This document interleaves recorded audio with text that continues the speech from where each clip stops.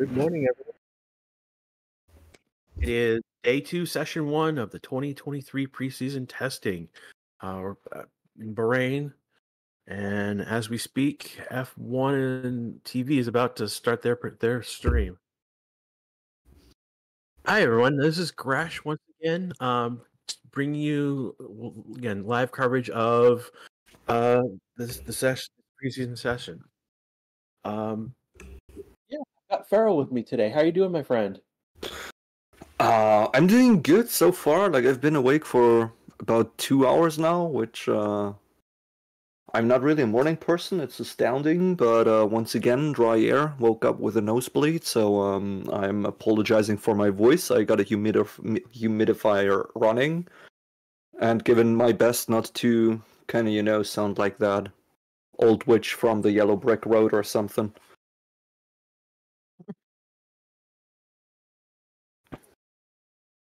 So again, F1 has just started their coverage. It's about 8 minutes or so before the cars are actually going to hit the track. Just to review what happened yesterday, Max Verstappen did 157 laps, basically 2 Grand Prix.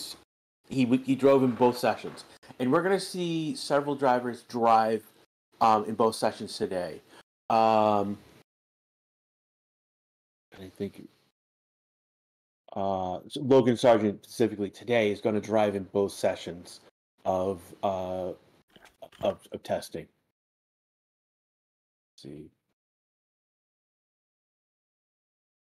Do you have anything stand out from yesterday for you, Farrell? Well, what not very outstanding. I mean, lots of the cars had lots of little issues, but one I found particularly ironic was that the Aston Martin lost a rear view mirror, which once again, I'm wondering if losing rear view mirrors has something to do with Alonso now. I think that was in the first session of the day, or that because that was on track during the first session. So that was with Drogovic. So it's interesting you bring up Aston Martin because they've had an interesting day yesterday. Drogovic goes on track for this first lap and basically has an electrical issue, and they basically the engineers tell him to pull over, and that brings out the one red flag of the day. And then later on in the second session, basically Fernando's car, from what I understand, fell off the jack, damaged the floor, and it then prompted a good amount of time of repairs to get that fixed. So of all the teams, Aston Martin had the biggest issues. Having said that, they also looked pretty good on track when they were running. Alonso was look at this, basically 0.29, 0.029. So 112 almost 3/100ths of a second from Max Verstappen's top time. So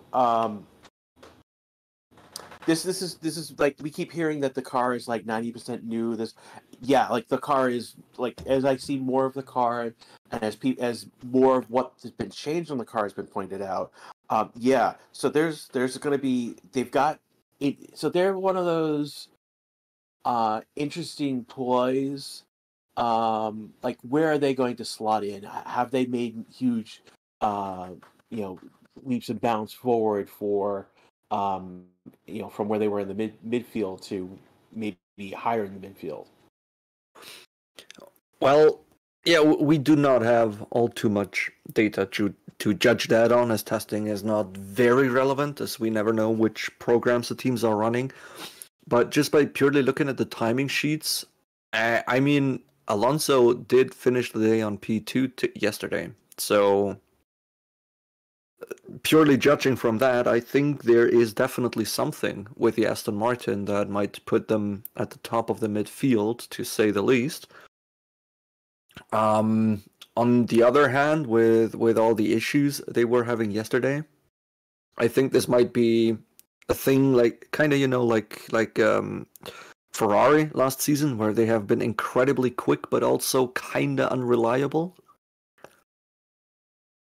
Yeah, and that unreliability came across in multiple ways. Whether it wasn't just in the car, but it was also driver errors, it was also strategy errors. So I mean, ultimately, that's what. Um, and it's weird because with Ferrari, if you're not, the feeling from the Ferrosi is that basically if you're not um, getting a world championship, you have failed the Ferrari name. So that's basically what's going on. Yeah, well, we will see, but I think there is potential with the Aston Martin to basically be that very quick but also kind of unreliable team this season. So that's gonna be, and then on top of that, we've got again Alonso there. So that could be a team where the fireworks could be shooting off. The other team that where I think that fireworks might be shooting off, um, and not the obvious ones. The obvious two is when does Arcon and Gasly go blow the blows with each other, and that was I think we had a poll like how many races what it might be, and I came in around 4 or 5 races. um, but the least obvious is going to be AlphaTauri because De Vries is coming in. He is a mature, experienced driver and yes, he is new. He's considered a rookie in F1. This is his first full year, but damn, he took that Williams car and put it into the points. Um, and so this puts pressure on Yuki Tsunoda. If Yuki outperforms De Vries, then Tsunoda belongs on the grid. If he doesn't, then we've got an issue. Like AlphaTauri is going to have a big issue. Like, what do they do with Yuki? And that's one of the what one particular podcast on YouTube is saying that De Vries could be out of a seat very quickly if he doesn't perform. I'm in the exact opposite camp. I think Yuki could be very much out of his seat this year if De Vries comes in and just stomps him. That is very hard to judge. I mean, you can basically compare that to any driver pairing. I mean, what's Verstappen do if he gets outperformed by Perez? What's Leclerc gonna do if he gets outperformed by Sainz? I think it's more relevant, especially in the midfield teams. How does Yuki perform compared to the rest of the field? How does he compare towards the car? I mean, if they are having a car where they struggle to get out of Q3 and both the drivers stick it into the top 10 every race, I think it doesn't matter if De Vries or Yuki is ahead within each other as long as they place the car where it belongs. Yeah, well, again, I'm talking if De Vries is stomping Sonoda. Okay, yeah, no, But yeah, if this is where De Vries is performing. Let's say the scenario the worst case scenario here is De Vries is in points on a regular basis and Yuki's not. That is the scenario that I'm talking specifically. That's the stomping I'm talking about. yeah, Uh, well, the point kind of stays. Like, is it that De Vries is just regularly getting into P9 and P10, and Yuki then regularly is around P10 to P11, or are we talking a DNF versus close to the podium places? But as soon I as you mean, get into that realm where one driver is just always somewhere, let's say within the top five, and the other driver is struggling to make points, the other driver's got to go. We've also seen it with Ricciardo last year, for example. so cars If are you're just, yeah. so cars are lining up.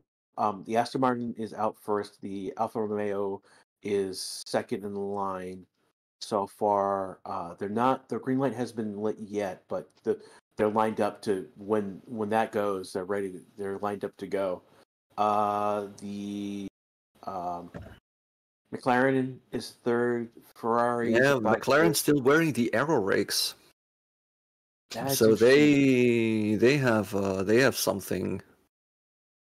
Um, And And it may be New. that they're looking, yeah, there may be it's something that they're looking for in the morning session.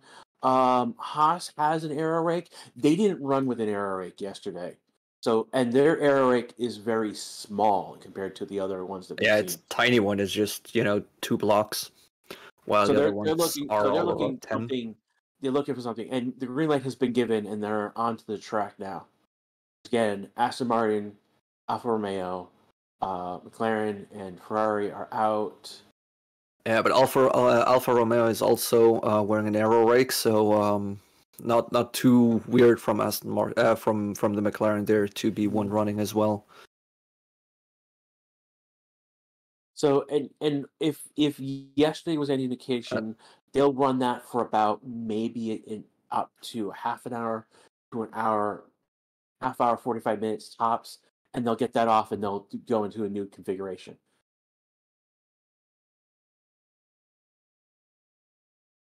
Yeah. By the way, what do you think about these front wing separator things? The weird thing that Mercedes was doing last year that was banned, that is Yeah, now that was actually basically done by well. Ferrari, but it's okay.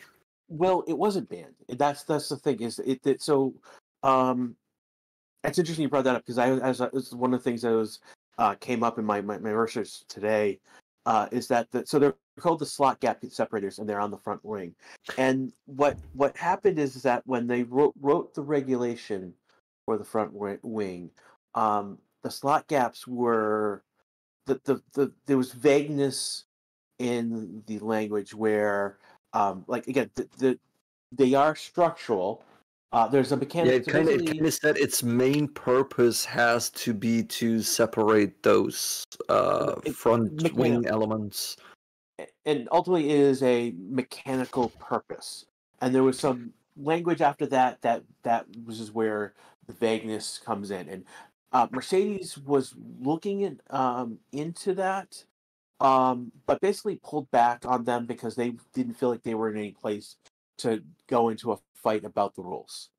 And one of the things that's changed since last season is that the rules have basically deleted a bunch of like a phrase out of the regulation and basically said that they have to have a mechanical purpose, and then any other purpose was now valid and open for the teams to consider. Yeah, I And mean, so I am fairly certain that the exact wording was that they have to serve mainly a mechanical purpose, which was kind of the loophole with the mainly serving a mechanical purpose means it can also secondarily do some outwashing. oh, Sonoda and Meg. So just to update, the let me see. Sonoda and Magazine have also joined the track. Ocon is on the track. Looks like Perez and Sargent are. I think they're on the track as well. Not haven't set any times. They're on outlaps. But yeah, so with the regulation changed, Ferrari now jumped into the water and they've got um, the slot gaps on their wings and using them potentially for an aerodynamic dynamic purpose. And that's basically this is where the vagueness comes in because the teams are Mercedes was looking to use slot gaps with an aerodynamic purpose to increase performance. And Sainz is set at the first strong time. Yeah, I don't really don't want to say it's a good time. It's a 1:38.22.5. We were at like 1:32 high. Yeah, and then these are garbage times. To be quite honest. Lap times quali were like around 1:30 last year, so we're seconds off of that pace. So don't take the timing sheet too seriously. Yeah, don't take that too hard. It means basically nothing. So one of the things that Racing just put in the chat, there is a new feature in the data. So for each sector, there is also they have mini sectors, um, and basically you can see as the driver goes through how are they doing in those particular mini sectors, which is interesting. So we're getting more granular data than we previously had. So Yeah, like you Sonoda can basically, basically compare those to the track map on where you are, and then you can get a feel of are they quicker through the corners or quicker out of them, quicker into the corner. How is straight line speed developing with the car, and so on. It's basically showing you this. But it's gonna take some time to know which of those mini sectors correlates to which sections of the track exactly.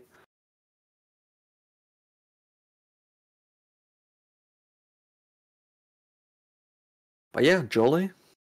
Nicely put. You like the new timing table, I and do like it. so do we.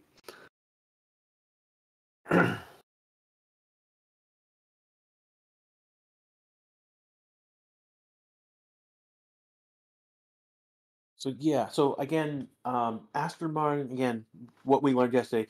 Aston Martin is the one like they had an interesting day, not good, good section of the day. The team that after them, the other team that is most that had not a great day was McLaren, and like so basically last year they had issues with their brakes, them not cooling properly, and this year we've got the same problem on Lando's car. So they're the team that between Aston Martin and McLaren, those are the two teams I'm looking at how they are going to perform today. If they go out and they pound the track and do laps, just basically pound laps, then we can say that they've improved and they're in a better place. But like Lando's not out yet. He's only done two laps so far, and he's back in the pits, which is not unusual. They're doing like an installation lap, go out, test something, come back in, test something, go back out. And they're showing AlphaTauri, and they're showing the error rate on that. That's a pretty big error rate. So they're looking for a lot of data when you've got a rake that size. Well, depends on where you put it. I mean, it is placed over the side pod, so it's Yeah. not a lot of. It is, but it's also much higher. That's the other thing. It's like almost Yeah. They're over. looking at outwash and how the air moves over the car, so that's not particularly a lot of The data. McLaren But has two sets of air rates. One that's in the front, by the side pods, and one that is in the back. It looks like Perez has an.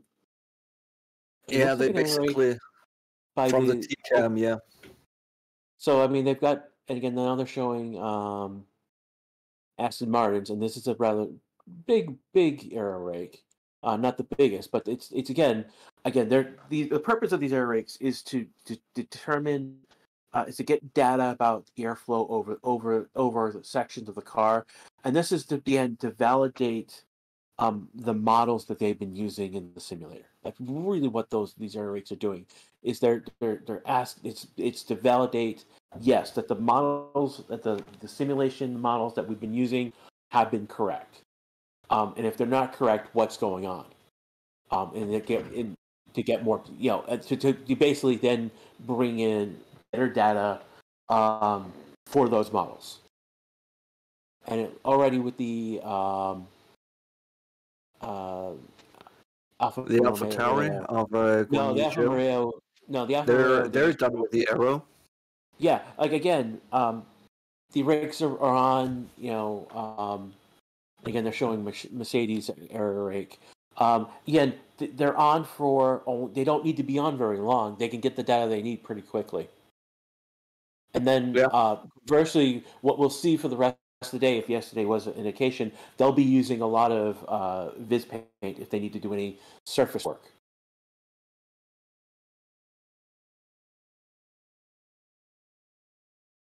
Yeah, well, this is something I really don't like about the Aramco sponsor on the back of the rear wing at the Aston Martins, because the Aramco logo has like this kind of same yellow texture as FlowViz, and whenever I see an Aston Martin from the back, I'm like, why are they having FlowViz on there?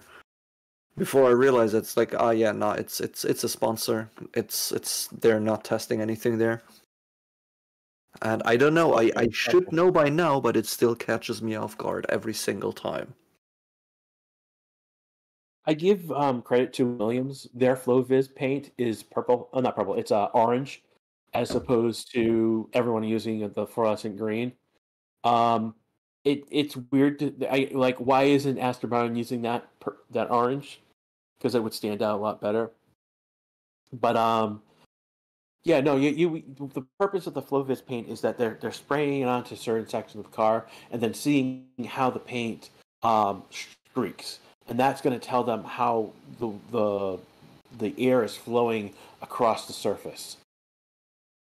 Exactly. Where do you have like waves, irregularities, or maybe even airflow detachments, which are creating an awful amount of drag.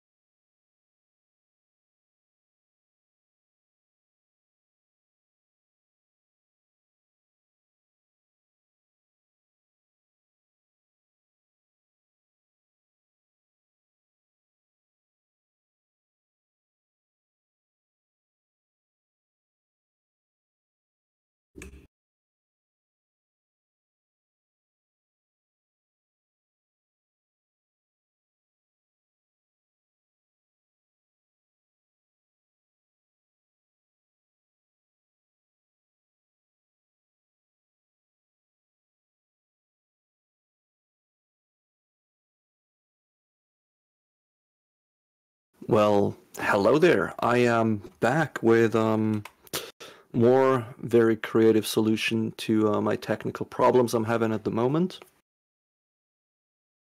So yeah, at the moment we are on board a lap with Lewis Hamilton, who has just run very wide at turn 11. We have seen turn 11 be a big challenge, as it has a pretty significant bump in there that just throws the car off balance, and with the whole aero philosophy of underfloor aerodynamics through those Venturi tunnels. If you lift the car from the floor just a little bit too much, you lose pretty much all of the significant downforce, and that's what's catching a lot of teams, or especially what's catching a lot of driver off into turn 11. So yeah, we have Perez back in the garage again. Same for Alonso with the Aston Martin, where they are apparently they are removing the aero brakes now, which is probably a good sign. So yeah, the brainwasher loves the new sector info as well. Glad to see that.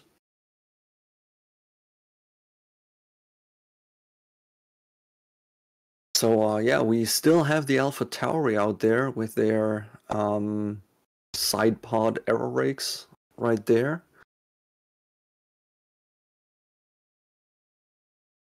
They're probably like they're going out fairly wide. I think they are really looking at outwash, maybe some vortex generators to to seal off the underfloor. So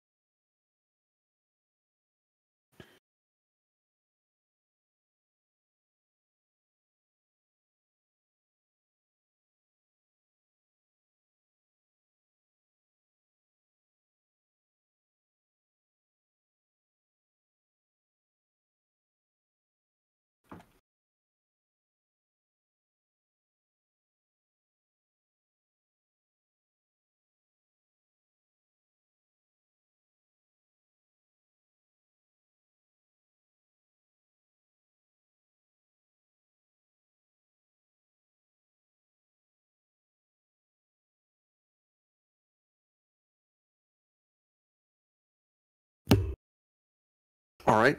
I am back yet once again. Yeah, I don't think that my system is going to last for this session. Very sorry for that one.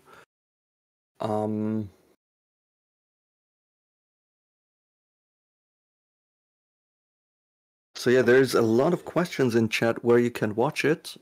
Basically, you can Google it, have a look around if one of your local sports channels is broadcasting it. We here personally we are watching on the Formula One TV app. Apart from that, I wouldn't know all too much. It might be that the Formula One app isn't available in your country, but you can always just circumvent that with a VPN.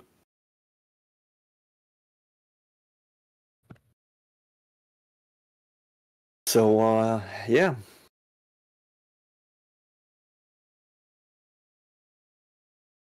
It is, as we are now on board with Ocon. It kind of looks a little bit slippery out on track, but that is most likely due to all the sand from the desert around the track that is just getting pushed onto the track surface little by little. So I have heard Grash is back. Yep, I'm back now. Thank you. Very nice. Yeah, I have my system acting up again, as apparently having 4 devices in the Wi-Fi simultaneously while wearing 3 headsets isn't something my system really likes me doing. Given my best, but I can't promise on how long or why or how stable I'm gonna be with you for this morning's session. Understandable. Long as you can be here, that's great. See, there's prepping. I think they're prepping Logan Sargent to go out now.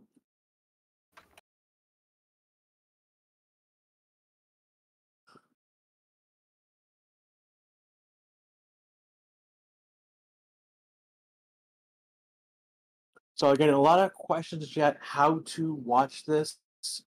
Pretty much in the English-speaking world, you gotta go use F1 TV Pro. It's the only Yeah, service that is. I have just addressed that. Also, F1 TV is available pretty much worldwide, and you as an American might not know that, but there is a little button you can press to watch it with commentating in your respective language. So I could also have this session commented in German now. Oh yeah. There's options of German, English, Spanish, French, Dutch, and Portuguese are all supported.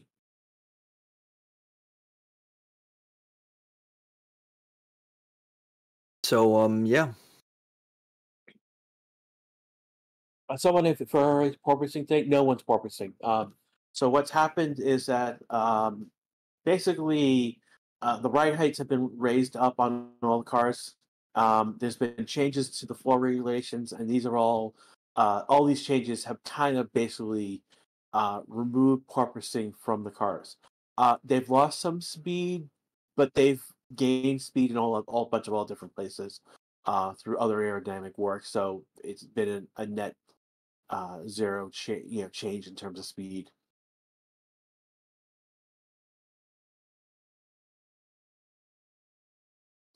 So updating it's they were bouncing. Yes, they were bouncing, but it's because there are bumps and divots on the track in some locations.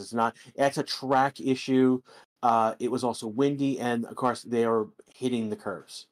So that's why, like right now, they're showing the Haas, and the Haas is bouncing as it hits those curves. It is bouncing. Yeah, but also the Haas is having a purple sector 1. I mean, is this might be Magnussen's World Drivers' Championship right here? Just because I, as a Haas fan, don't really have any other hope So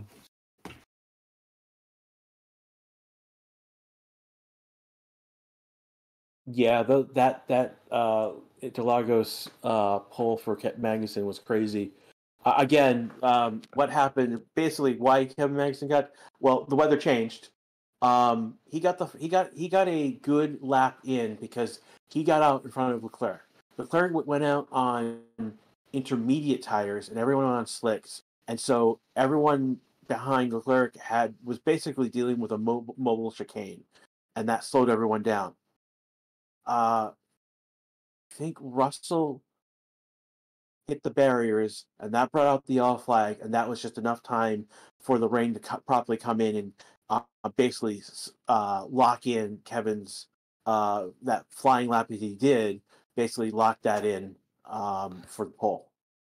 yeah, but And that was he's gone to P1 with a 133.710. Again, it's a 133. Max was doing, better, or 132 yesterday, but we know they can get to the 130s on this track. yeah, but it was a 132.9, so technically still So he's a still, yeah. 133. This is a high 130, so he's basically about like almost 8 tenths slower than Max's fastest time yesterday.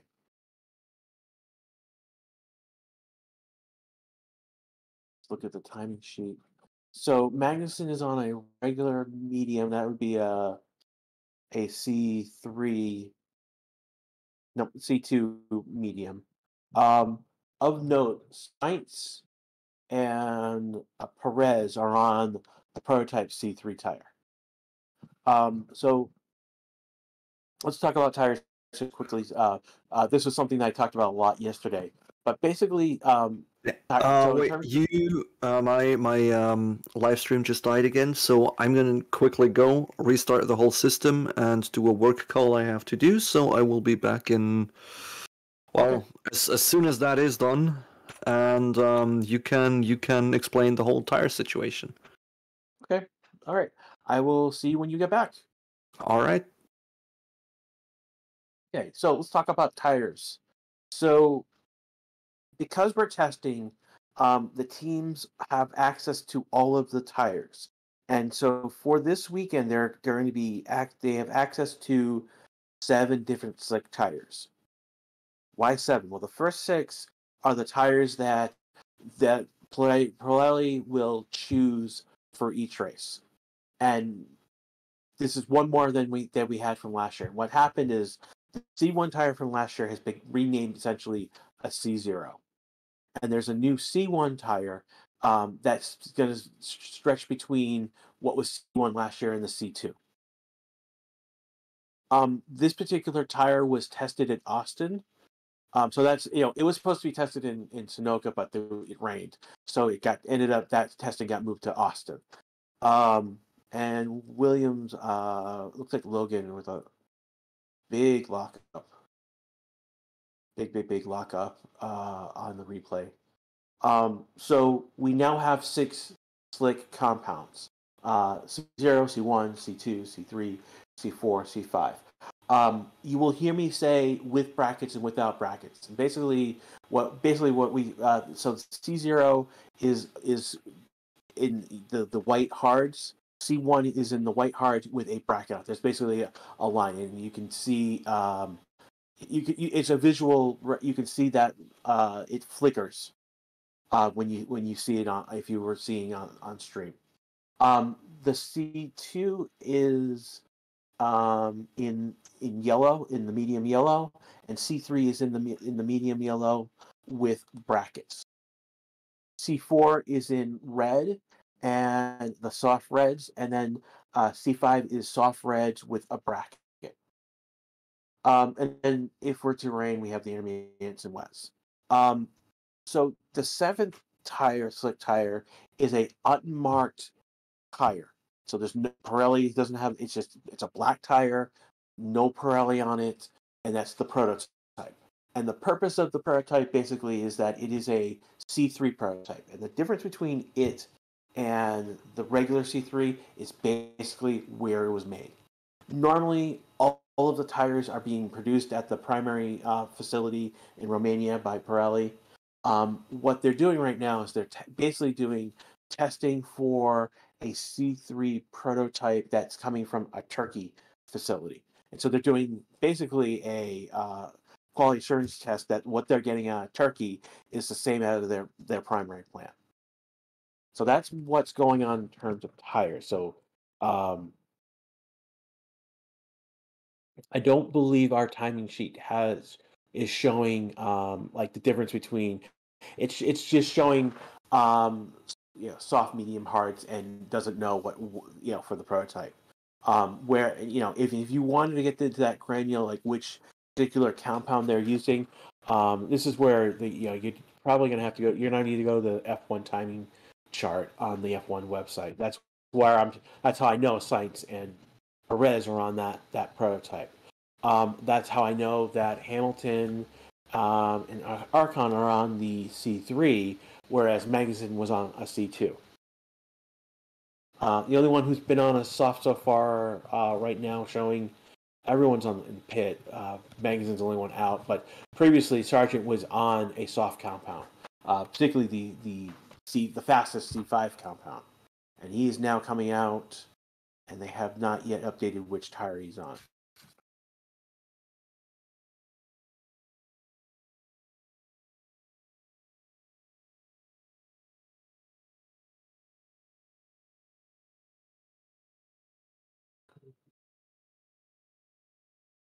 Just looking through chat right now for any questions. If you got any questions, please drop that into chat. I will answer those as I can find them.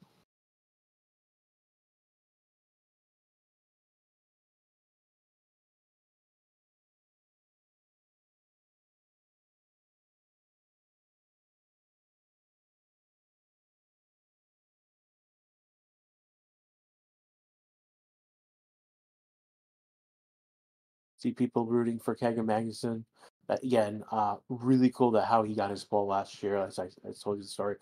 I was on commentary when that happened, and that was crazy.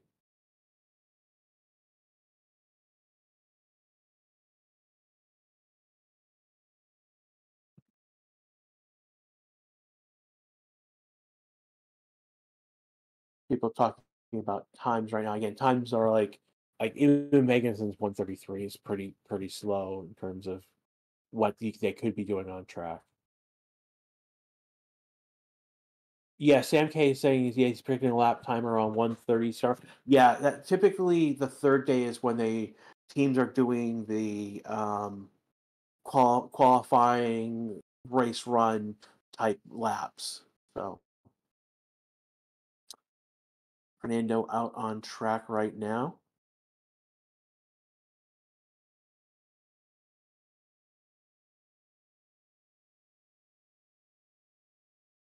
Take a look at how he's doing. So far, green in this first sector. We'll see what the update gives. Not updating at the moment.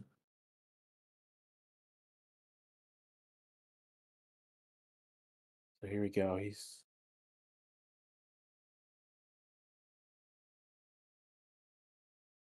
He looks good. He's a little bit of slidey, but he's picking up speed. And he's gonna so we're following Alonso as he reaches the end of the first sector.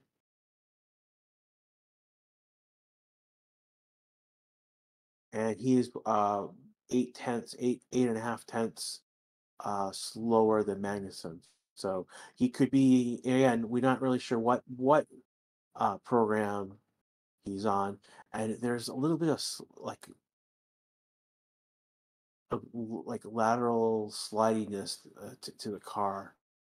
It's almost like a drift, which is interesting, which is not necessarily good in the F1 cars.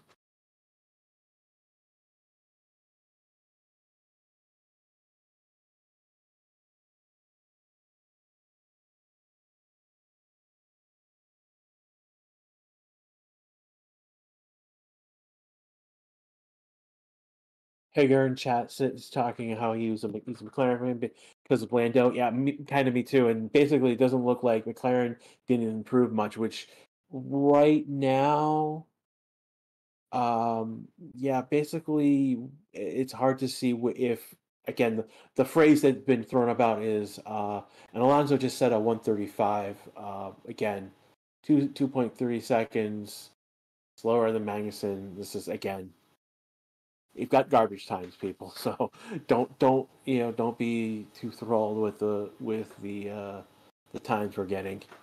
Um, shot of we just got a shot of there's like this tower with a flag on track in the track area, and what's important again is the flag and how much it is vigorously flying right now. So if we go look at the timing sheet, I might be able to get.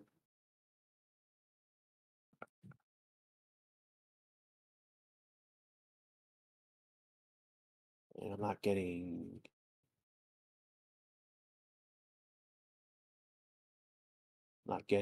the like weather data that I was getting yesterday. So I was hoping to tell you what the wind is at the moment.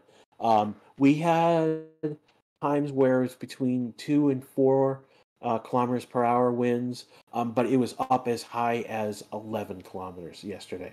So we kind of expect that we would see some of that again today in some particular ways.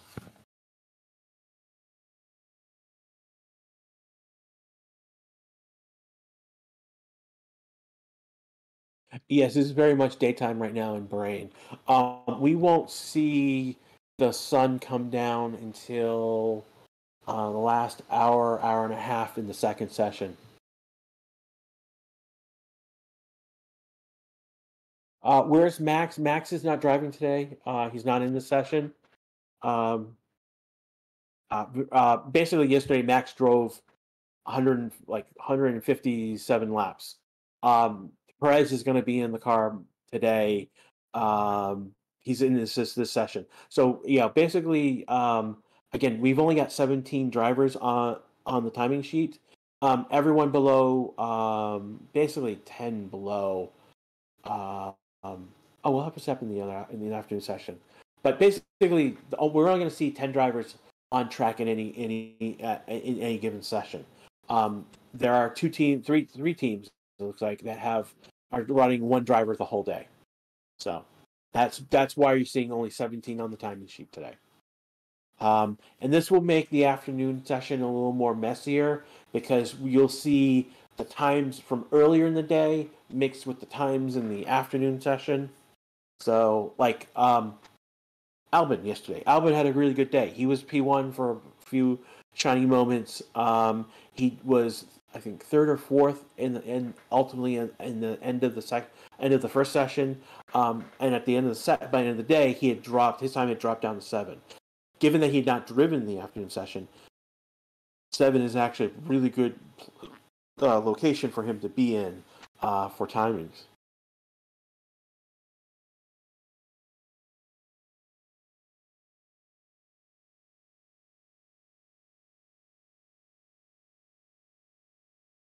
Max on vacation.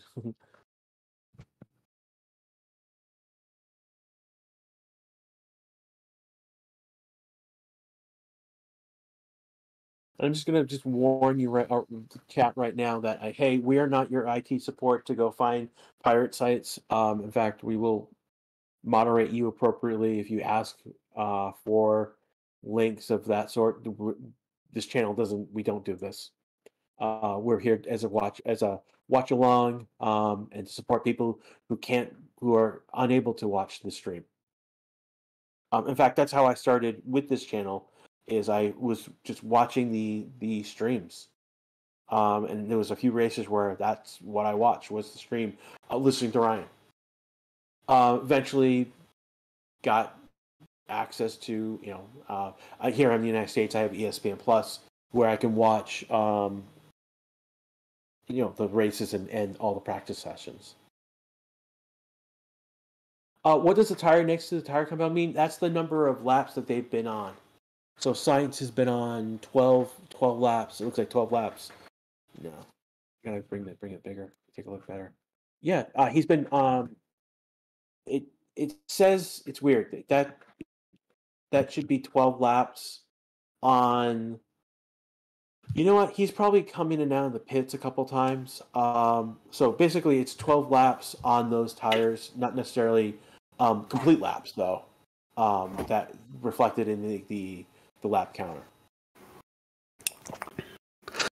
Yeah, well, I am sort of back. I'm still on the phone, but on hold, so I thought, as this is incredibly boring and might take up to like 30 minutes or something, I might as well join back in for that time with my system rebooted, and it looks to be running stable so far. So what did I miss? Not basically. Magazine set a 133, and then Science set a 135 lap time. Alonso with another 135 as well. Yeah, I mean, like we've basically you've missed not much. A lot of garbage time, a lot of garbage laps. And again, I'm calling it garbage, but ultimately, in terms of speed and time, yeah, that's garbage. But ultimately, like behind the scenes, they're running programs. Like right now, we're looking at um, Hamilton. Why are they taking his seat out? They've just taken Hamilton's seat out of the car. There's aero rakes in the back that they are working on removing. So Hamilton's out of his car right at the moment. So there's something must be going on. Well, I know from my job as building race cars of a completely different kind, though, that with the seat, it's basically some foam fit, and in very rare cases, it might be that the mold just becomes kind of imperfect or gets very uncomfortable once you are getting in there in your actual racing suit. So it might be that it's just, I don't know, having a little bit of a misfit with the seat, and that they're getting a backup in there. As you say that, Ferrari just took off from the pit, not from the garage. They were actually out on pit, and it looks like they're going to do a practice start from the pit lane, the way that Ferrari is set up. And that's exactly what's happening. So Science just did a practice start from the pit lane. So on track right now, Carlos Sainz is the only one on track right now. He's completed 9 laps so far, though. Yeah, he's on older. So the tires that he may be on may be even older. May have been used yesterday for a few laps. So that's one of the possibilities of what's going on there.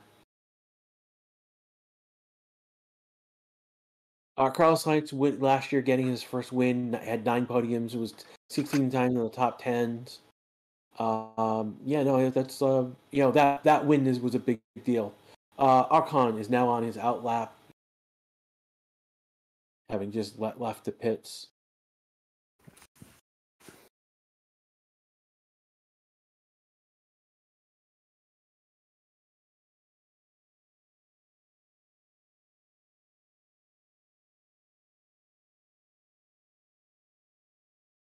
Carol, did Jose win the viewer race yesterday?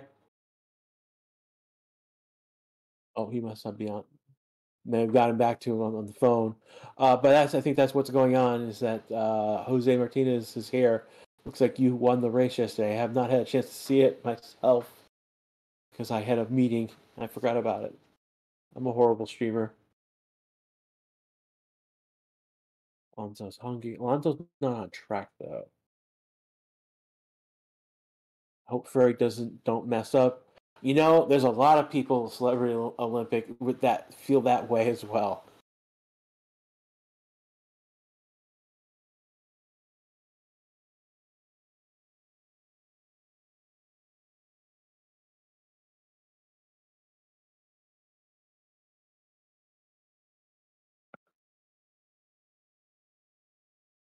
So I want to thank all there's over like 1,300 of you are watching right now. I want to thank you for coming and watching with us. We appreciate that you are here. If you haven't yet, hit the like button. We've only got like 184 likes right now. We can definitely get that over 300 in a minute or so. If you guys started hit the like button. If you have not subscribed, you probably should. We do a live stream for all the sessions. So we'll be doing, well, this stream will just run through the whole day, and we'll have another stream tomorrow. But for normal races, we'll have a session for each of the practice sessions for qualification, sprint race if there is one, and then finally the race itself. And then there are some perks that you can pick up. And ultimately, I'm like one of the first people to have joined the channel with those perks. So I'm basically giving the channel a few Ja, bucks grüezi every wohl. month. Entschuldigung. So, ähm, ich habe eine kurze Frage bezüglich Wohnungen, respektive in Bezug dem mit And we've got here Scheidungen Farrell. und so. Und zwar ist es so, dass ich jetzt über die letzten 2 Monate die Scheidung von einer Kollegin ein bisschen begleitet habe. Als Mediator in dem Ganzen innen, vor allem, ja, sie haben es jetzt auch angekriegt, sich außergerichtlich zu einigen, aber ihren mittlerweile offiziell Ex-Mann veranstaltet jetzt einen riesen scheiß Kindergarten. Und Apologies right now as we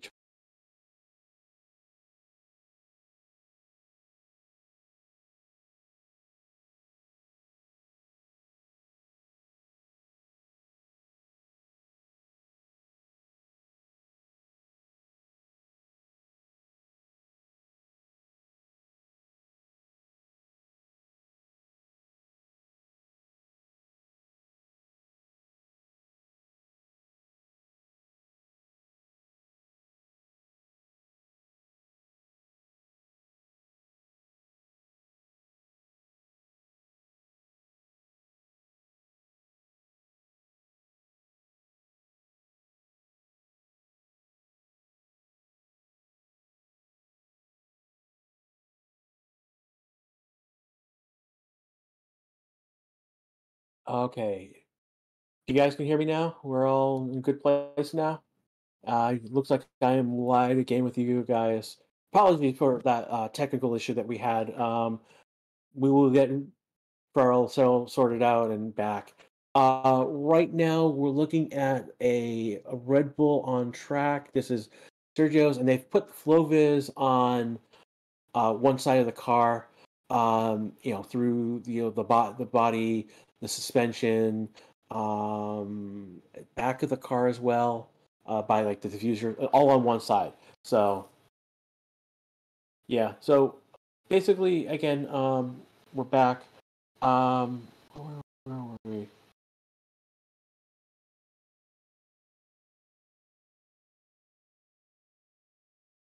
Trying to remember where were we? Yeah, I was thanking you guys. We're at 200. We're at 209, 210 likes now. Thank you so much. Let's try and get that up to around 300. Again, I was talking about the perks, and I joined the channel as a in that in that particular way, literally about 18 months ago, and I have not regretted it ever since. One of the perks that you have is that, and we haven't used them as much, but I'm going to show them off right now. Uh, Basically, one of the big perks is that you have access to um, all these different special emotes. We'll talk about the box one and one that's a particular special one for me at the moment. But also, you get a badge next to your name. Mine. I've got the 1 year badge because I've been with the channel over a year now. Max showing not Sergio. Basically, wheels off the track, pushing track limits. It looks like. And very bumpy because it is. So those would be like is it porpoising? No, this is not porpoising. This is them hitting the curbs off on the side of the track, and that's what's bouncing them up and down. So again, if you have a chance to if you've got the money, you can support the channel. We would greatly appreciate you do so. It helps us keep the lights up and running. We're always, it gives us gives put money. It may be beer money for some of us, but mostly for the channel operator. But it's basically it allows us to upgrade and to do more with the channel. As we grow.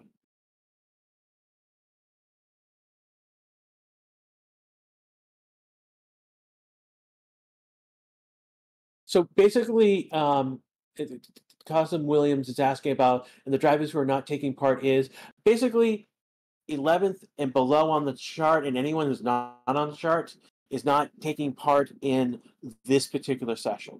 And again, we've got, so let's talk about the structure of the session. If yesterday was an indication, basically we are running 4 hours and 15 minutes in each session.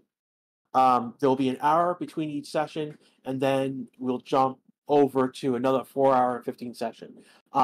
About at the half hour mark end of the session, somewhere in that range, FIA is going to do a yellow flag test. So they'll bringing out the yellow flag, doing a virtual safety car.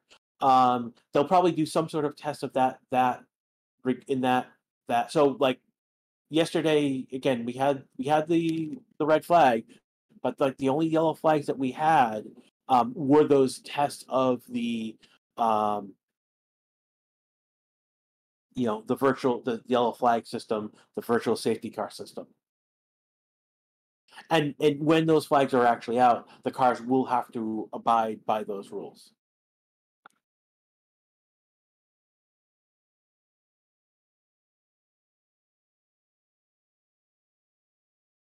So F1 TV was just showing the McLaren garage, and they're working hard on that car, which is not a good sign. I mean, Norris has only 5 laps. Again, the least amount of laps so far. Most so far has been Ocon with 12. Sainz has been 12. Alonso 12. Hamilton 11. And then Magnussen 9. So half as many in the first half hour. Half as many as the other teams have done. So that can change. But ultimately, that's not a good sign for McLaren in terms of where they are with their car. And this is basically, it's like a repeat of last year, where they came in to Bahrain struggling, and they struggled through that first, through those first 5-6 races, and didn't until they got into some sort of form. It's why they ended up 5th instead of 4th on the constructors, because they didn't earn points in these early races.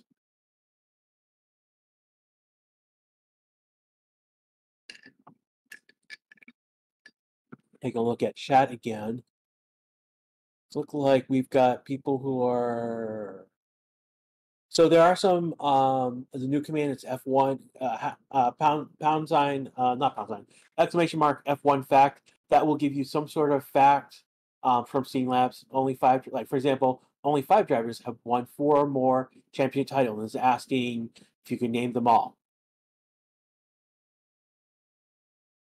I can only name 3: Hamilton, Vettel, Schumacher. I don't know who the 2 are.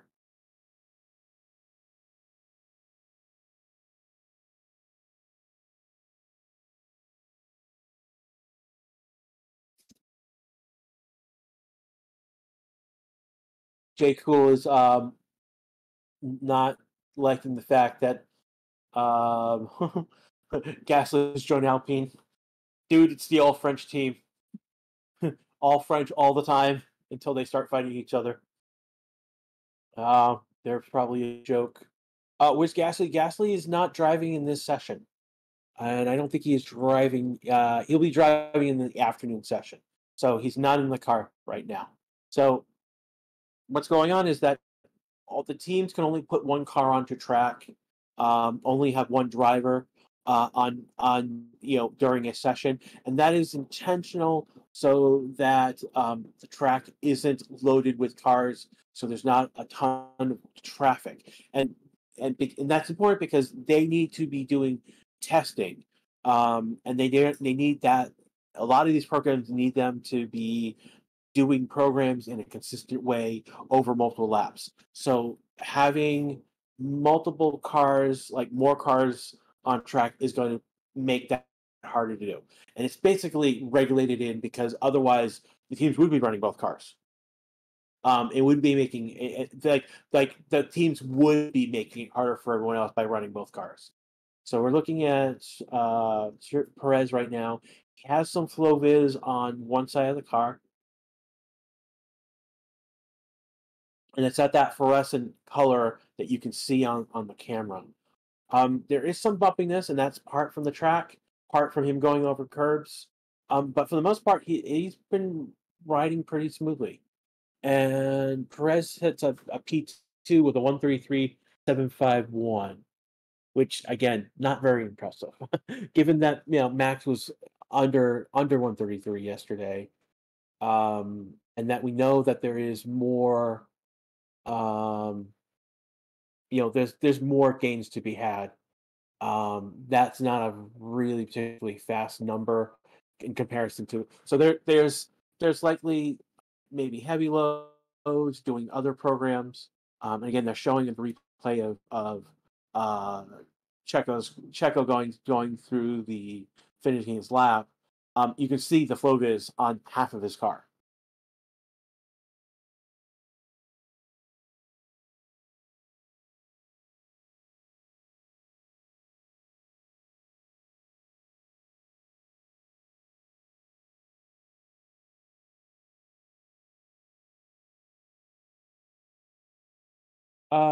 Yeah, the Fernando, yeah, I mean, like, we know that the timing sheet is not perfect right now, and we haven't been too worried about it given it's testing.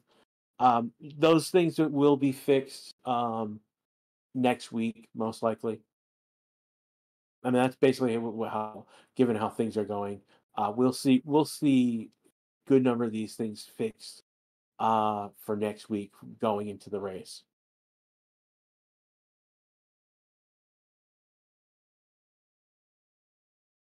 So what's going on is you're seeing that there are these little dots underneath the times. Those again, as someone had said in chat, basically those are the micro sectors. So you can see how someone's doing in a particular straight, how they're doing into a curve. Like right now, everyone is doing. Right now, the only one. It looks like Zoe is the only one that's doing a time that with a consistently green time, improving on his previous time. Everyone else is like, and then Norris. Well, again, Norris hasn't really set his best time is a 2 minute 27 seconds. So yeah, of course he's going to be doing green in a lap where he's actually setting a proper time. So that's we'll see what Norris is going to improve on his time. Zoe right now in contention. Uh, Science basically getting some purple sectors right now.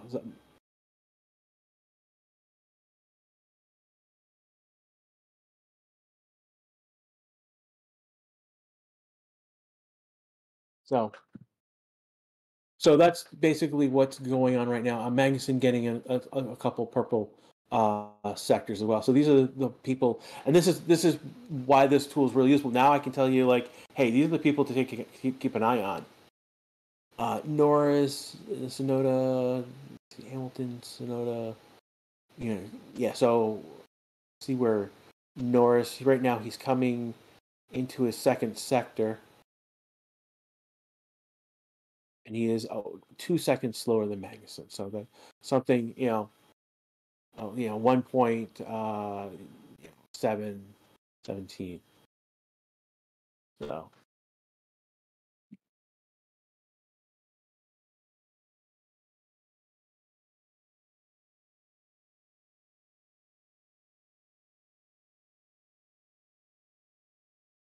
and he's going to do a 2 point. His lap is going to be 2.3 seconds slower. That brings him up to P6 on the timing sheet right now. which is better than it was before, but not necessarily, again, a great time. Zidane95 is asking what are points. As you chat and you do things like super chats, um, as you interact with people in chat and talk in chat, you're gonna earn points, and these points like show us basically like it's bragging rights essentially as you earn points. At the end of the season, most likely before the next year. Basically, we will do a race. Basically, we're gonna throw all the top 20. Um, um, the top 20 viewers are gonna get thrown into a simulated race. We just did the race for last year's viewers.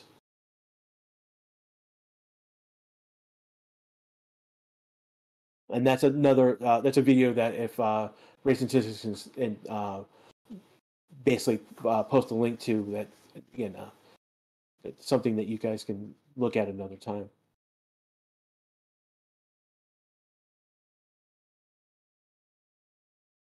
So we need to reset on a technical standpoint on the stream. We need to take a moment to reset commentary. So it looks like we will be back in about a minute or so.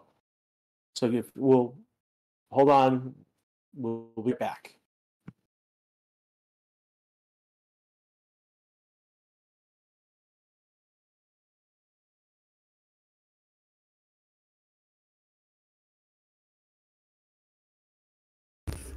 Well, hello there. Hello, welcome back. Appears like you were all with me in the call, so now you know how you talk to a lawyer about a divorce in Swiss German, and now you all know that since I can't find love, I've made it a hobby in my free time to help people get divorced. Yeah, we had to we had to jury rig something quickly because we couldn't mute you, unfortunately. Yeah, I read that in our group. Then I went like, oh right, okay, but I muted myself, and then to say it in the very famous words of Charles Leclerc, I am stupid. I have muted myself on the computer call, which I am just in to listen, and not on the phone call, which I am in to talk. So yeah. Anyways, welcome back to I think the question in chat is: are you the lawyer? Or are you going through the divorce? Neither one of them. I have a friend who's going through a divorce, and that's a fucking in German we say it is a kindergarten, and especially with how he is behaving, and I am just kind of in there as a mediator. But it's actually a lot of fun to just destroy other people's relationship out of spite because I can't find a girlfriend. So why should anyone else be happy? And someone who's gone through a divorce, that pretty much sucks. Anyways, Yeah. moving on back to Sainz on track right now. So we've got Magnussen, Perez, Sainz, Norris, Tsunoda on an outlap right now. Of note, we are about an hour into this first session, and Sargent has not set a time. He's been on laps, but he hasn't really set a time, and that is concerning from a Williams standpoint. That's concerning as a driver that he's not set a time.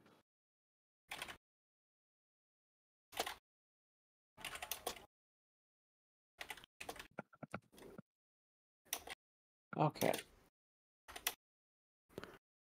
Jonathan's you in chat saying, "Does anyone else want Mags and Hulk to do really well this year?" Yeah, I kind of do. I kind of like Magnussen kind of grown on me last year, and I appreciate Magnussen. I'm seeing Hulkenberg for the first time. McLaren out on track with low vis, particularly on the back of the wing. So they're testing something on with that. But yeah, no, like Haas is like the true underdog, and if Haas, like, this is the weird thing, Haas is owned by an American owner, but with Gunter and how the team is operated, they don't act like an American team, and that's one of the problems with Haas. Williams acting more like an American team than Haas is. Though granted, Williams is now owned by an American firm, so that's why they're considered an American team at this point.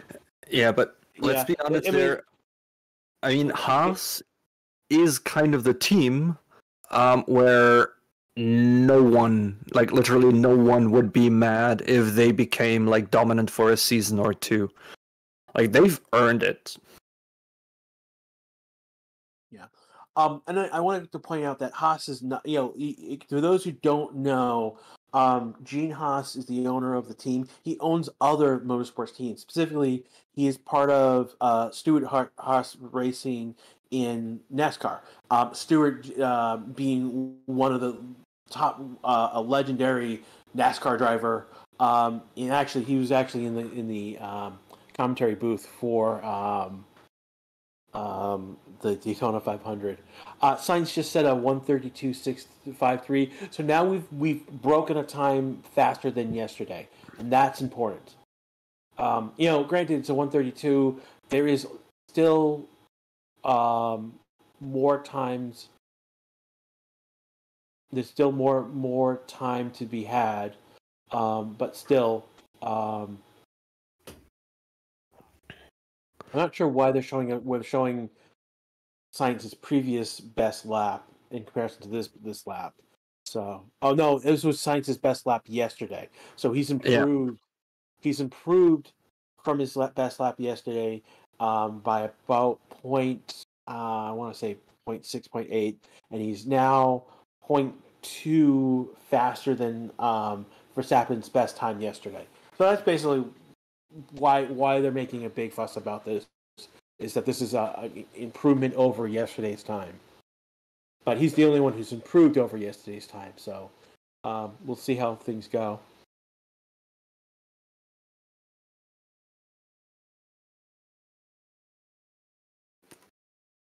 Yeah, Electro. I don't remember what tire he was when he set that fast. I think it was it might have been one of the medium compounds. So Alonso, they're pulling the fans from the car. He may be getting set up to go. It's because it is what it is. It's a point. It's again, it's a point of progression that we can talk about. Yeah.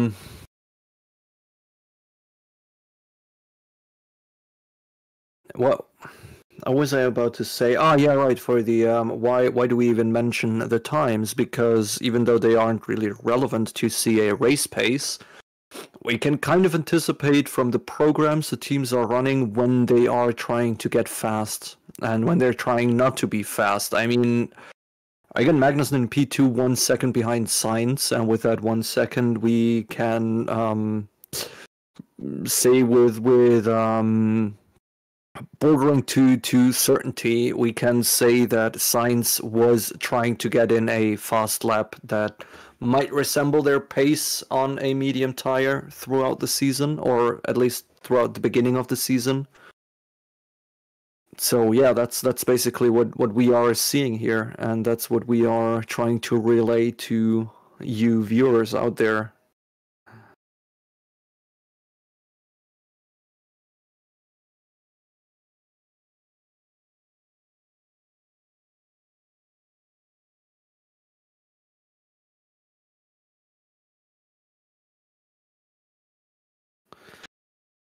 Yeah, Jonathan, that would be called sandbagging. But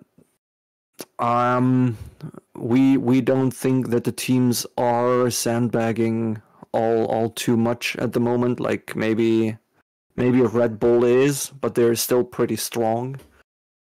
We have had the discussion if maybe Mercedes is trying to conceal their level of might a little bit here, but we also there came to the conclusion that they are probably not, or most likely not, as the data at the moment is more important, since their zero side pod design is something no other team has, so they can't really compare a lot of their data, or they can't compare a good chunk of their data to whatever the other teams are doing. So yeah. What exactly is sandbagging? It is basically go out there and basically reduce your car's ability to be fast, which has been done with just adding literal sandbags like under the driver's seat or to other empty areas of the car, so you just appear slower and don't really give away how strong your car is, as at the moment there isn't just the mechanics from the team we see, but from experience we can say that there is a lot of let's say spies out there who just take pictures of the car and be like, oh yeah, how did they do this, or maybe how is their side pod working, maybe we can steal some ideas to make our car go faster. And if you have a very good design on something and you don't want other teams to be interested in it, you just drive slower than you actually could.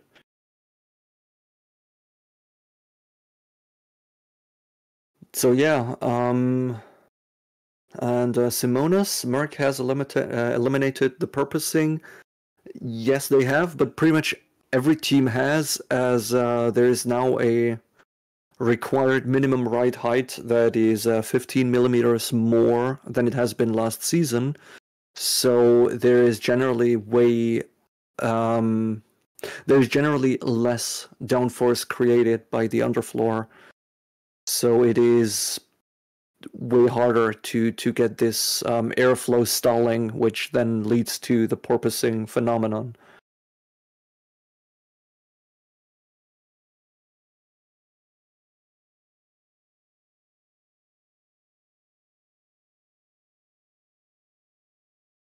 Grash, are you still there?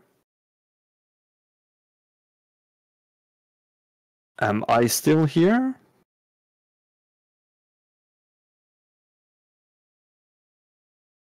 Is my system acting up again? Jose? I know you're there. Can you hear me? You can hear me? Alright, perfect. That's good to know. So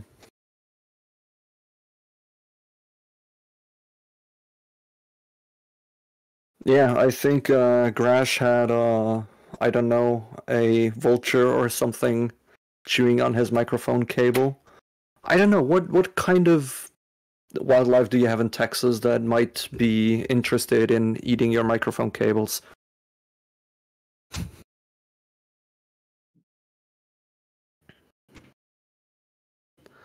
What was the best time of Verstappen yesterday? I think it was 1 minute 32.9.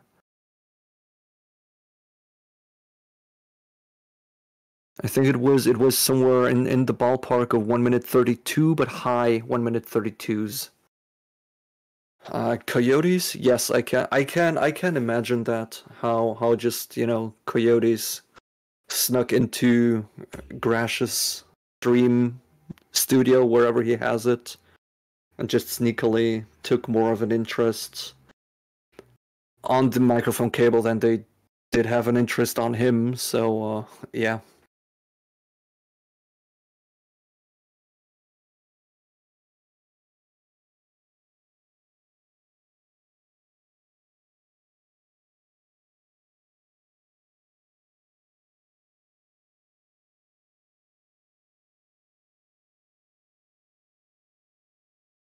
So the very good question is Grash back now?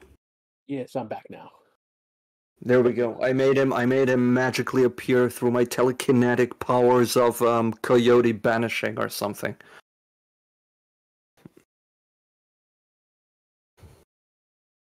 looking through seeing things in chat.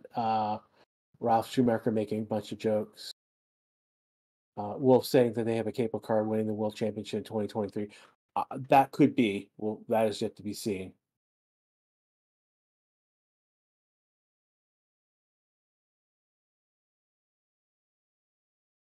And I want to thank everyone who's liked. We have hit 303 likes now. Thank you so much.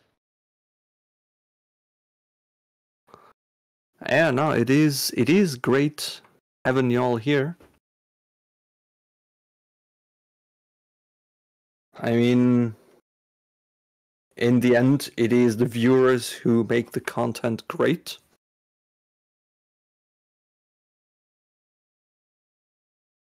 So yeah, Panos coming in with the real questions. What do you think about the Ferrari this year?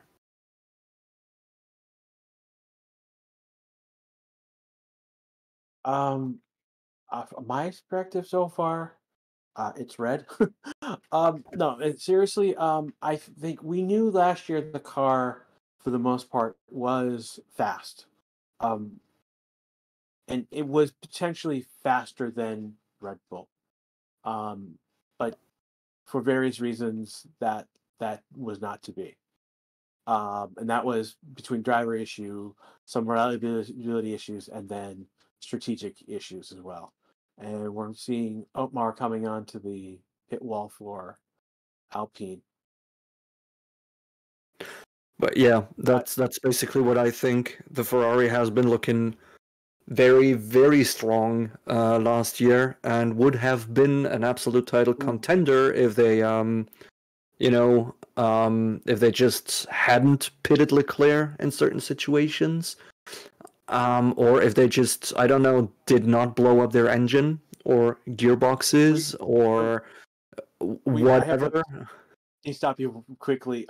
So basically, Lewis Hamilton just was on a faster lap, doing a faster program than Alonso. And Alonso kind of blocked his way. They had that almost collide moment. I'm wondering what the heck was said on team radios, particularly on Hamilton's side. Those two don't particularly they begrudgingly respect each other is the best way to describe it.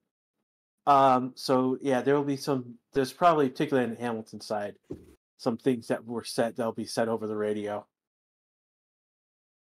Yeah, but let's be honest. On the onboard, I was also thinking like, ooh, there's an Alpine blocking the way of Lewis Hamilton, but to be fair, that has been nowhere near a collision. Like, Lewis got around just well. It's annoying he had to abort whatever lap he was on, but that wasn't like a close call or anything dangerous or whatever. It was just, it's another car on track. You should expect another car on track. It just feels like Alonso kind of pulled his car in the way of Lewis Hamilton. I think they're showing.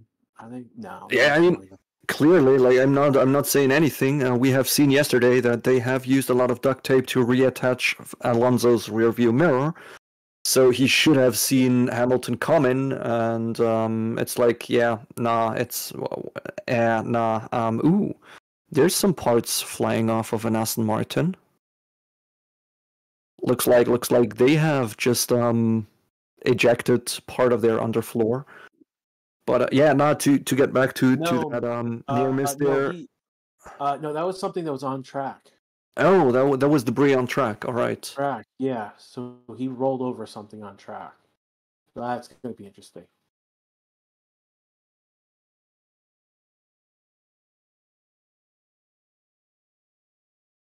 So it is 2:15 a.m. local time where I am at. This is Grash. I'm in central USA. Yes, I'm up in the grave shift hour commentating for you, and I'm having a blast doing it.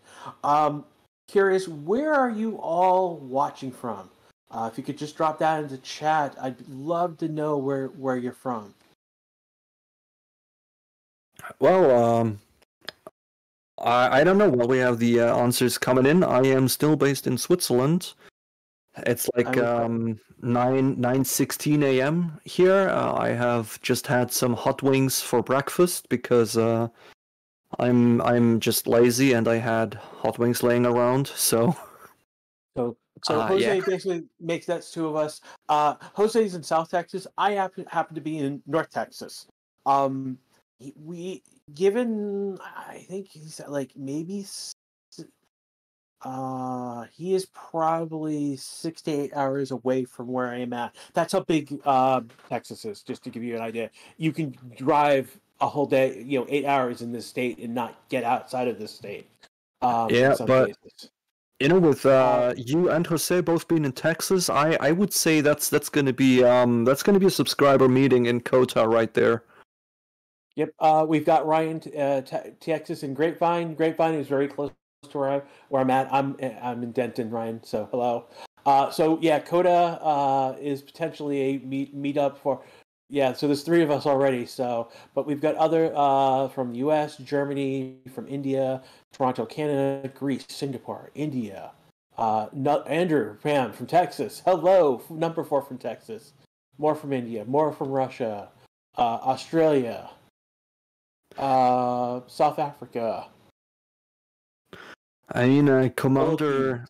the commander here said he's from Germany, and I would be willing to bet I live closer to Commander Lewis Skipperton than you live to most of the subscribers we're having from Texas. I would say that is a bet I'd win. No, not me to Grapevine. That's actually not that far. That's like only like 10 minutes away. It's not very far away. That's the okay. one. That's the one exception. Everyone else in Texas, yeah, but most likely, yeah. Jose, I actually lived in Plano in 2004, 2005 when I was in school at SMU. I went to my master's program is at the Guildhall at SMU. And for those who don't know, I'm a game developer, and I teach game development. So we've got people in the Netherlands, New York, Denmark, Malaysia. I think the Netherlands would be reachable by car in about 8 hours for me. So I guess Indonesia. Sorry, say again. Yeah, that's like depending on the route I would take to the Netherlands. That's crossing at least one, probably two countries, and yet I would guess there are people in the Netherlands closer to me than other people in Texas are to you. Yeah, pretty much. Yeah. The country of Poland fits easily inside the entirely of Texas. So someone was asking about Dragovich and the red flag. So basically, yeah, Dragovich basically pulled off. That brought he stopped on track. That what brought out the red flag. They brought the car back to the pits. It was worked on, and then he went out and he did, I believe, I want to say he did about like 30 or 40 laps. I gotta go look for the exact number, but he did get a couple about four after the red flag. Yeah. Just because I've seen that in chat, and I am like terrible in geography. Rory is from a state around 4 times bigger than Texas, and the only state I can imagine or think of that is 4 times bigger than Texas is my personal state of constant despair. But that's not really. That's terrible. Yeah, no, but that's not really a geographical location. So, what state is 4 times bigger than Texas?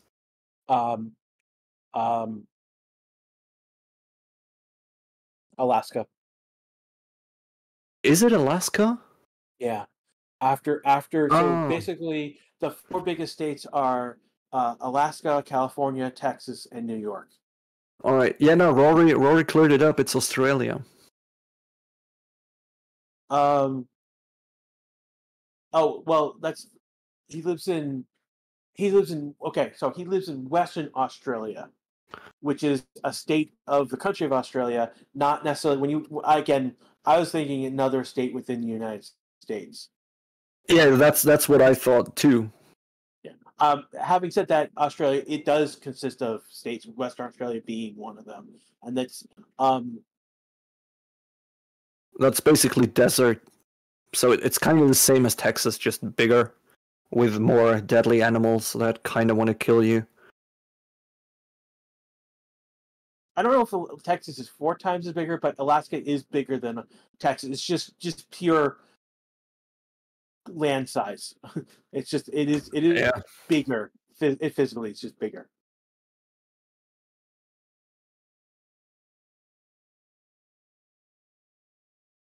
I do want to put like that Australia is 11 times bigger. Yes, but you are the entire continent of Australia as well.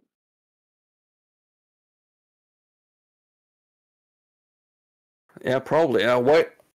Um, are there only 4 drivers on track? Yes. Yes. It's Yes. Zhao, Archon, Sargent, and Sonoda right now on track.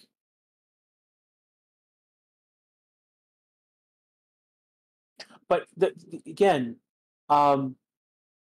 people complain about the United States having 3 races.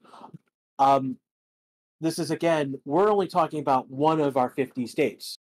Texas being one of our largest states. I just drove from I was living in the Northeast, so I was living between Boston and New York City. So I was in the state of Connecticut. From Connecticut to Texas, it took me 4 days straight driving 6 to 8 hours each day to get to Texas. Again, 4 days driving a minimum of 8 hours each day to get from just halfway across the country of the United States. Damn. So yeah, damn. That probably again. So we look at it would probably be like 2-3 days to get to Vegas driving. It would be probably take me 2 to 3 days driving across. Now I was going down and across in my route, but if I was going across, it would take me probably 2 days driving to get from where I am. From Coda to Miami, 2 days driving. Coda to Vegas, 2 maybe 3 days driving. That's how big. Again, like 8 hour. How far can you get in 8 hours? We're talking more than 8 hours of driving here. So you've got multiple races within 8 hours of each other. So let's just So again, when you're talking about if you want to complain about the United States having 3 or more, dude, we're big enough to have that we're big enough to have that many races and to support that many races.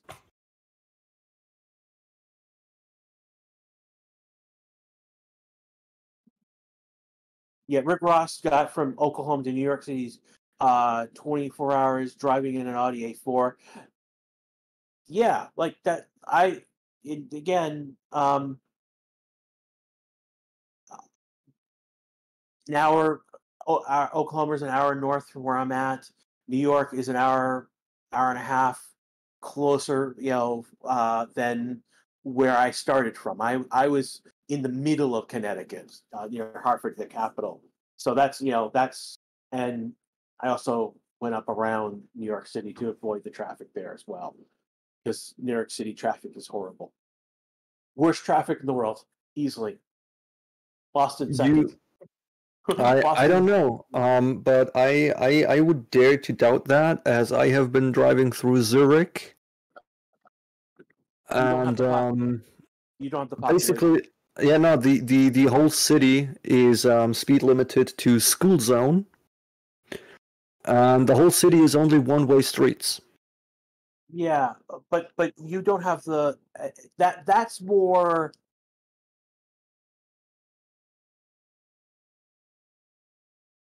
That's more of a let's try this. You are not. Your issue is based on the size of your roads and how they're laid out, as opposed to the pure volume of traffic in those two cities. Oh no. Zurich is like through rush hour. You can get out of your car, have a barbecue.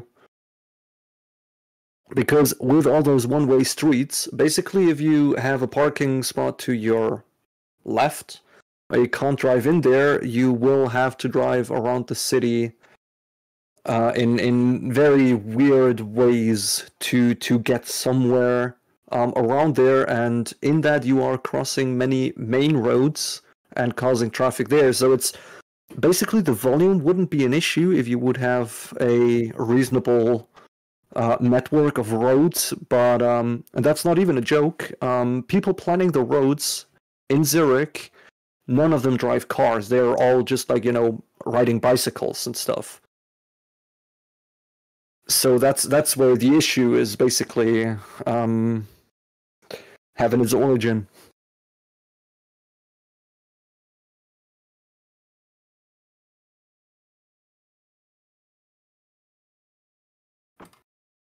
So they got one of the commentators in front of the pit lane. Yeah. So we've got so on track right now. We've got Sainz, Magnussen, Zoe, Ocon, and Sargent, and Sonoda. Those are with Sainz just no Magnussen on an out lap. Sainz now starting a lap. Yeah, but what do you think? Like it has been asked by Logan. Like the message by Logan has been deleted because he didn't leave a space after a period, which makes it a link, and that is just something our bots don't realize. The thing is, yeah, Mercedes is 6 seconds off the point. What I see is they are 4.5 seconds off the point on the timing sheets. What do you think? Is it sandbagging? I mean, 4.5 seconds is a lot if you don't really have people out there pushing. I mean, lazy. Okay, Sainz might be on fast laps. Alonso might have been pushing, but they're still 3.5 seconds off of Magnussen in a Haas. Is this sandbagging, or are they having more issues? I'm gonna hold on to that for one moment because Sainz just set 2 purple sectors, and he's now pushing on his current time, and he's coming along almost now.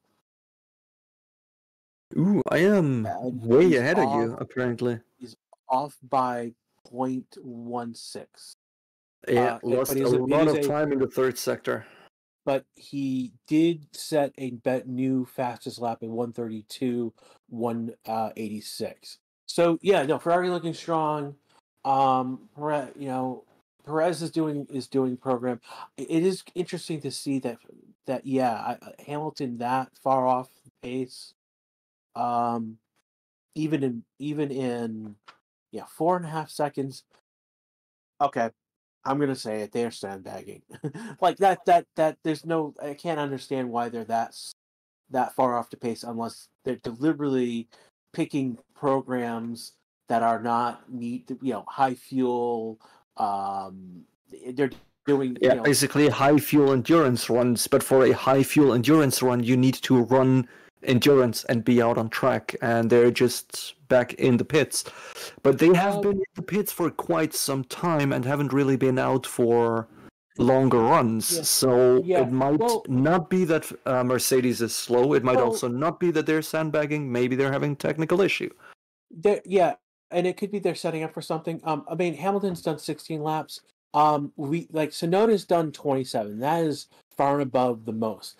We see a bunch of 22s, a couple 19s. So they've been in the pits a little bit longer than you would expect, but ultimately, if we've got we've only gone an hour and a half in this session so far. So there's still a lot of time left to be had to run those. Yeah, sure. It's 2 minutes, 2 hours, 44 minutes, 30 seconds. So yeah.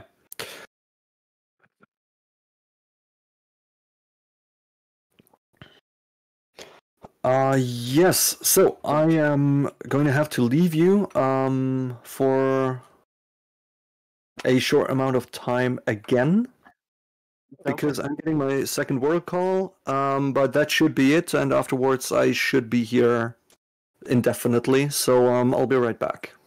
Okay.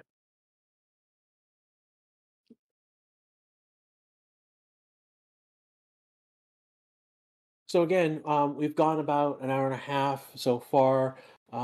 Just get a better view. There are 1,697 watching right now. Want to thank all of you for showing up and taking part with you. Yeah, this is it's awesome that you're all here. Magnuson right now on a new, he's on a on a fast lap, what we can call a fast lap right now. Um, Yellow for sector one so far. He's coming up to the end of sector two. We're gonna get that reading in a moment. A few more seconds. He's looking good on the curbs right now. He's not no wishy-washy, and he's going to be a few seconds off. He's 1.3 seconds off science sector two. So we're not getting a fastest lap here. He is potentially non-improving his time.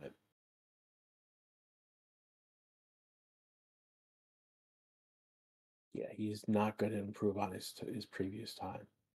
And he's 1.635, which is slower than his previous fastest lap. Let's take a look at, if you guys have any questions in chat right now, drop it into, and I'll try to answer them. A question is, what driver helmet is your favorite?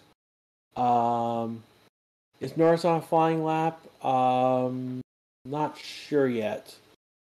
He has a green sector one so far, but not a purple sector. We'll see how he does in a sector two. DRS has been deployed, so he's going to pick up some extra speed.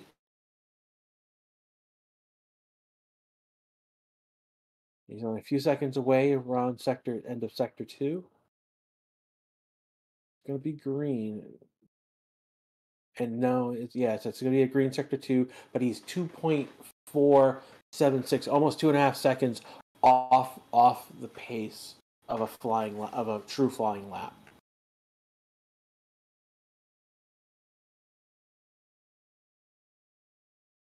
Thoughts on Mercedes potentially have a plan B on the side pods development? Actually, basically, I don't think Mercedes does have a plan B on the side pods. I think they are basically they are invested on the mini side pods because basically, if they were to go in another direction, they would basically say they would be throwing out the work they've done previous. And please don't repeat the same question twice. That is considered spamming, and we do moderate that because we do have people who will spam us saying something stupid constantly all over. So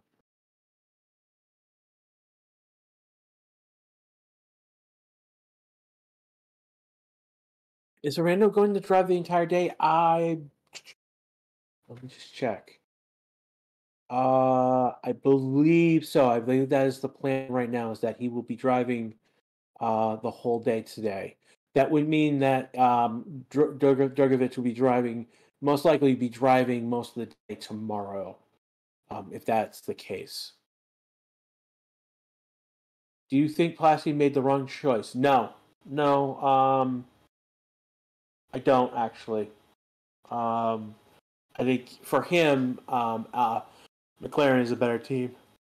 Excuse me.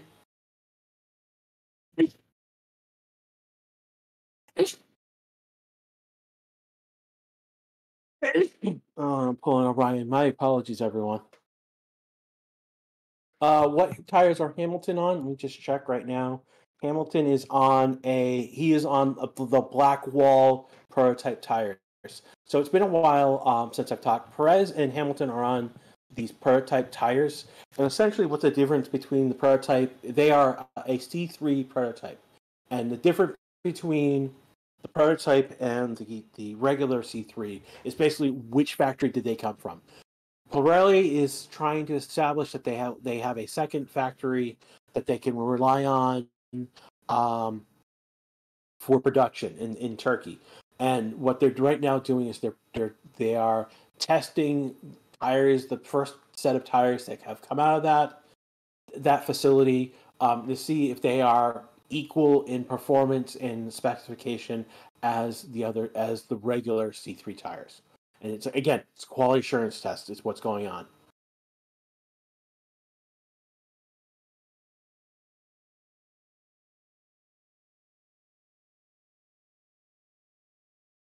So basically, I think Oscar made a good move because I don't particularly view Alpine as well as I do McLaren, and that's just a personal preference. I think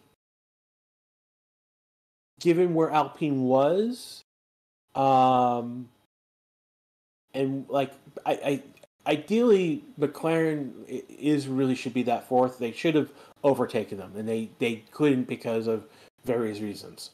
One of them being Daniel Ricciardo basically not performing to his ability, and that was a huge reason why they didn't take fourth in the constructors. And it looks like I have Ferraro back. Yes, you have. Okay. So, yeah. Again, when we look at Pulaski and what happened last year and how he moved, literally weeks before that happened, over in IndyCar, Alex Blow did exactly what he did. And so when Oscar did it, it was deja vu for me, for all the Americans who follow IndyCar, and then saw what happened over here in F1. It was deja vu, and the common thread through all of that is that it is McLaren getting drivers that they want and over in the IndyCar, it's actually a bigger deal because the sponsor that was sponsoring Alec Pallot's car moved from the team he was in to McLaren. And that's NTT Data. That's the signature sponsor of the IndyCar series right now. So that was so McLaren was making big moves, and it's not just with drivers but with sponsors. And a couple, so they're making big moves not here in F1 but in IndyCar as well. Perez and let me see. Magazine pin. So right now on track we have Hamilton, Norris, and Tsunoda. Hamilton is on. Ooh.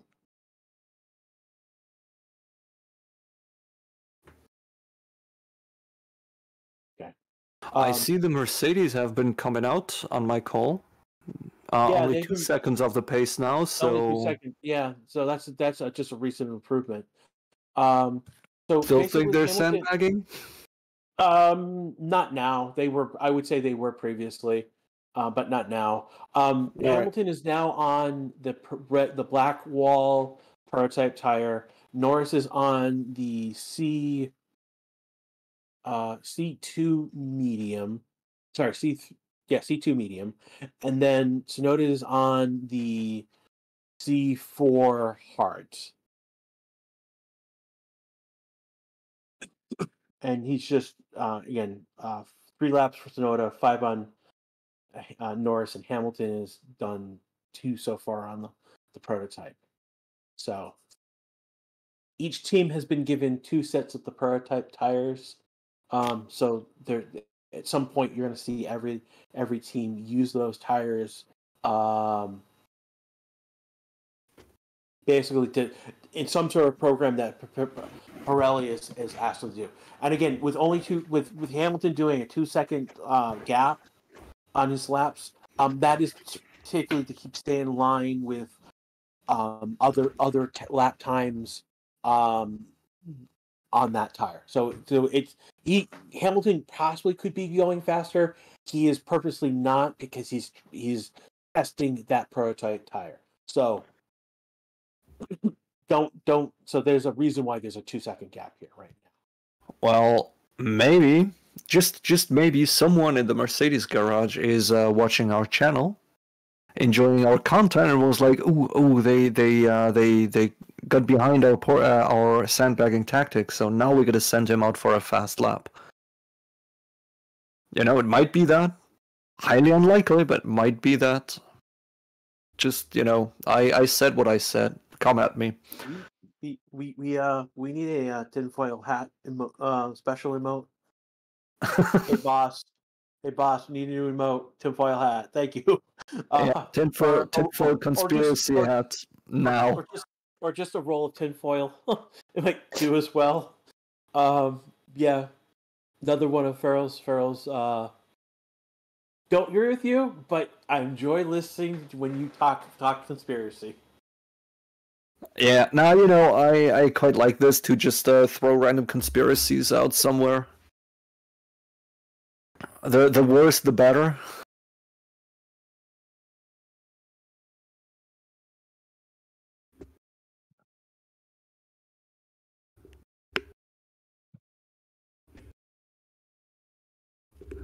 Thank you for Paula. You are our first Yeah. chat. £5 for me getting P12 in yesterday's race. Great fun. I've not seen the race. Don't ruin it for me. I probably came in last. I did the year before, so.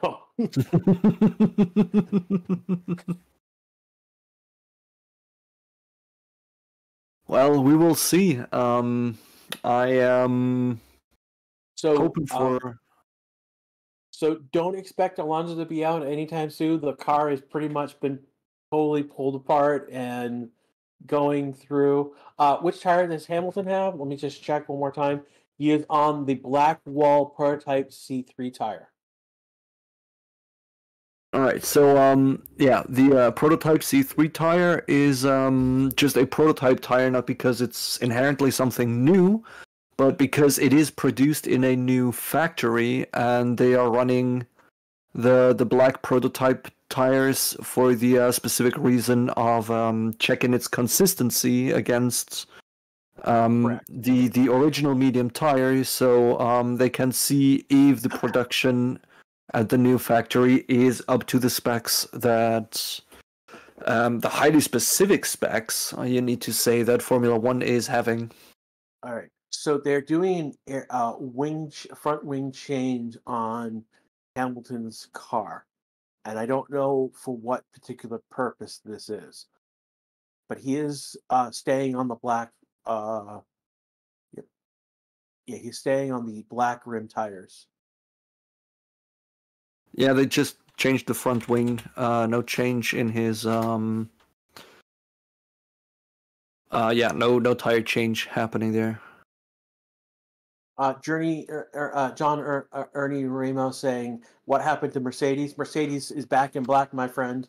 And right now, Hamilton is on track. Just had a wing change, but he's on again the black rim tires, which essentially is a C3 tire, a medium tire, which is marked as medium for testing. But he's on a black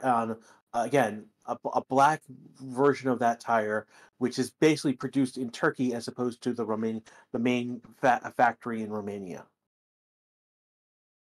Yeah, as we said, it's just basically you run the same program on the prototype tire and on the correlating C3. And if the results are similar enough, that means Pirelli is doing a good job in their second factory. So they can basically get more production output. So right now, Zhou is out on an outlap. Hamilton obviously just came to the pits on an outlap. Norris has just entered the pits, and that just leads Tsunoda out on track. And he is basically pounding laps. He's done 35 laps. So basically, AlphaTauri is doing distance, like long field distance, endurance, reliability runs right now, because he has not been in the pit in quite a while. So it's just just pound the pavement. Yeah, but let me just quickly hook in here as we are on the topic of tires before we digress. How's it looking with full wet tires? Like nobody really liked to use them because nobody really tested them, and they have always been a rather theoretical concept. How is that looking for this year? Is it still an issue, or has there been a solution for that? Yeah, no. Ultimately, basically with the full red tire, basically the issue that the conditions for when you should go and switch over to those tires, basically the track conditions are just nowhere in a place. Basically, when we get to the point where that tire should be used, the FIA is basically red flagging the race and doing so for safety reasons, which is within reason. Particularly after the incident we had in Spa with the rain, yeah, I mean like that's so. Right now, the intermediates and the wets not changed in any fundamental way. Right now, they're All pretty right, much so there's still when there's rain, they won't race. when it's that amount of rain, they won't race. All right, they would build a Formula Yeah, One boat before they strap on a full wet yeah, tire. Got it. yeah. As Jose says, we'll need a monsoon for them to switch to a full wet, and at that point, Yeah. they're shutting down the track for safety reasons. Yeah, I think that is still kind of disappointing, as I haven't seen a lot of races being canceled due to rain in the earlier years of Formula One. I feel like this is kind of a new phenomenon coming on within the last 2 years. 4 years or something. It would be more. Yeah, we've just broken 400 likes. Thank you so much. See if we can get to 500 in the next hour, the next half hour or so. Yeah, no, it's basically particularly that they had that incident at Spa where everything went haywire. It was just too much water on the track, too many incidences, and so they've out of caution changed how they handle. Basically changed how they handle that level of wet weather. So Logan Sargent on the track. Go, my American friend. He's got a good green section so far. Double green even. Double green, though he is 2.2 seconds off, so he may be doing something else. They've got Will Butts in front of the Ferrari garage, and they've got some pieces. The wheel, they're pulling parts of it. They're doing something to the car, so don't expect Science back on track anytime soon. Yeah, I mean, it looks like Ferrari is actually struggling with their downforce in general, as we've just seen Lewis Hamilton going off on turn 11 again. Like not spectacularly going off, just having a ever so slight little bit of a lockup and then running wide into turn 11. So, and he's everyone's doing that at turn 11, so it's not just him. It's not just an isolated incident. Just everyone's doing that. I mean, it's a lot of people going off there. I have been talking about that earlier. I think that was when you were gone for a brief moment. That there is like at the sensor measuring line, as there is something, I think, I don't know, there's some timing sensor there, and where that sensor is, there is a small bump or a like in comparison huge bump in the track. We've just seen the Alfa Romeo go over that, and they almost that thing almost launches the car into the air, and when you launch the car into the air, underfloor gets away from the ground, airflow stalls, you lose downforce, and then you run wide. So and I know, like when Toto Wolff is making comments about that, that it's a big issue. and it's not something that's going to be fixed anytime soon. I mean, that's how that section of the course is paved. If Toto Wolff is commenting on that, all it says to us is that Mercedes is having a big issue with it. No. It's Mercedes may have an issue, but but everyone's having an issue on that section of the track.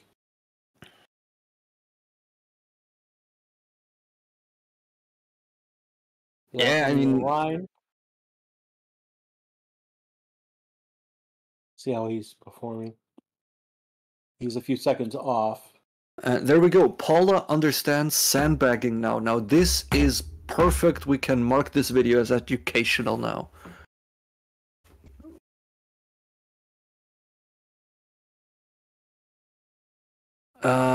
King Chu is having a question to everyone in chat. With the amount of drivers that swapped teams for this year, will anyone be supporting a new team because their driver is there, or are you supporting just the driver? All right, so basically, are you supporting drivers or are you supporting teams? That's about the thing. Yeah. So for me, the drivers that I particularly most would be quote supporting didn't change teams. So Lando, for example, is one of my favorite drivers in that group.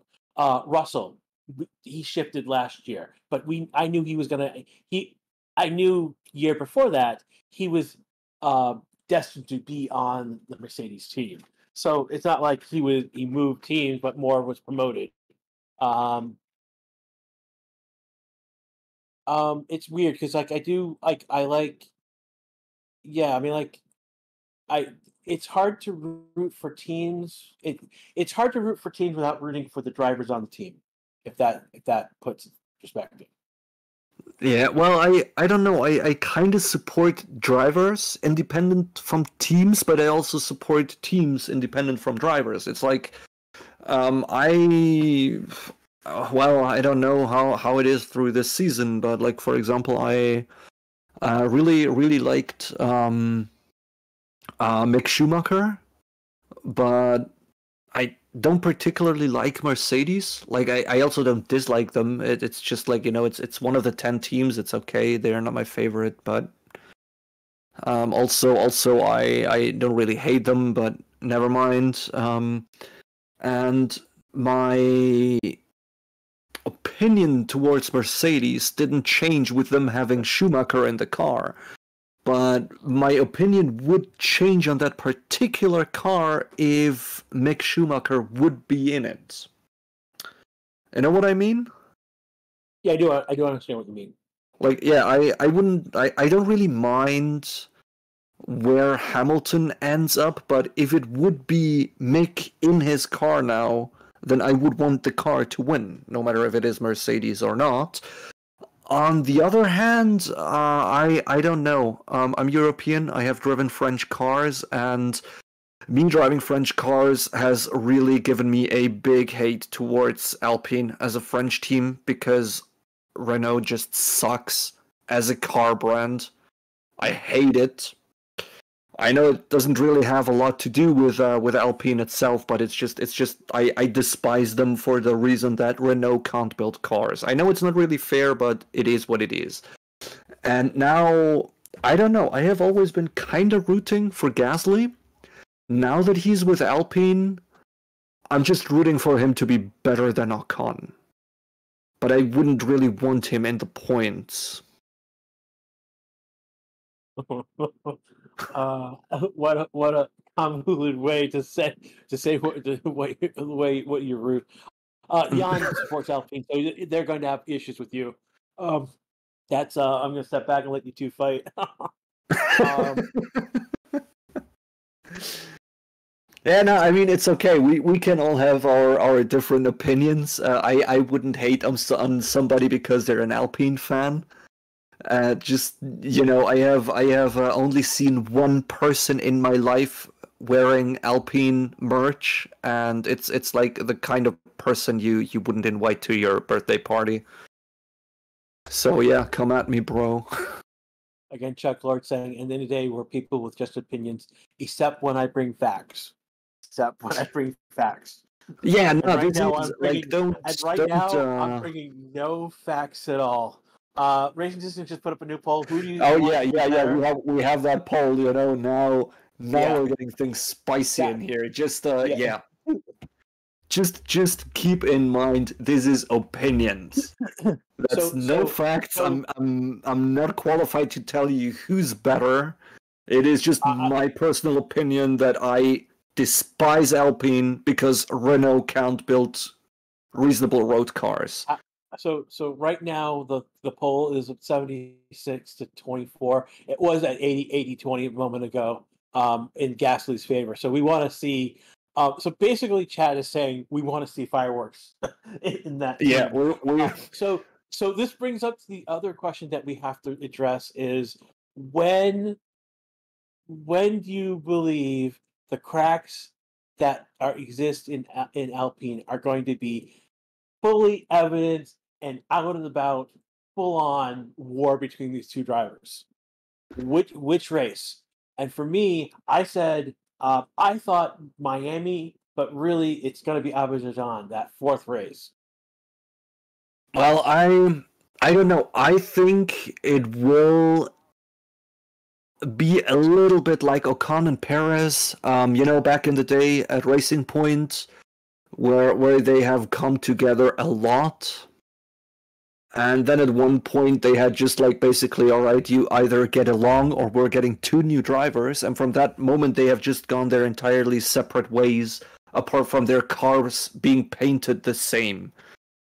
And I think it's gonna be about the same with Alpine when things escalate. It's just like, all right, we're having a wall through the workshop. That's Gasly's side, that's Ocon's side, and nobody goes towards the side of the other, and you just behave.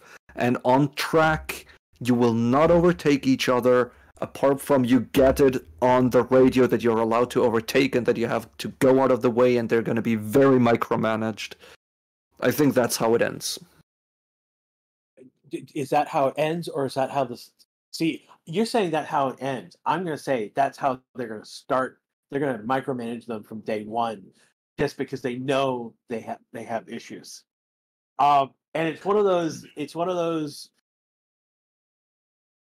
It's just a matter of time before. Yeah, like this is like the powder cake that we all like are like rubbing our hands, saying, "Oh my god, this is going to be hilariously fun."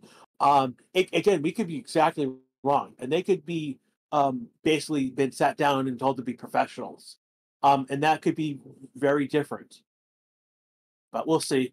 We'll see. I mean, people are going to be poking them all season long to see where those cracks are.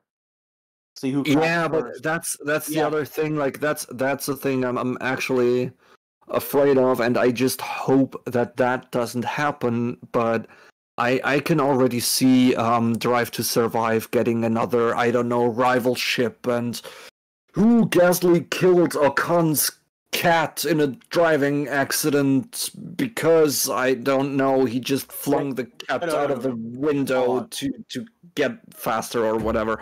I just see some artificially stirred up drama there. I don't think it's going to be artificially stirred up. Worst case scenario, next year's season of Drive Survive will have one whole episode devoted to these two. Ocon gets a third, Gasly gets a third, and then the fireworks go off in the last third. Yeah, probably I mean, like typical script writing. Yeah. That's how. I mean, and they won't have to do any. In worst case scenario, Drive Survive won't have to do anything but just show what happened. They don't have to like spin it in any particular way. The question is if they do spin it, to which driver do they spin it for? That's a better question. But one of the things Um. that was asked, I just want to go back over. Someone asked about Drive to Survive. Drive to Survive dropped on Netflix pretty much yesterday on Netflix. I have not had a chance to watch any episodes. Obviously, the hardcore fans do not like it, and I've seen the like the P1, the XWF21 guys. I can pretty much see that from their. I haven't had a chance to watch the video, but my guess is that they didn't like it. I don't know. I like the idea. Like I like the first season very much. It was quite cool. Like apart from okay, some things have been spun a little bit to make it more interesting, but it's not like that. It has been like basically, it's not a work of fiction that is sold as a real thing. Like I don't know, Ancient Aliens or something. So it is kind of based in reality, and it makes the sport more accessible to newbies. You know, around like when I started like Formula One several years ago. You know, when my voice was still like kind of not entirely dropped yet. I wanna sharpen that. Drive to Survive doesn't just only appeal to newer fans, but it also appeals to a large female fan base, and that's hugely important.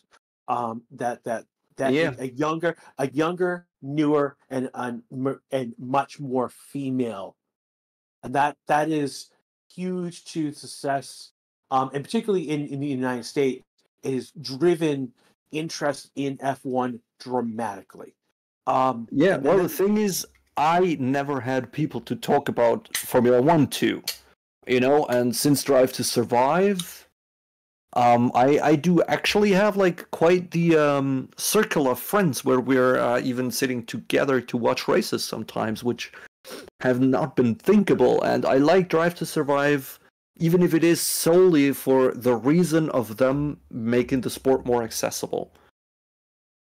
so one of the things that's interesting, one of the discussion points that's happening here in the United States, particularly with F1, is if has F1 or is it's either has or will F1 become the dominant form of racing in the United States? And uh, that's a very big question. Some people say that moment has. Some people say that moment that it's coming. Like basically, again, with IndyCar, the biggest race that they have is the Indianapolis 500, and they get Yeah. about 400 to 500,000 people every year at that race.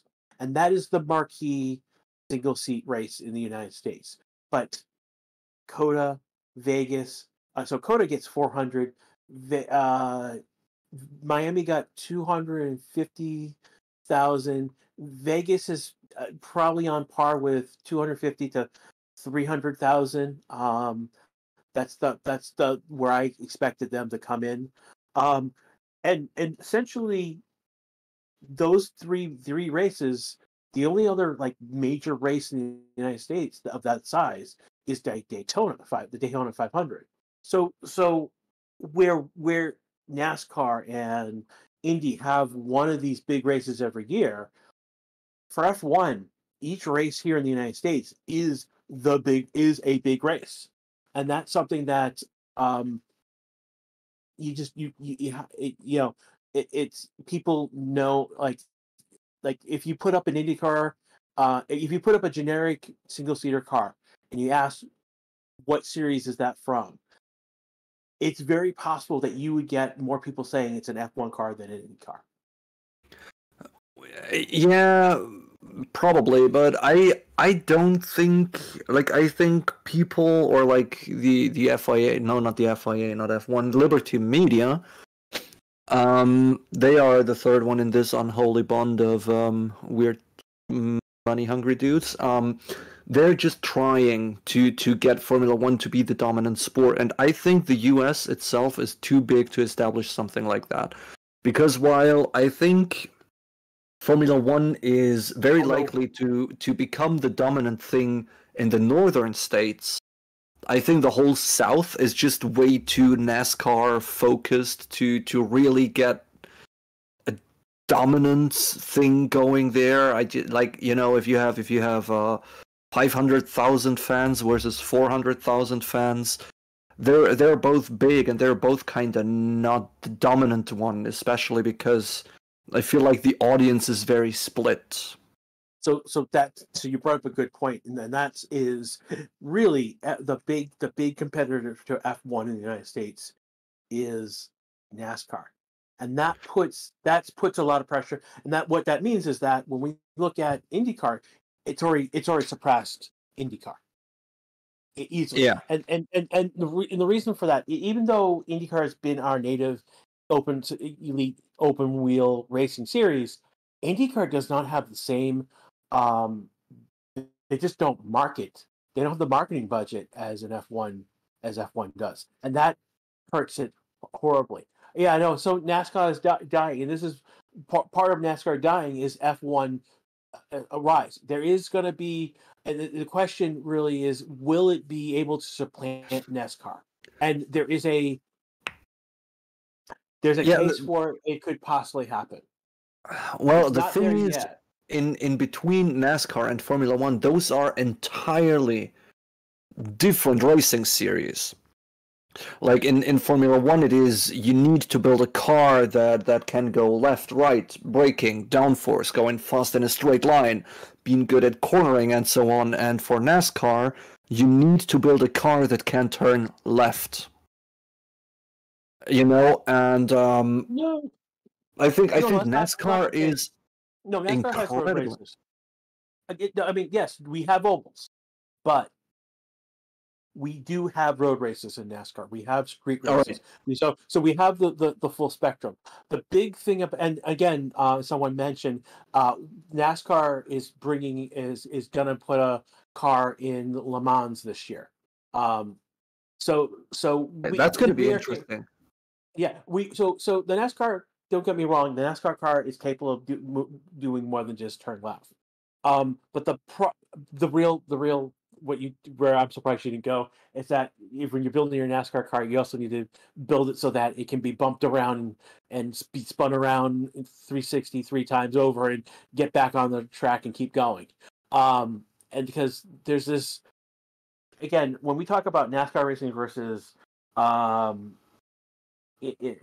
Formula One, you can bump cars in NASCAR.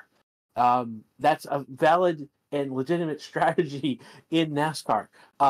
There is cars pushing other cars in NASCAR, and it is part of the strategy of NASCAR, and that is huge. It basically makes NASCAR. Have you seen Alonso pushing Stroll last year? You know, it happens in Formula One. No, I know. No, I'm not being serious. All good.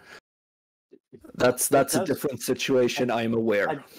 And now they're teammates. Yeah.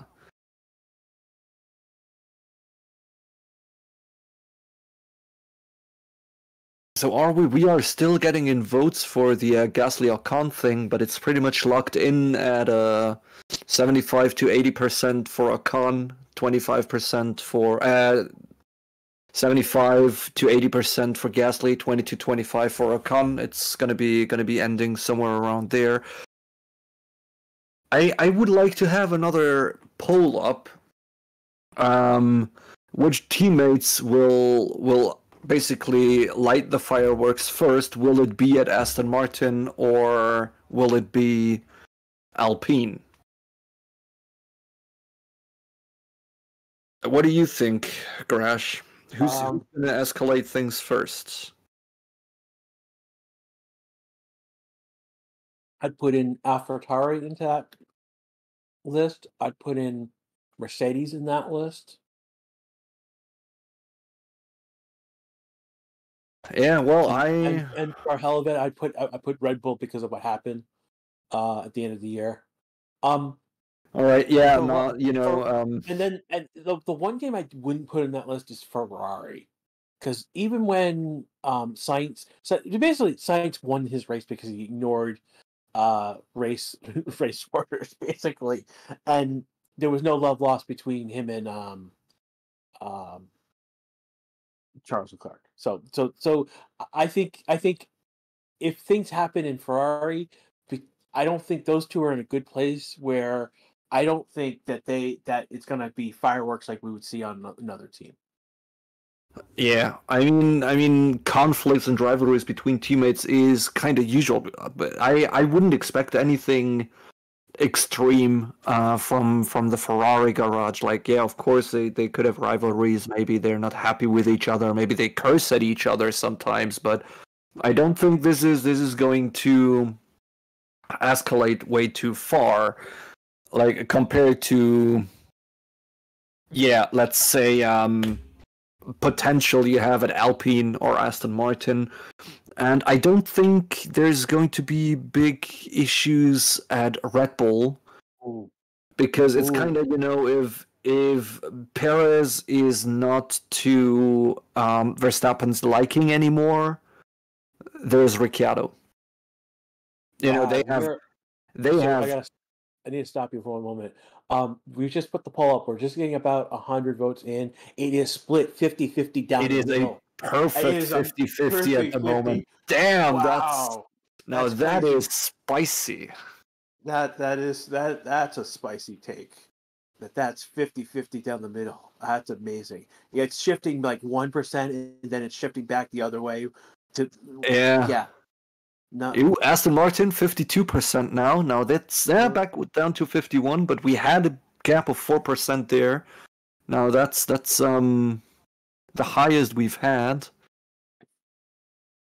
Damn, that's spicy. You guys The Ocon and Gasly pairing is just waiting for a new world war to start. Damn, that's okay. Yeah, calm down there. Aston Martin finally getting a bigger gap right now, but we'll see if that. Yeah. We got. It's 10% we're in such a tiny margin. We've had 55 to 46%. You know, it's like it's getting into that tiny margin where rounding gets involved.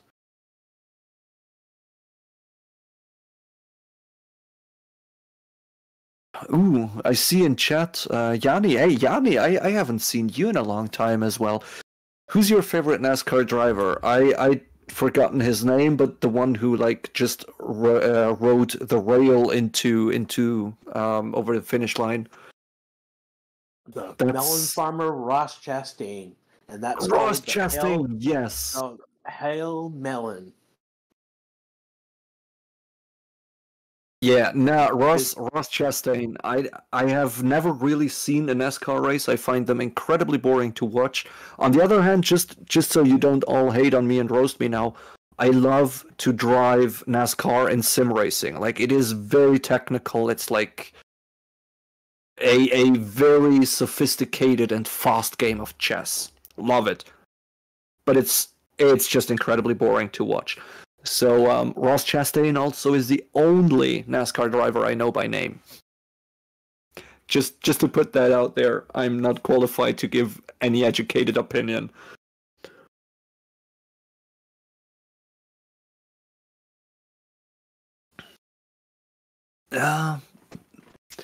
Well, I think we can see some relevance in the poll now, and it looks like it's around 60% of our viewers thinking that Aston Martin will escalate things first. Yeah. You guys are thinking that Fernando's a powder keg more so than Ocon and Gasly.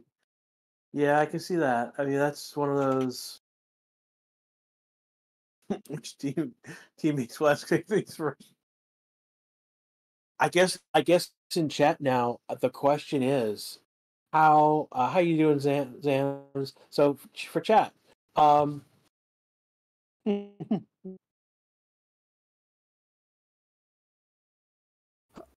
I just want to put it out there that I think Mercedes is in with a chance of the Constructors' Championship, but they won't get a world title.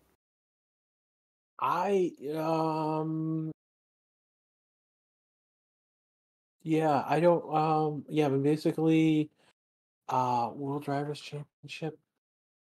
It's tough to call. I don't think. Yeah. At best they'll get the constructors, but I don't think they'll get the drivers' championship. I think Max is just so dominant. Red Bull is so dominant right now that I just It might be, can't. but I also see quite a threat towards Verstappen from Leclerc. The thing why I don't see Mercedes in that is because I think the drivers are more equally matched. So I think Russell and Hamilton will take points off of each other this year. Yenny answered my question with they think by the third race, the Australian GP, we'll see fireworks coming off of the Alpine, not Alpine, off the Aston Martin group, which is sooner than I expected with the. Yeah, I don't think for me. I actually think it's going to take longer for Aston if fireworks are going to come off of the Aston Martin in that particular way. It's going to take several races. It's going to be like 5, 6, 7 races in before that really gets it will be a downward it would be a downward descent before it hits that that dark spiral of where all the fireworks are going to come from. Yeah, I mean, I can't really say if it is going to be the first race or if it's going to be the 20th race. But I think first thing, like the first incident between drivers, if it is Alonso being at fault with something, there's not much gonna happen until the second incident where things are bound to be escalate. If the first incident is, damn, Ocon? No, Stroll. How did I black out on the second driver of Aston Martin? It's Stroll, right? Yes, because he's injured right now. Oh, right, yeah, okay, yeah, I was, okay, good. I'm trying to be professional here, so, bear with me. God damn. It's not like he's a new driver or something. Well, anyways, if it's Stroll clearly making the first mistake, things gonna escalate with the first mistake. If it is Alonso, though, I think it will only escalate with the second incident. Depending on how long that will take, is kind of dependent on how closely they match on pace. Like basically, if Alonso is just wiping the floor with Stroll. Yeah. I mean, that's. I mean, there's again the P1 crew. They're the new ex WTF1 guys. Basically had a demo scale, and I think they put like Fernando up there as like a 9 on the demolition scale. They made a demo scale. I gotta like, is it a podcast of them or there's a video on YouTube of it. Basically, the demo scale is how badly is one teammate going to beat the other teammate, and they're talking across practice, qualification, and in race and points earned. And then they're gonna, all right. Yeah, like Alonso was like big demolition. That was a 9. They went with Yuki over De Vries. I don't think so. I think De Vries is a 5, at least a 5. Maybe he could be more if he's doing really well and Yuki's not doing well. Then we're looking at a 7 or 8 on that demolition scale. I don't know. It's how could I put this? I mean, yes, De Vries is a very strong driver. I am like he's kind of the only rookie I'm kind of looking forward to be in here. The other ones are like I don't know, like not really noticeable for me, But De Vries, he had an incredibly good past seasons, and he's basically won everything. But I don't know why everybody is making this huge deal out of it, because you need to basically win everything to end up in Formula One. Most drivers have won Formula 2 more than once, and most of them have won Formula E races, or most of them have won other racing series. No. I mean, we look at Oscar, we look at Logan. They didn't go through any. They only came up through F2, F3, F2. DeVries Yeah, right. went up DeVries through. is like he's He old. he's older, but that's the thing. That's why I he's a that's why I'm putting him ahead of Yuki because he went up through F2. He went over to FE. He is an FE champion. He is now, basically he got in the car in Monza. Williams is the back marker of back markers, and took their car and put it into points. He really, I Yeah, mean, yeah, like yeah. I think he. okay. So I if we think want he's to look going at, to solidly build. First season, he's gonna be below Yuki because I think he has the age and maturity to not just Hail Mary it out there and hope for the best, but to actually drive kind of slow in the beginning and progressively build up on that to have the perfect grasp of the car for a second, third, fourth, and fifth season. So I think he is going to be outperformed by Yuki Tsunoda in the first season, but never again after that, or first I half of the season. that's the dark horse that I want to see. This is why I think DeVries is the dark horse because I think he's actually better than Yuki, and I think that's the thing that I want to know if I'm right or wrong on.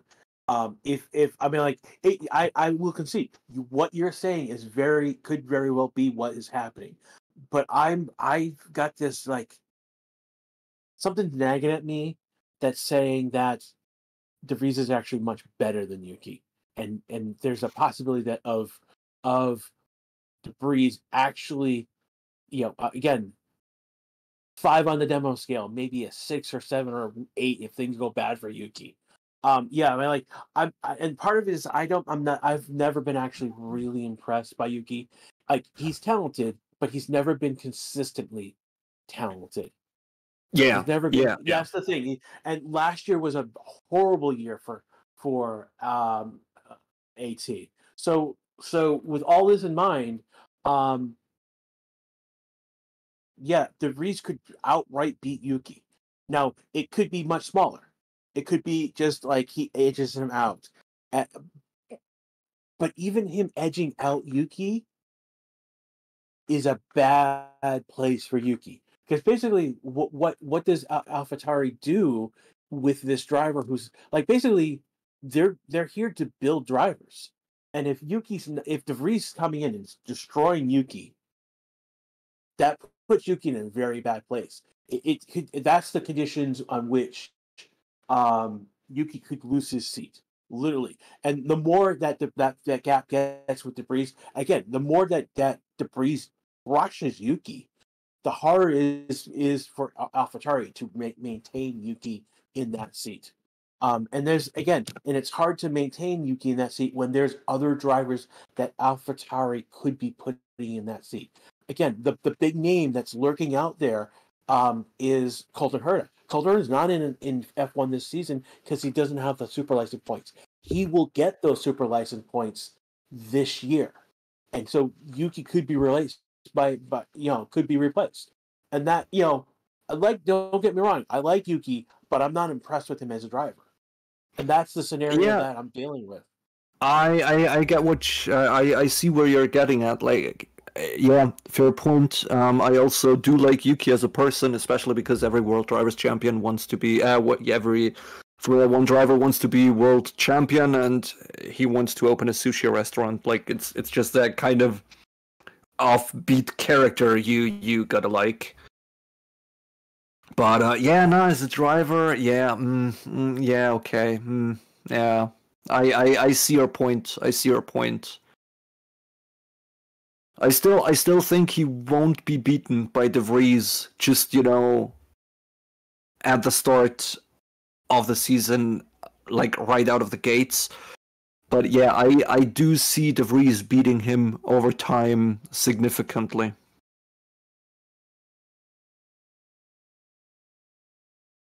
I just want to point out that Jose has pointed out that Logan Sargent is on one of the prototype tires. So this is a C3 compound tire made in Turkey rather than the main plant for Pirelli. So medium tire pretty much for our purposes this week for this testing weekend. C3 is same as the yellow wall with the brackets. Yep.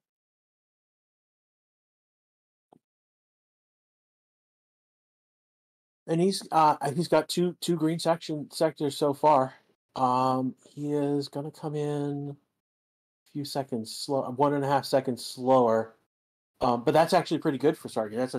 That's a P7, but that's better than where he's been all day long. And that's one of the things we'll probably see some times evolve a little bit in this session, but they will.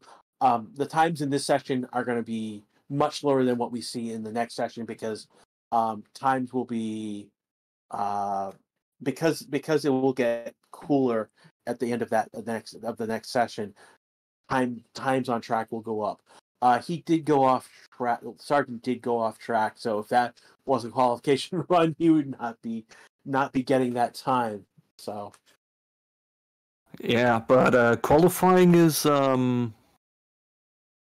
8 days away, so wouldn't be too concerned. He can learn till then. Lazo coming into the pit. I cannot see. It looks like it's Hamilton that's coming to the pit. So this leaves Perez, Sargent, and Tsunoda on track. Tsunoda pounding laps. Yeah. He's now done. He's done 60 laps so far. So yeah, no, he's doing which is double the amount of the high. Oh no, wait, we got Perez Hamilton, with 41 again 41, as well, and Hamilton at 37. Sargent apart from 39. The top three, he has double the laps. Okay. So yeah, 39. So to put that in perspective, in the first session yesterday, I think it was Sainz, Verstappen, and Albon all did 70 or more laps. Verstappen did 71, and Albon did 74. So with 2 hours left to go, Yuki is on track to maybe go after the 140 laps that Max did all day yesterday. So we'll see how things go. So maybe just that one fact alone, that the number of laps that Yuki has done already means he's on a completely different program and strategy. He's going to be P10 because that time, again, even with P10, he's done 138, but he's doing other things. He's on a different program than everyone else is doing, and time does not matter for him as much as other. There'll be again 61 now. Yeah, it's gonna be some reliability testing,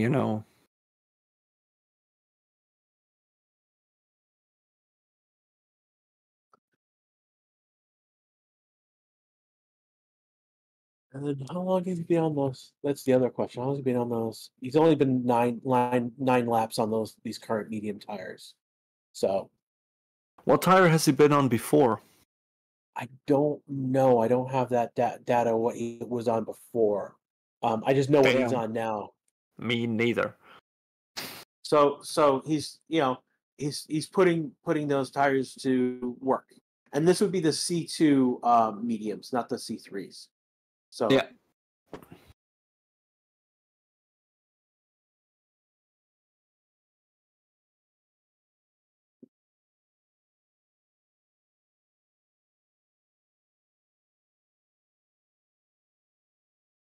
Joe, his tires.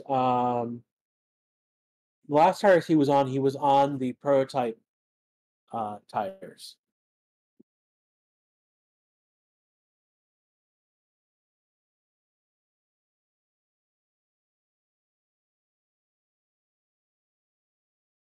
Ooh, that is an interesting question of Sir Burson. Birkin something. What do you think about Mick Schumacher's future at Mercedes?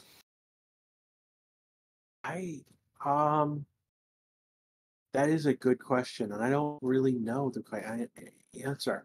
I don't know.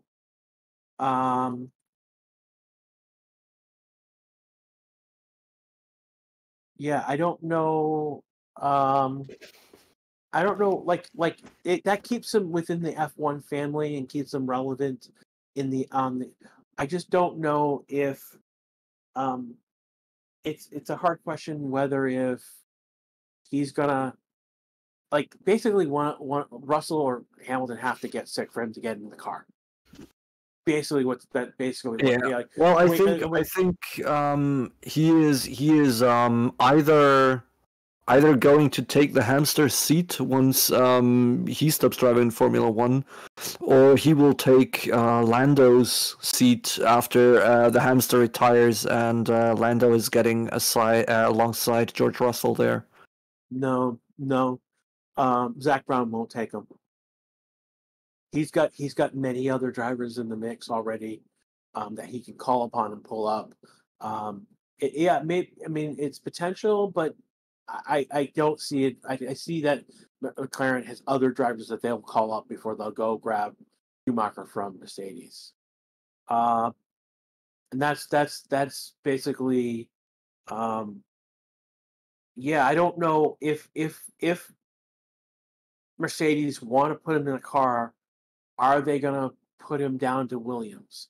And that's less likely now that Williams is now being I think Williams is being, is it Williams being tied to Audi? It's 3:30 in the morning. I'm blanking whether it's either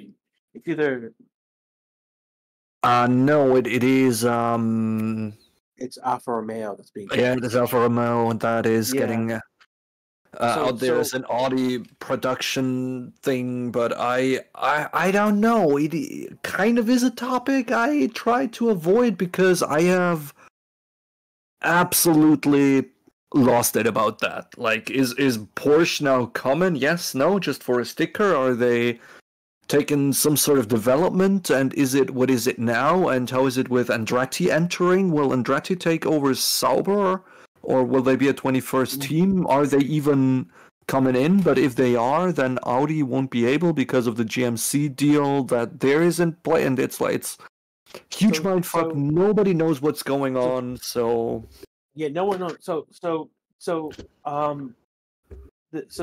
what we know right now is that Andretti is trying to come to F1 as a new team, and they are going to bring. If they were to be brought onto the grid, they would be bringing GM. So in the United States, there's what we used to call the big three, and it's GM, Ford, and then the last one's Buick. And Buick is now part of what's the Stella's group. And didn't Ford want to take over Red Bull Racing as well? No, they're going to join Red Bull Racing. They want to join Red Bull. They're going to join Red Bull. They're going to join Red Bull as their engine provider in 2026. Great. I am driving a Ford at the moment, so Verstappen should enjoy his dominance for as long as he can, because if Ford is building the engine, that's going to be over. I'm not sure who exactly. I think maybe I might have misspoke. I believe that Red Bull will be building the engine. It's basically it's going to be Ford Red Bull powertrain is how that's going to be constructed. And I know with Ford is bringing the electrification pieces to the table, and they're going to get access to F1 technology. So that's how that deal is forming out. Brings back Ford, who is, I think, either second or third most successful manufacturer in F1. And again, we got to go back to to the 60s and 70s where Ford was in F1.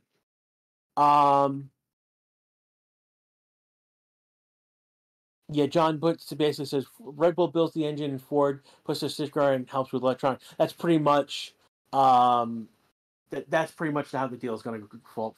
All right. Go down. So Porsche is Audi out of the picture. They're not joining Formula One in any reasonable amount of time. No, they could be. They the big point. So but with went whom? so Seidel went. So we got to talk about. So we know that Audi is gonna be taking over Sauber. So at the end of this year, the Alfa Romeo branding is gonna drop off. That title agreement that they had with Sauber is going away, and so we will see if it's we will see the Sauber name return unless something happens with the Audi brand earlier on than expected. But by 2026, I would expect that the Sauber brand, the Sauber team, will be racing under as the Audi name, because they're now racing under the Alfa Romeo name. Ironically, when I brought up Stellantis, the now the parent. So basically, the Buick. So it's Buick, Jeep, Dodge are all in that group. They merged with another French manufacturer, Buick, to form essentially what's now Stellantis, is the now parent company. And Alfa Romeo is in that umbrella because it's a massive company now. It's a huge company. So Alfa Romeo. So technically, Stellantis is on the grid via Alfa Romeo right now. They're coming off the grid. So that's why seeing that's why GM coming onto the grid, because GM's never been part of F1. And that's why that's a big deal with Andretti, is that if they were to come to the grid, they would be bringing in one of the big three manufacturers in the United States, and the one that has never been in F1. So that's like why the Andretti deal is a big deal now. Like F1, I don't know. Yeah, I would like that. Having more teams. Like, I think we don't need more races. We need more teams. Like, how about 25? Not 25. Sorry, 15 teams, 30 drivers. Well, they're allowed to have up to 26 cars on the. So under the agreement, they're allowed to have up to 3 more teams. So and I'll be honest with you, like 1 or 2 more teams would actually F1 would greatly benefit from. We would get more drivers in and out.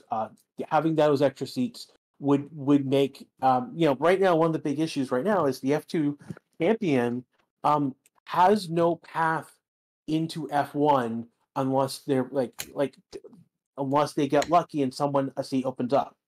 But for the past 2 years, Oscar didn't have a seat. When he won F2, didn't have a seat. Last year, Drogovic won F2, doesn't have a seat because there is no seat. And so that's why those 2 teams would. But Monaco is as success as it is already.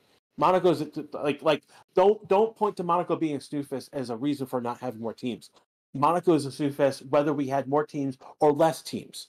That's just Yeah, it's always more of a car parade. Like, you have a spectacular qualifying, and after that, the weekend's basically done. Starks is saying, why do you think F1 is sensitive about Cadillac joining versus Red Bull, Ford Red Bull partnering? Because Ford is joining Red Bull, who is already on the grid.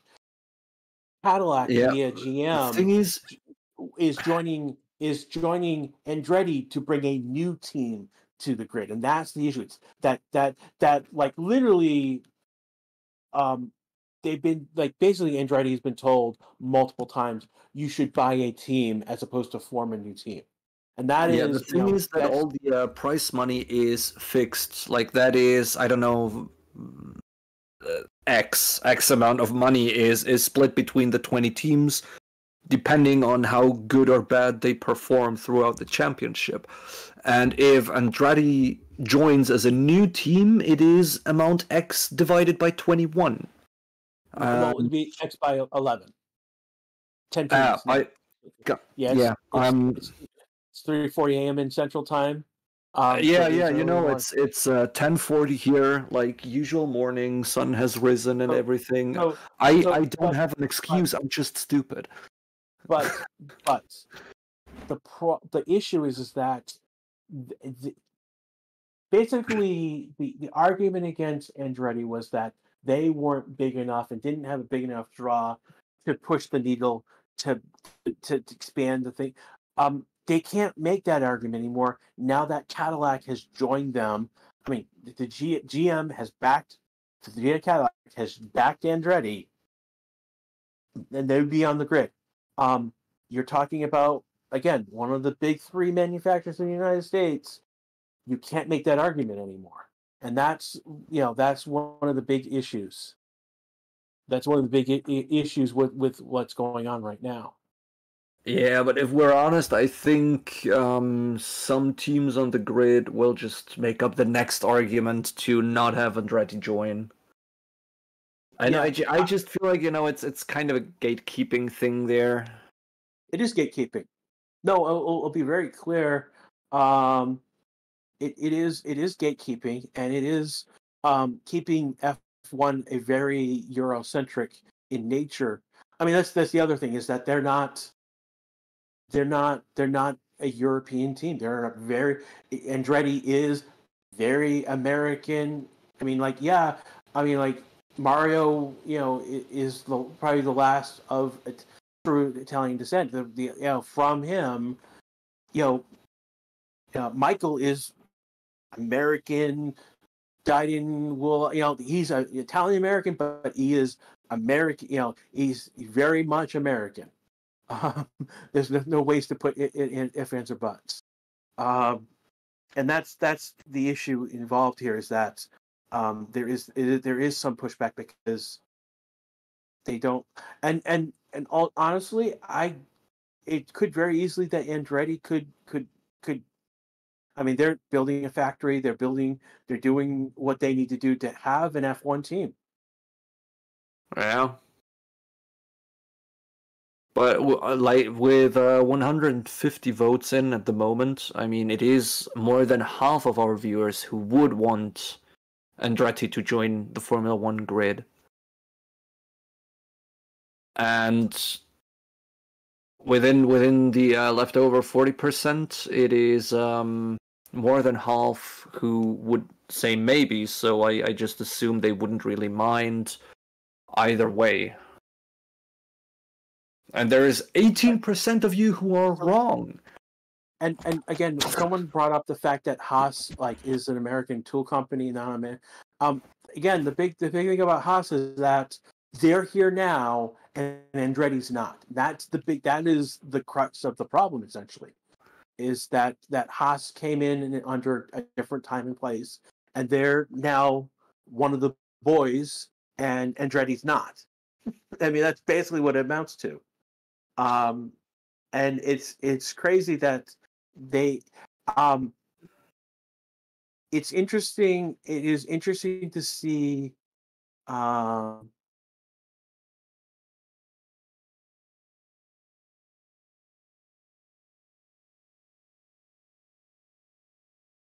interesting about where the problem is F1 is swinging towards the US, which would be playing bad both culturally and financially modeled. They push. No, I'm going to push back on you on that one. No, they're pushing towards the United States right now because the United States is an untapped market that they are growing in. It is where they're growing the fastest, and if you're growing that much in the United States, you have huge potential for possibilities. We talked about earlier about how basically F1 has already overtaken the car. And now the question is, in the next 5 to 10 years, will F1 be the dominant motorsports league in the United States? And it's very possible for that to be. That's big. Well, that's huge. I think a huge change in the United States if that actually takes place, and it's very possible. It is in F1's grasp to go for it. I think there is a major issue with that one taking place, and that is how we've seen from the Miami Grand Prix, with having people invited there that are making F1 a show that isn't about F1. but about some, I don't know, some celebrities nobody really cares about, with the celebrities also not really caring about Formula One. It's basically just getting this marketed fashion show of like, oh yeah, look how glamorous all this shit is, and that's going to be a problem for the market. Let me push back. You, the hardcores, see that and push back on what happened in Miami, and woe be all of you, because Miami made a ton of money, so much so that they're actually expanding how many people they can get into the Miami Grand Prix. And again, you're also the same group of people who look at Drive to Survive, complain and bitch about it, and then tell us that it's bad because it brings in all these people who don't know about F1. But it's bringing in but all those celebrities that you don't care about are all the celebrities that the Drive to Survive crew cares about. Yeah, see, and that's making it worse, because it's not about the sport anymore. It becomes kind of a celebrity event, or it becomes kind of, it's not like, I mean, of course, Formula One glamour and all of that stuff. I mean, look at Monaco, and that's still there. The thing is that it's getting this American capitalized glamorous, which is something most people, at least from what feedback you've seen about the Grand Prix, don't like. And I mean, okay, we've not seen all too much of Miami. It was a disaster for let's say every European viewer.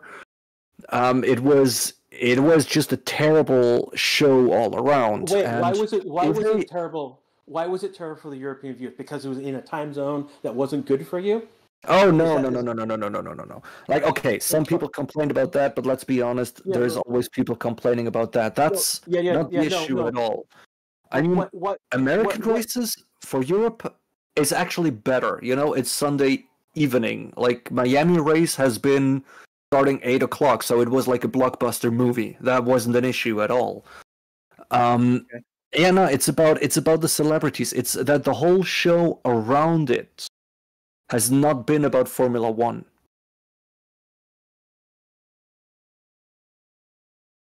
Pre-race wasn't really pre-race. It was like an Oscar red carpet show.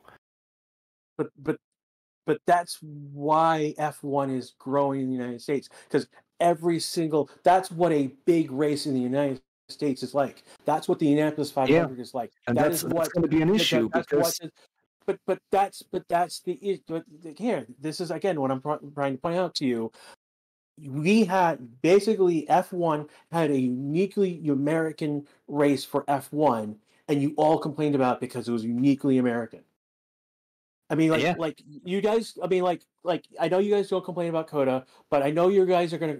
I've already heard about Vegas. Vegas again. At least Vegas, you're gonna at least get. It's gonna be Saturday night.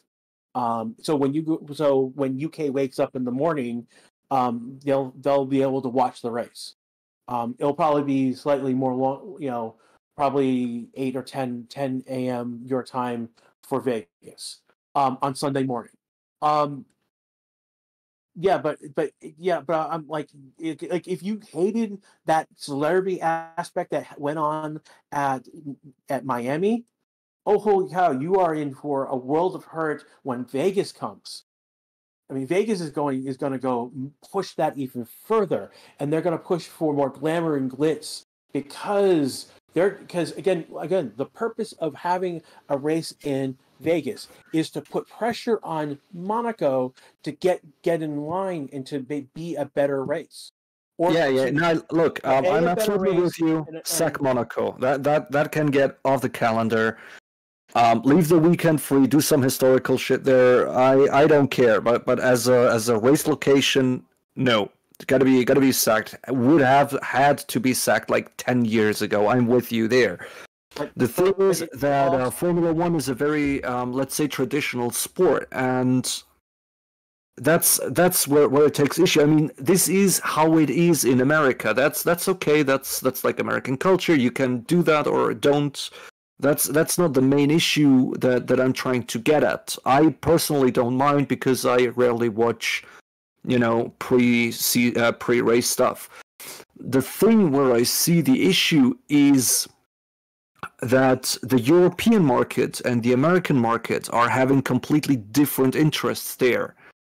And it is difficult to find something that results basically in a product that both the viewer groups like. So here's the thing I'm going to push back on.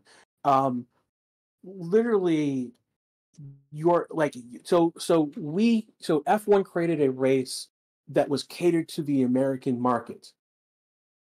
And yet we don't again, and you complain about that. And my argument is, well, you have Silverstone, you've got Monza, and these are uniquely European races that aren't as particularly interesting to the American market.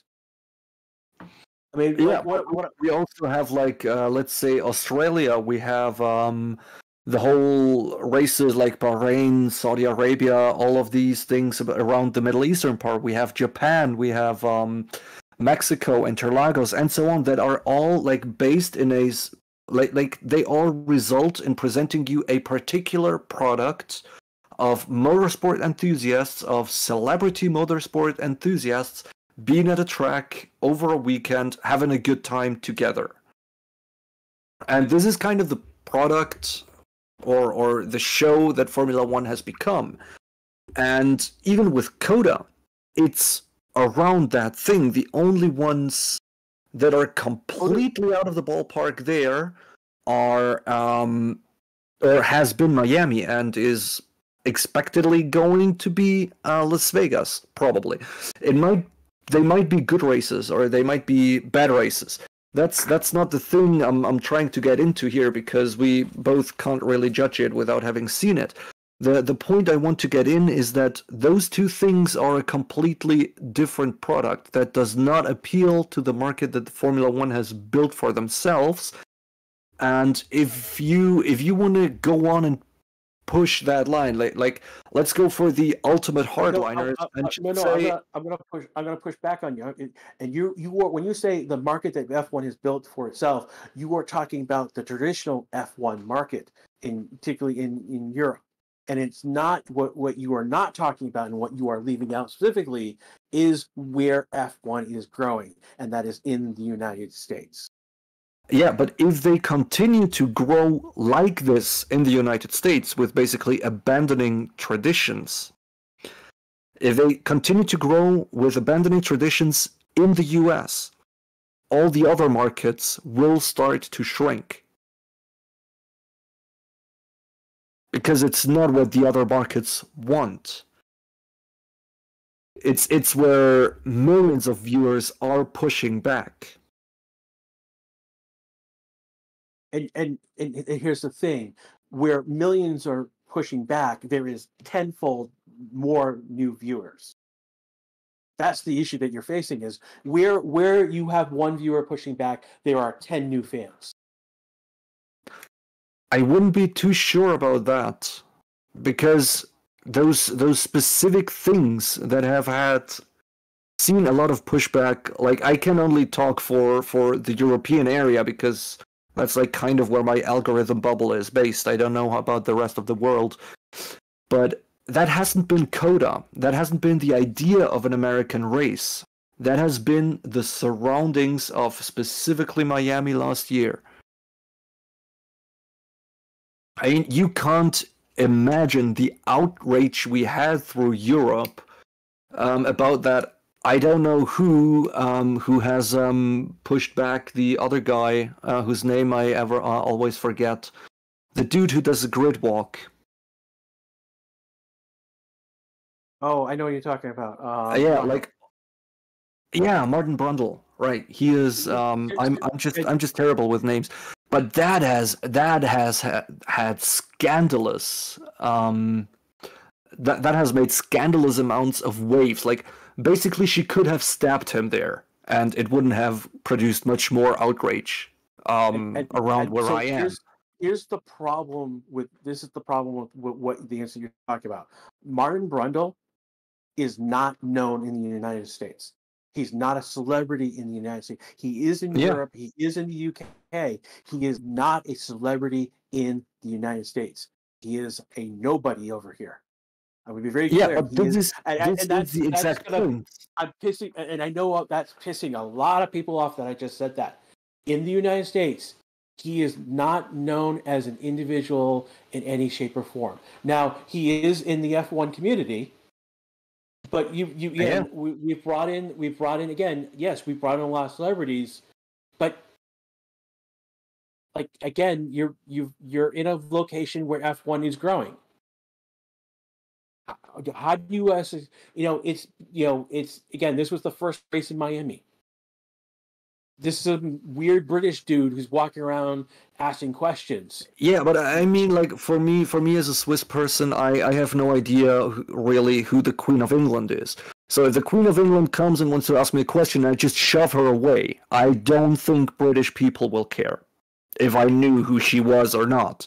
It has something to do with courtesy and the whole culture around it, that in motorsports you're not really walking around with bodyguards and whatever. You are, it's like kind of a family. You're, friends, sort of. Chat, please don't tell them about the Queen of England. Yeah, I know she died. Yeah. That's the joke I'm trying to make. I am so not in the loop with all of this. I don't even know who has taken over. But I mean, let's again. I don't know what to tell you about. I mean, like that was a weird incident on the walk, on the grid walk. And don't get me wrong. That incident did cause changes to how celebrities can go to the grid walk, because it wasn't just her; it was the entourage as well. And so the rules about celebrities and their entourage dramatically changed after that incident with the grid walk. Basically, I mean, like you won't see you that may be, that may be an incident, a trivia question to be had 3 years from now, and it'll be like, ha ha, stupid American. What were they thinking back then? So.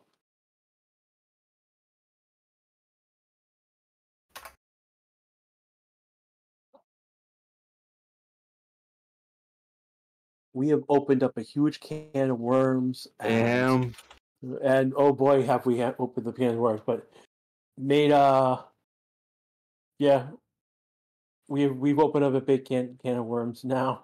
So since we've been talking, Tsunoda has finally pitted. He is now at 68 laps so far, with about an hour and 15 minutes left to go. On grid right now, on track right now, we have Ocon on a medium tire, we have Perez on a hard tire, and we have Hamilton on the medium brackets. So that's the C3. So Ocon on a C2 and Perez on a C4 tire.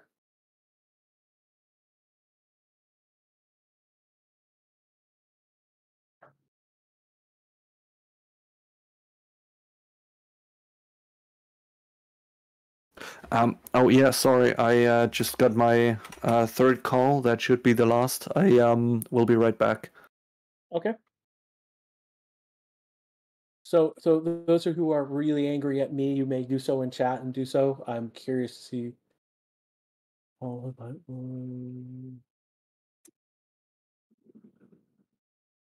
I mean, we figured. I mean, they did around a football stadium, and they're actually doubling down on the fact that they are out at football stadium to do crazy. They're putting, so next year they're putting the team paddocks inside the stadium on the on the field, what you would call the pitch for a soccer game. So it would be on the football field in Hard Rock Stadium, aka previously Orange Stadium. This is where the Miami Dolphins play, and literally that track around the stadium is around the stadium where the Miami Dolphins play.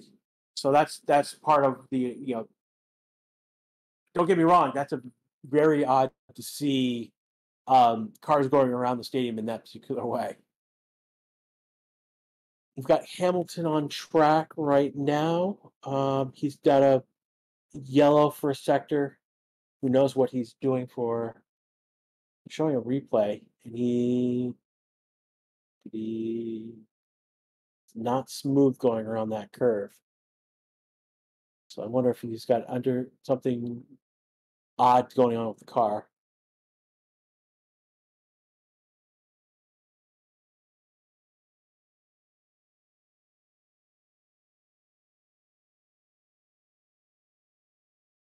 I think one of the things going on right now, again, I would need to clarify that you wonder why I'm you wonder if Tua is going to be there. Tua is the quarterback for the Miami Dolphins, so it's very likely he could be at the next Miami race. But for those, again, to clarify, I am from the United States. I grew up in the Northeast section, so this is New York City over to Boston, up north through New Hampshire and Maine.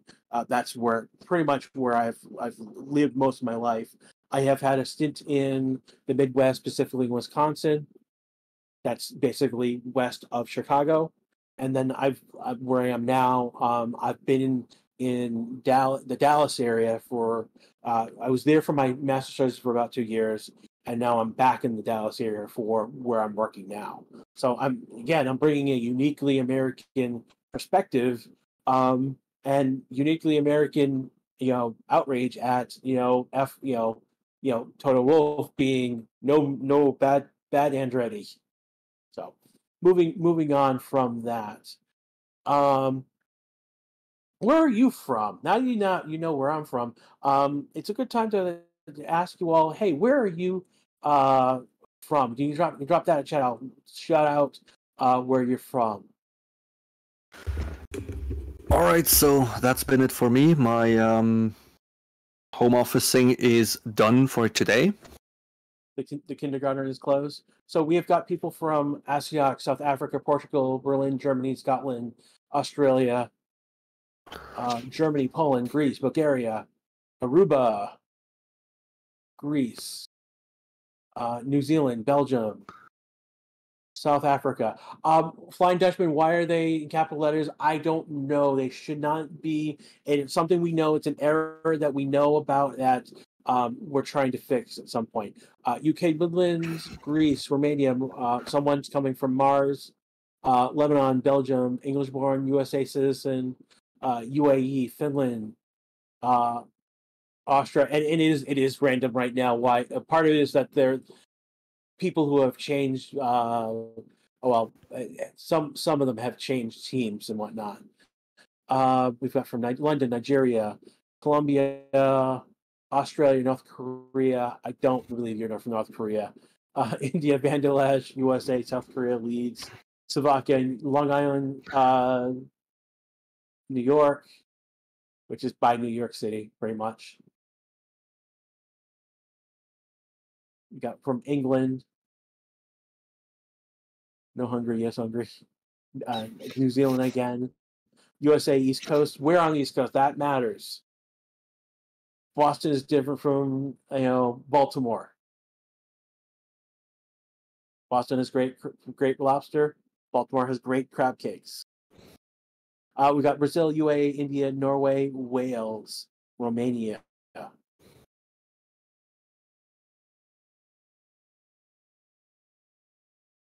So again, we've got people all over the place. Fernando, did he just update his time? Just trying to. Probably. Ooh, we got a nice question there from Cranky Bullion. about what the yellow dots are. I am assuming you are. Oh, sorry. I am assuming you are referring to the yellow dots on the rear wing. Those are basically used as fixed points to measure the geometry and how the rear wing flexes under load from driving. So you have the rear-facing camera and those dots, and you can just see how the dots are moving when the air hits the rear wing, because that is pretty much regulated on how much they are allowed to flex and bend where. So those yellow dots are just easily distinguishable from the background and are there for basically measuring the flex of the rear wing. Racing Statistic points out that he may be referring to the yellow dots on the timing sheet, and those each of those yellow dots are basically, so the dots you see there are the performance of the driver in the mini sector. So we have the 3 sectors of the tracks, and then we're splitting down the track into some mini sectors to represent like a curve here, a straight here, and whatnot. And so what you're seeing is that pretty much the dots are using the same color. So purple fastest in that mini sector, green best performance of the driver on that sector, and then yellow is a time that is slower than its best performance. So basically right now, no one's pushing. It's basically what we're seeing right now. Everything is yellow across the board. No one's pushing their car. And that's because right now what we can see is they're all doing some sort of programs that require them to have some sort of reliability in terms of speed or whatnot, where they somewhere where they need to not be pushing at that top level speed. And that's what we're seeing right now. And this is probably going to go on for another hour or so. Yeah. So Cranky. Let's just write more data. That's about it. Hey Farrell, I need to step away for a moment or so. I'll be right back as soon as I take care of this. Yeah, that is okay. So while Grash is gone, let's I don't know. I can't think of anything I couldn't do when Grash is here. So yeah.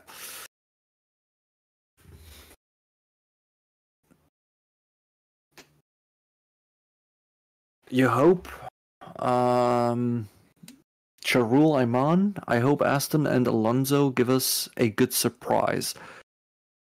Yeah, I would hope so too. Depending, like it is only testing, so there's not too much like going on that is very relevant, as teams are just riding along with different data gathering runs.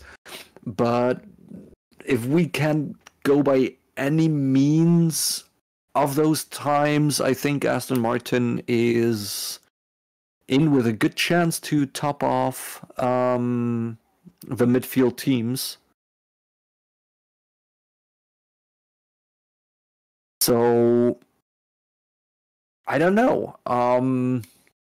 By what I have seen, I kind of expect them to perform very well. If the red flag yesterday caused by the second driver of Aston Martin, it wasn't Stroll. He is injured, has apparently, from what I've read, without really having any sources to back that up, but I have heard that Lance Stroll has broken his wrist, or both of his wrists, in a cycling accident. So Drogovic was taking over his car yesterday, and well, they were the only car so far who had a reliability issue. It seemed to be just something about the electrical system, nothing too serious. But if we get that into the overall picture of the reliability of the Aston Martin, I think they could be kind of like Ferrari last year, where they are incredibly fast, but also kind of unreliable. So it's definitely going to be interesting to see what Aston Martin is doing throughout the season, how they develop, what's going on. Mick, hello. What did you miss? You didn't really miss a lot. So far, it's testing. No crashes, no red flags. It's just the teams out there gathering data, doing their laps. Our current fastest lap set by Carlos Sainz is a little bit faster than the fastest lap we had yesterday from Verstappen. So maybe Ferrari is performing better, or maybe not. It's hard to say. They're about in the same ballpark, so at least for the beginning of the season, we are in with a very good chance of an actual championship fight that might drag on a little longer.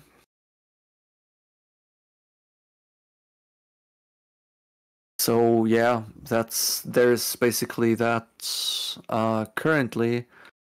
How's Ferrari doing in that session?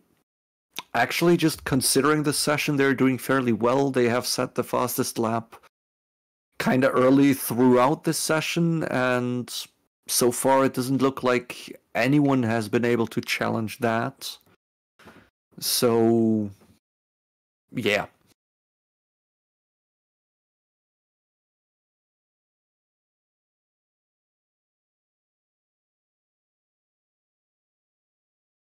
Mohit from India with no broadcaster to show the live races.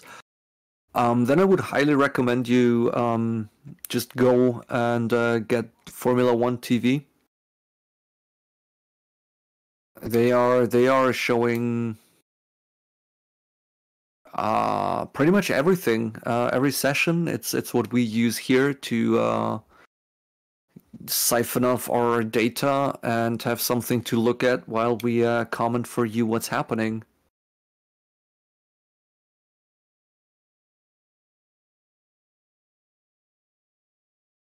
So when Perez is in the Red Bull, the times are near the back. When Verstappen is in the Red Bull, the times are at the front with a gap.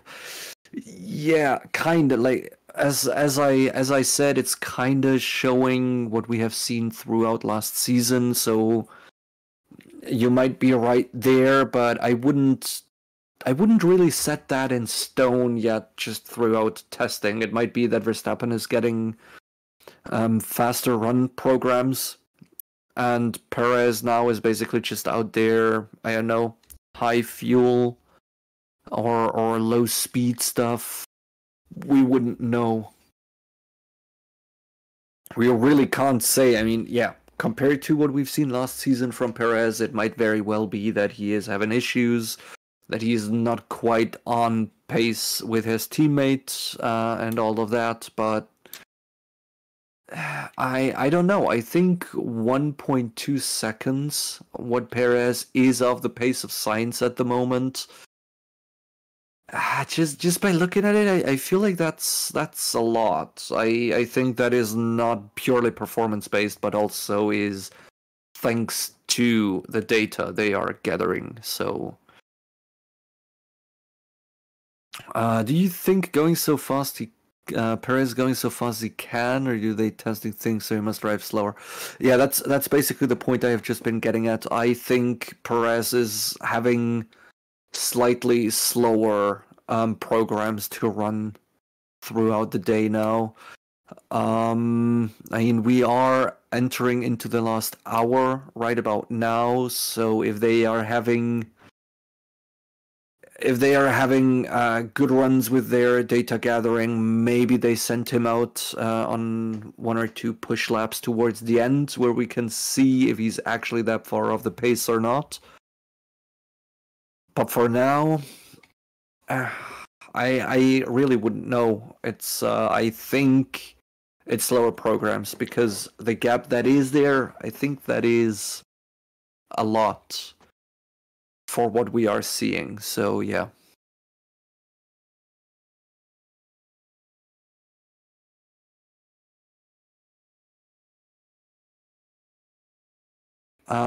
Is the same car used in each session? Yeah, yes and no. It's that the car is basically assigned to the driver. So if Hamilton is going out, it is his car that is going out. If then Russell is going out, he's going out in a different car than Hamilton. Same build, but like basically a number 2 car. So yeah, nah, it's the team have 2 cars basically. They can send out, and each car is assigned to a driver. That's basically how this works here.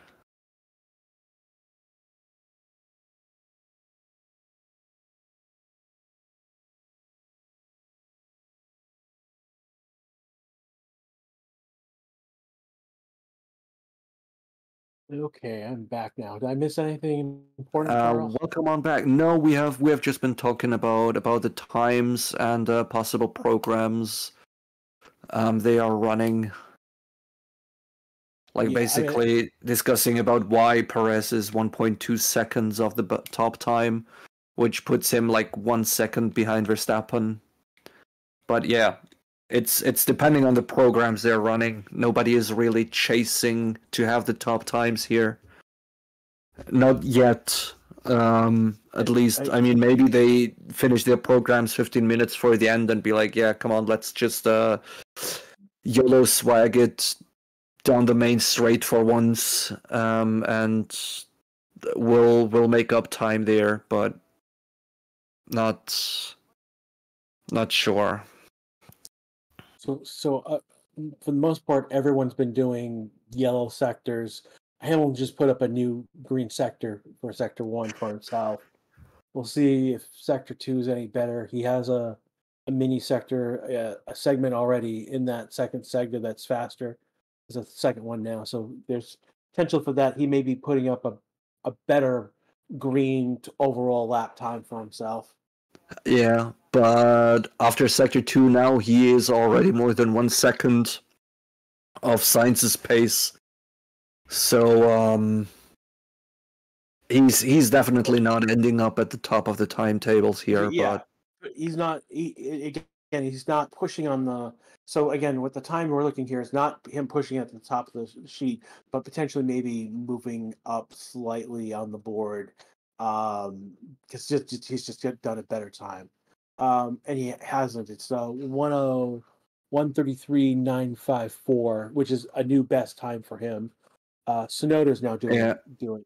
Now Sonoda's doing a lot better than he's got more green sectors. Again, this is what's really cool about seeing the mini sectors. We can see that there is like you can see that a driver is improving or is not improving, or how much he's improving by. yeah, like the mini sectors is something that you as a viewer can get used to now. But they will get especially interesting towards practice sessions where you can see with setup changes how the speed of the car changes. Basically, that's where things are really gonna get interesting. It will also increase the height, the suspense and the drama of um, qualification is going to be immensely bigger with these mini sectors. We'll have more data on sectors going. Well, again, just that data that flow of data that we're getting is going to be huge. We'll be more excited. Um, we'll see more, like if someone's doing a high level lap, like it's a green or purple and on that last sector, we're gonna go crazy. It's gonna build the hype for that time when we get it. Yeah, No, there is limited. They are getting 30 sets. I believe it's either 30 or 32 sets of tires over 3 days. And then there's two sets of the black walled prototype tires that they need to use.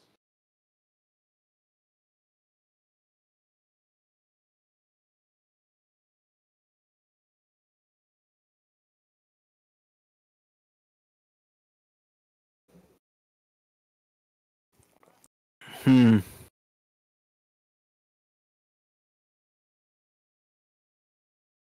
Don't look at me. You get the thought this time. Yeah, Agent Stark here with spicy questions. If raising the minimum ride height has benefited Mercedes the most, I think there's no real way to tell this because we have had off season. So my answer to that is, if Mercedes benefit the most from raising the ride height, it means that Mercedes did the worst job dealing with porpoising than any other team. Basically, yeah, it's that's basically the other phase of the question. Like you can't really say who benefited the most because Mercedes has been looking strong towards the end of the last season. Yeah. So it might have been that they have gotten the issue with porpoising under control. What I think we could definitely say is it benefited Red Bull the least. I think that is something we can say with a lot of certainty. It has benefited Red Bull the least because they were on top of that porpoising. I think they could have the car dragging across the floor, and basically have huge amounts of downforce with that, but not fairly sure. Like basically, the higher you have to ride the car, the less efficient your underfloor will be. And with Red Bull being very on top of this whole thing last season, they are basically punished by that rule.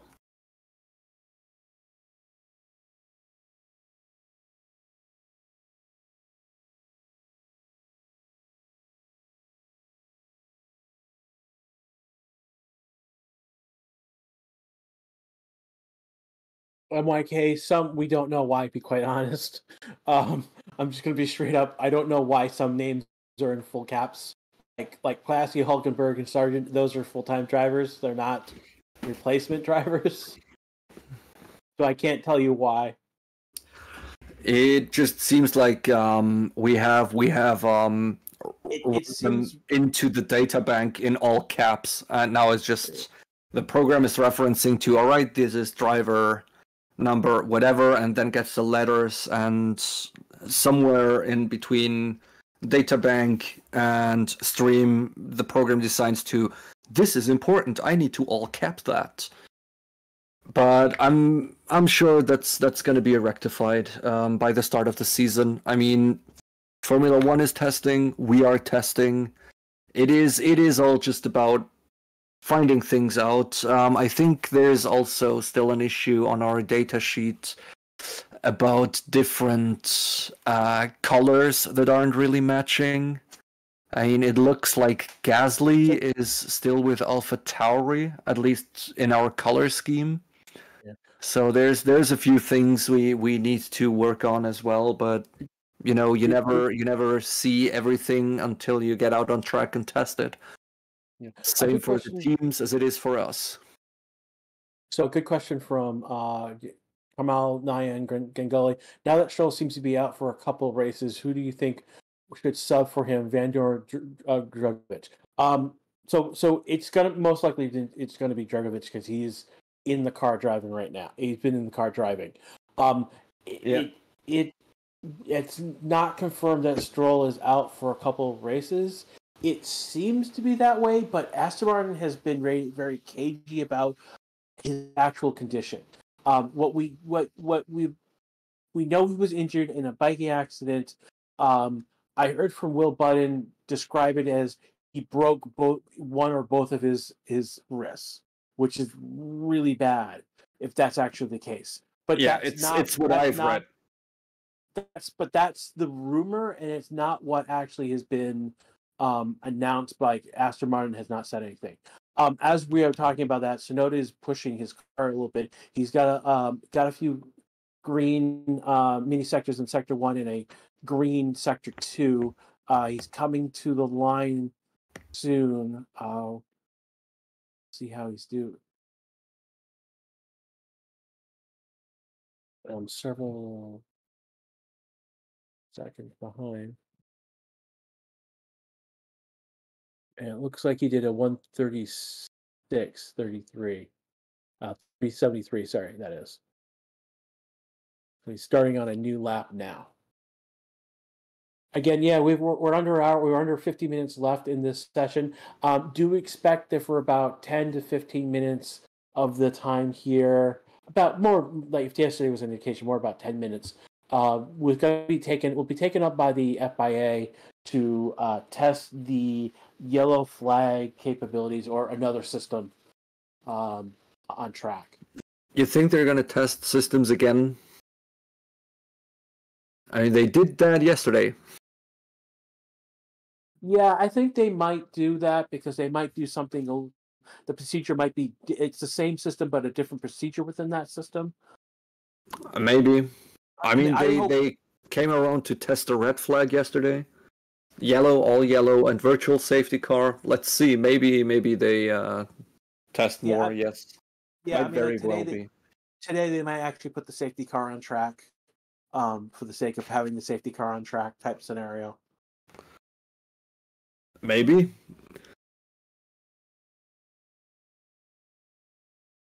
So there's if there's more procedures under the yellow flag, it's very likely that we'll see that happen today. If not, then it might be just green for the rest of the day, rest of the session, rest of the day. So we'll see.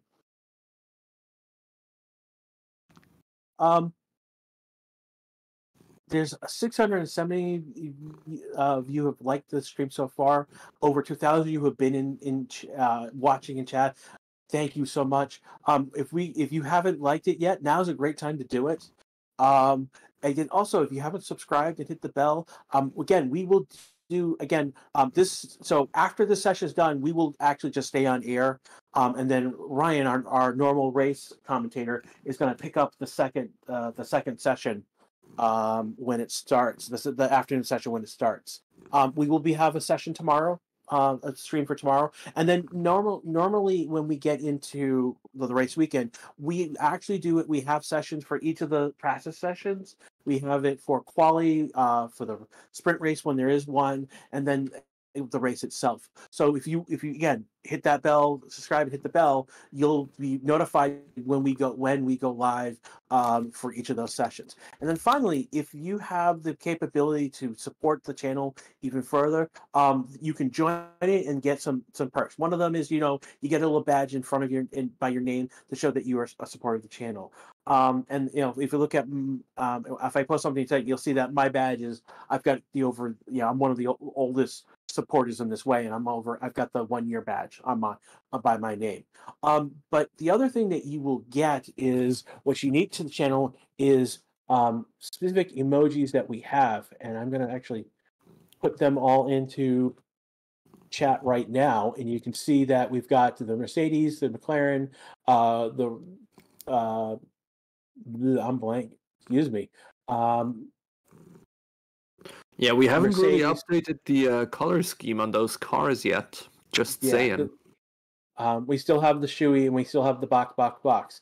Another thing that you can do is that I'm going to ask Grace and Cisco to post a link in chat for this, but basically we do have some merchandise. I actually have the box mug, and it's actually a really high quality mug.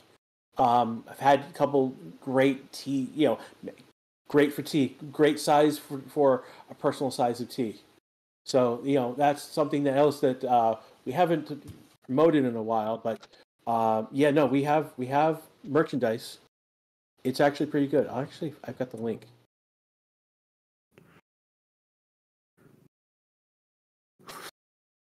Plot twist, no one is sandbagging. The cars are just bad. Are just bad. Yeah, I think after Sonoda's run with everyone's back to yellow sectors again. So like not much I can tell you right now. They're running their programs. Again, we finally finished the poll. Do you want an Andretti team to join the F1 grid? 60% say yes, and then several say no, and then we don't see the rest. But now we've got the pin, the showcasing a product, the box mug. I mean, I literally have that mug, and it again, you know, it was given to me as a Christmas present, of all things. So I was very happy to get that. And it's a great mug. It's quality. I've made tea several times in it. It's a great. It's not a big. I've got bigger mugs, but this is a great single serving of tea type of mug, and that's yeah. I can't tell you how much I love that mug.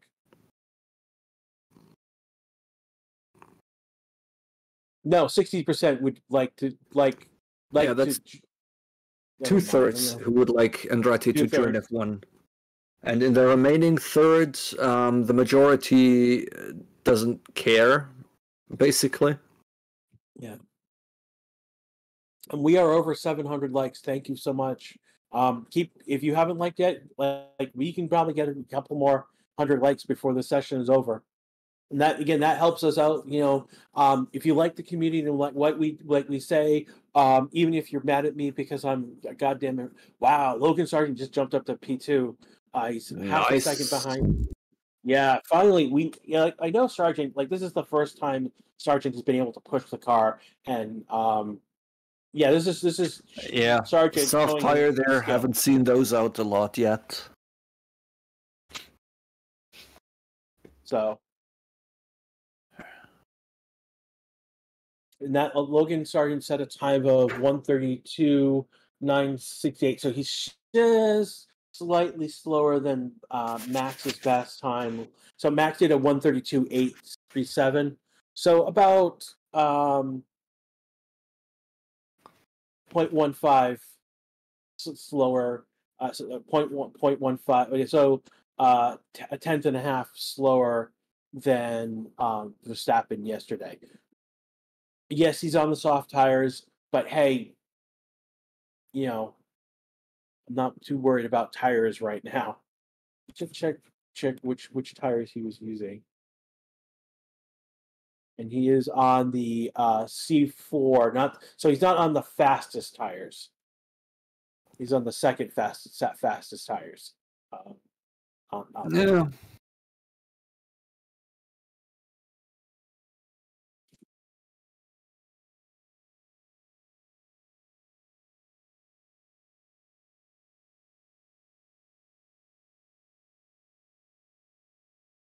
Yeah, I mean, Sonoda's got 76, Perez 76. I mean, this is what Max did 72, Albon did 74. So I mean, this is they'll probably push just over 80-ish laps before they get pulled in. Yeah, okay, Checo is out of the car, so he could very easily be done for this session.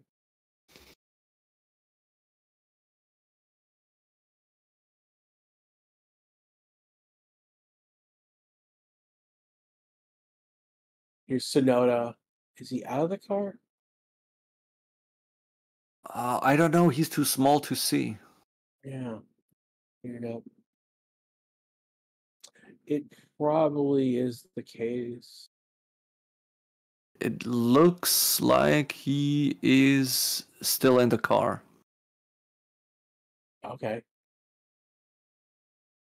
So they're doing some adjustments to the vehicle right now. Big adjustments. Yeah, suspension adjustments.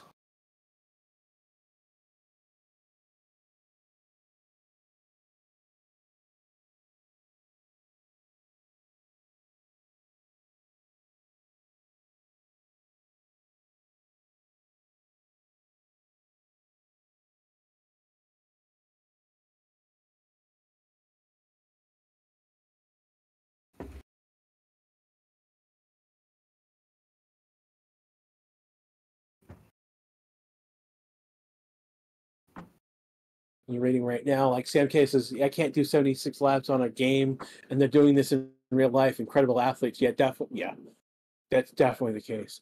Lando, despite his problems he had earlier, he's done 57 laps. Sainz has done so. Only one who's done less is Sainz is 54, but they pulled this apart his car pretty early on earlier today. Right now, Sargent and Hamilton and Norris are the only three on track right now.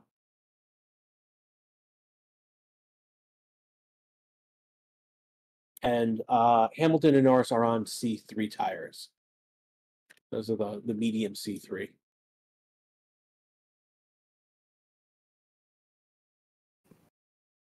Streamlabs just put a link into chat for our Discord server. If you like what the conversation's going on here, it continues after the sessions in our Discord server. I know that like if you were in our Discord server an hour before the session, yesterday's session started, you would have seen an image from Pirelli about the new how to tell the new compound part in testing, and that you would have known that there was a new C0 compound, and that that there's a new C1, and then finally that the prototype, why there was a prototype, and there's some other stats. There was some meetings like minimum starting pressures. Medium the heating times and temperatures, how for slicks, intermediates, and wet. It's basically just more data. Yeah, it's all the data.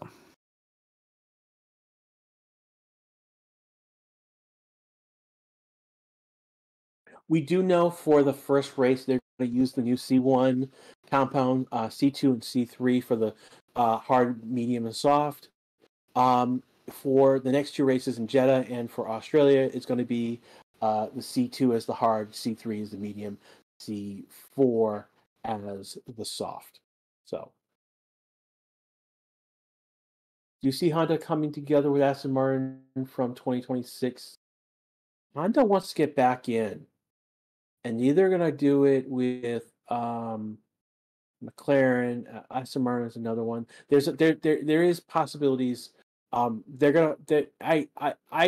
don't doubt that someone's gonna try and get back in. Honda's gonna try and get back in with someone else. Again, the issue with Honda though is that they've basically sold all their assets to Red Bull for the most part. And Red Bull has now taken that and they're going off in their own direction because they expected that Red Bull basically like didn't expect them to want to come back, and it wasn't reasonable for when they bought all those assets for them to come back.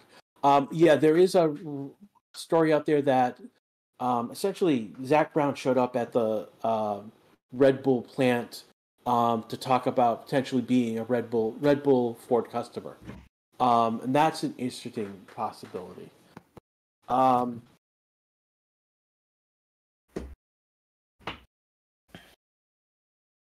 Yeah, I don't know, but another great question I have stolen from chat, which I'm kind of curious. Who do you think will win the first race of the season? That's a good question.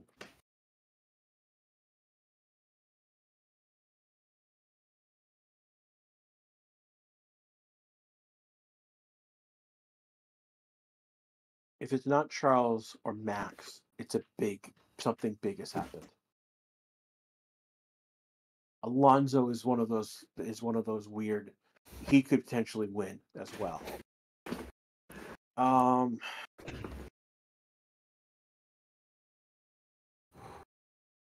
Max or Russell or Max or George.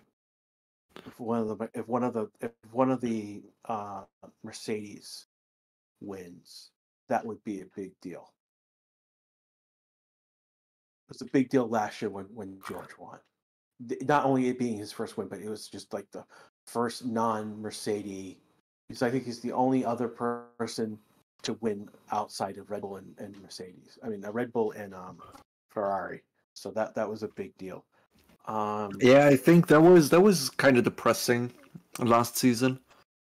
It's just like if it has won, it was either Ferrari or Red Bull, apart from the occasional Mercedes, maybe.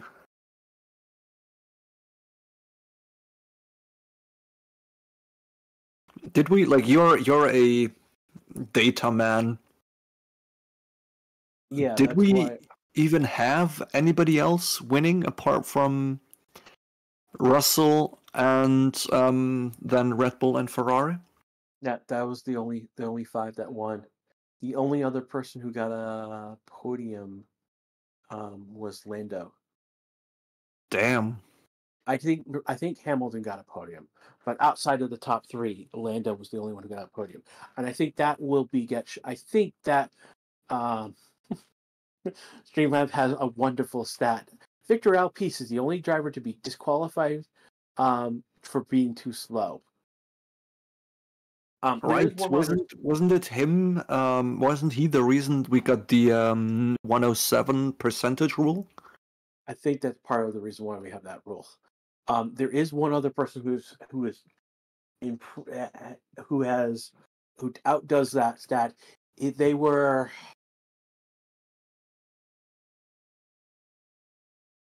they were just they did not start. Just it was the it's the insane trio. Um, did not qualify, did not start, and then was disqualified. So basically, they tried to get into the race. They did not qualify for the race. When the race started, they started. Sorry, it's did not qualify, did not finish, and disqualified is the trio.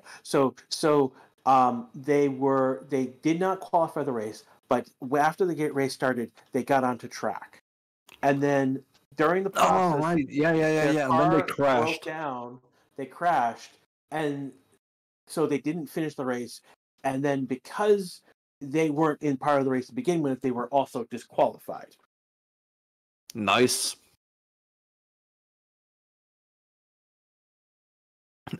And that's how we got the penalty point system, I think. I don't think that's the penalty point system. I think that's later on, but anyways.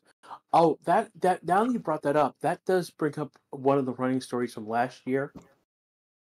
Gasly has 10 points on his super license, penalty points on super license. If he gets I believe if he gets two more points, he will get 12 points over a year, and he will get a race suspension. So Yeah, but already let's be honest. The FIA is incredibly inconsistent with giving out those points, and they won't give him those 2 points. They just won't. It's not gonna happen. it won't. And the thing is the points the oldest points that are still on his license are from are they don't go away until May. So there are like literally the first 5-6 races he is under the threat of being suspended for having too many penalty points. So that's a weird under storyline that not being talked about right now. But since we just brought up penalty points, we might as well refer to it. Yeah, but as I said, I don't think that's gonna happen. I think he could crash and wouldn't get any penalty points for it because that's not the reason why this system was put in place. And I think they will find a workaround for Gasly Yeah, if it happens that he is yeah. getting points. Um,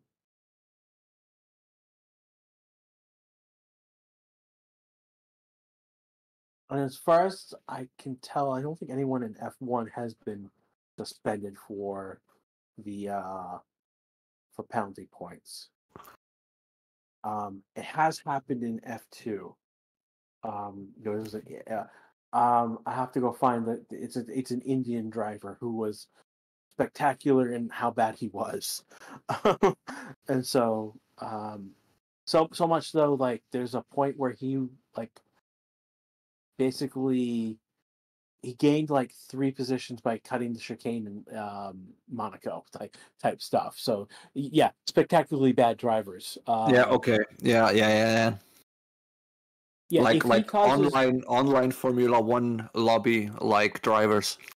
yeah, if again waiting for basically if he causes a significant crash with another driver, they will impose it. They basically um yeah they if he causes something significant, he will get those penalty points. Yeah, like if he gets a false start and drives into the back of a car, pushes it into the next car, spins them out, and everything, I don't know, ends in World War III, he might get suspended. But I think even if like in a battle or whatever, he's caught off guard or causes a collision within the battling for position, I don't think that they will give him the points just because the FIA is very inconsistent with giving out points there. So yeah.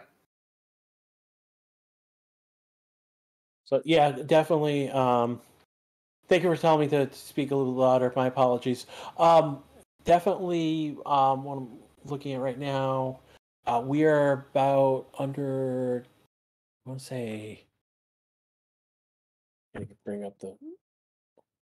Yeah, we're under 30 minutes left in the session. So if they can do a yellow flag testing, it'll be in the next 10 minutes or so. Yeah, ooh, Sargent's looking promising with that push lap he's just putting in. Ooh, a purple Personal best sector 1, best overall sector 2. About 1/10 of a second off of Carlos Sainz, storming up onto the line, and nope, still 1800ths of the pace, but which is significantly faster than his last lap. yeah, I mean, especially now, 1800ths off a Ferrari. Now that's not too bad. Yeah, that's huge. I mean, okay, quick reminder: we are still in testing. It might be that I don't know. Sainz have been driving it all in reverse gear or something, and could actually go 10 seconds faster a lap. Maybe, but from what we're seeing, that's quite impressive. Albon looked good yesterday in the Williams, and that could be one of the big stories of that Williams has jumped several places up in the midfield. It could be competing in that. I would second. be, I would If be that delighted to see that. that would that particularly with Logan and Albon, that would be a delight to see them fighting in the midfield. Um, that P4 through 6 section of the midfield. Yeah, maybe Williams has just been using the goat TV for sandbagging the past 10 years to not show their true strength. And now they basically gotten the goat out of the car, and now they need to compete.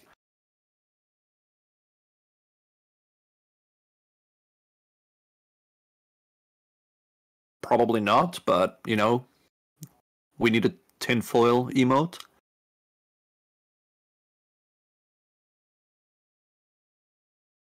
Looking a lot, basically, a lot of people are talking about, agreeing us so that Williams advancing in the midfield would be a great story. Be fun to watch. Again, yes, the Grand Prix is next week. They had I don't know why F1 is doing it. But they have a weird timer about the I think it was for the first race is in X number of days. 9 weird, days, 4 9 hours. days, 4 hours. Some of them, so it's a weird timer. I'm not sure why they're doing that, but still.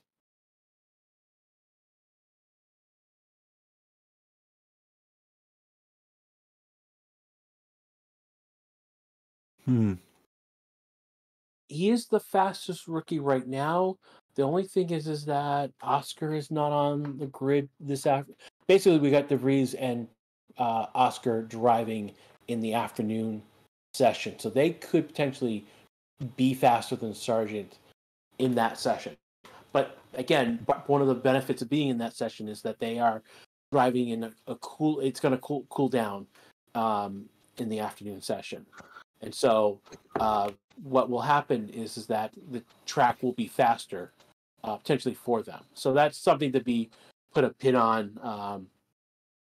Sargent right now looking good, looking fast. It could the reason Oscar could go faster because of track evolution and track temperature. Is the track going to be cooler in the afternoon though? Yeah, it's gonna be at night. That the end of the session will be at night. No, It'll be really. closer. Yeah, it'll be closer. Sunset will happen during the session because that's what happened yesterday. And so the very end of the session will be very much like a night race, like a night race like race conditions, more akin to. Oh, so okay. So yeah. Sure. Time zones. I kind of forgot about the existence of time zones.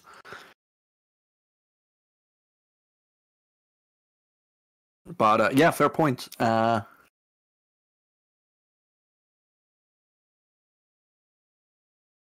So yeah, it's going to be interesting what we will see in the afternoon session, which is apparently being commented again by Ryan. Did I catch that right? Yep, All right. you got that right. I think he's going to do the first hour and the last hour. There's will be 2 hours of which I'm not sure who's going to comment. It might be that there's no commentator in that hour. We'll see as we get closer to that moment. Who's going to be running the ship at that moment? Yeah, well, there's probably going to be no commentator because I'm at work. Gonna go ruin some more relationships, you know.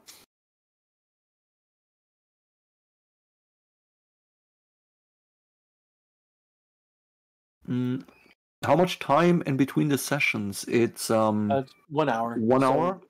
Yeah, so that next session is going to start within about 80 1 minutes. hour and 20 minutes.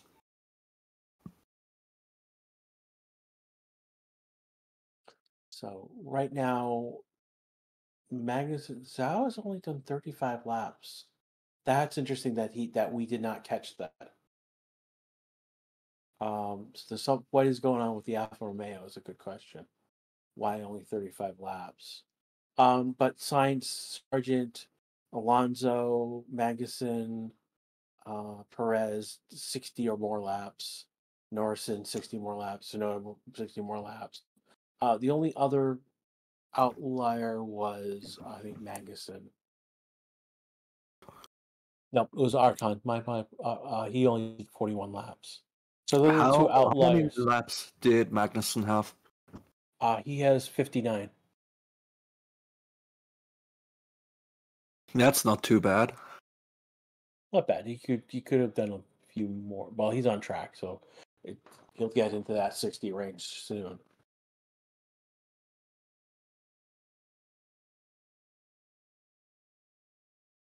Tsunoda with again, our chart says 81. Perez 76. So these are again, yesterday in the first session, Albon did 74, Max did 72, someone else did 70. So these are the fact we're seeing higher. It means that they've been able to do more in this first session of the day. Yeah, it's probably also a bit due to the reason that they are driving less laps with the aero rakes because they are pretty fragile and need to be recalibrated a lot. That takes up a lot of time. Yeah, they definitely drove with the aero rakes significantly longer yesterday than they did today. Yeah, they were in and then they were in, out of the pits with them on, back, round maybe one or twice, back into the pits, and they were done.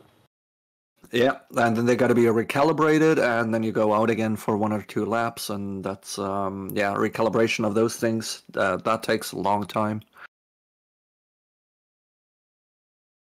Again, someone's asking what are the three colors of the track mean. So, Paula, those are the different track sections. So, yellow is the first section, red is the second section, and the blue is the third section of the track. So, that's when you see the S1, S2, S3. That's what those represent.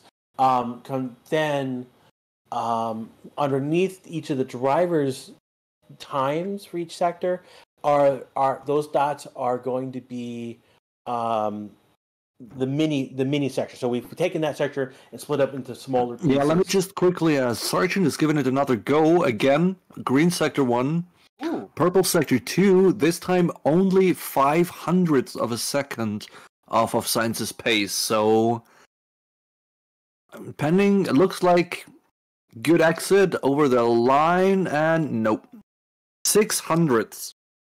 Wow. Half a tenth off of Sainz at the moment. Wow, that's and again that second sector is where he in the last run he did extremely well. He had a purple sector there as well. Yeah. So he is under the time Max Verstappen set yesterday, and I believe he did that in the first during the morning section of the. I think he did in the morning session. So. It's very again. One of the things that could happen is that these times that you see here could be baked in. that the afternoon session may not have the ability to go out or the will to go after these times. But it looks like they're having Sargent get into a mode of going getting acclimated to the track in a qualifying, Well, I wouldn't. Yeah, I want to hold back. It's a 132. 132. But basically, something that would be more akin to, a race lap or a qualifying lap in some form. Let's see who's not on. So So the only one not on the grid right now is Perez. Yeah, let me bring in another weird conspiracy theory here. As Williams is having Albon drive for them, who is under the whole Red Bull Drivers Academy umbrella. I am just saying that Williams is not driving the Mercedes power unit anymore, and they have secretly swapped that with a Red Bull power unit where they have had Albon pulling some strings there, which is why Williams currently is the fastest Mercedes car. That is that's pretty wild. That is another wild conspiracy. That is absolutely not true, but fun to throw out there. Someone's asking Perez not push lap. Perez is not even on the. He's in the pit right now. He's not on the track at the moment. So, there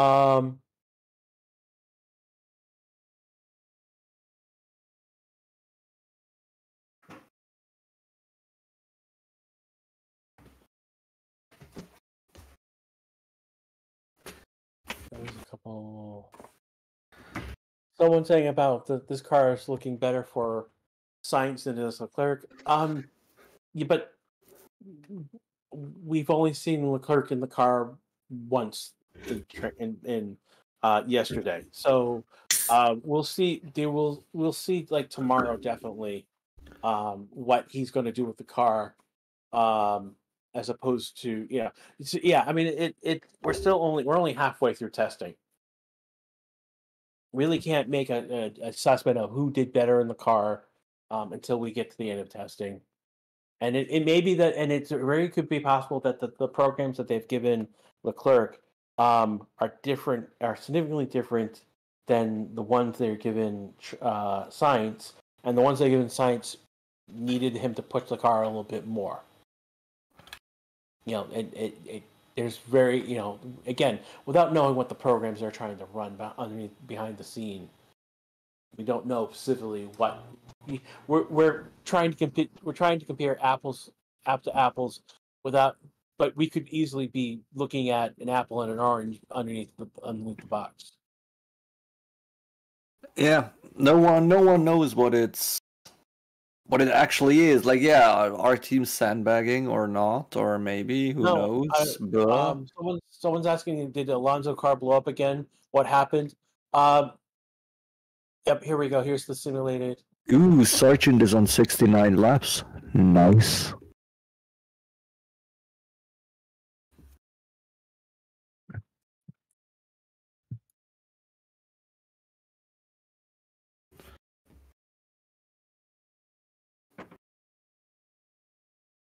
Are you still here? Yeah, I'm still here. So All right. basically, we have gone to the testing of the yellow flags. This time they basically had two sectors. So yesterday they tested a yellow condition in one sector, and today they're testing yellow flags in two different sectors. And it's now gone to a virtual safety car to test that, and have we gone? They've gone to showing a different. Yeah, and we got a virtual safety car, so And I are think we're they back to green racing. already back to green flag? It looks that way. They've gone. I can't really be sure because they've gone to first racing, that countdown clock that I talked about. Yeah. Yeah. 9 days, 3 hours, 58 minutes, 25 seconds. All right. So,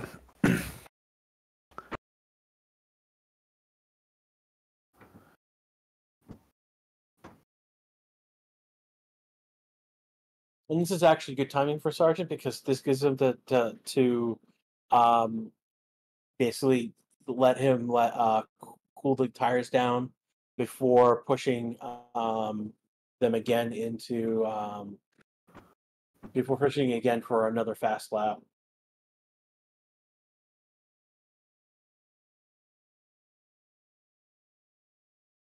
yeah, now it is a virtual safety car, Okay, but looks like okay. another testing of the system there. Again.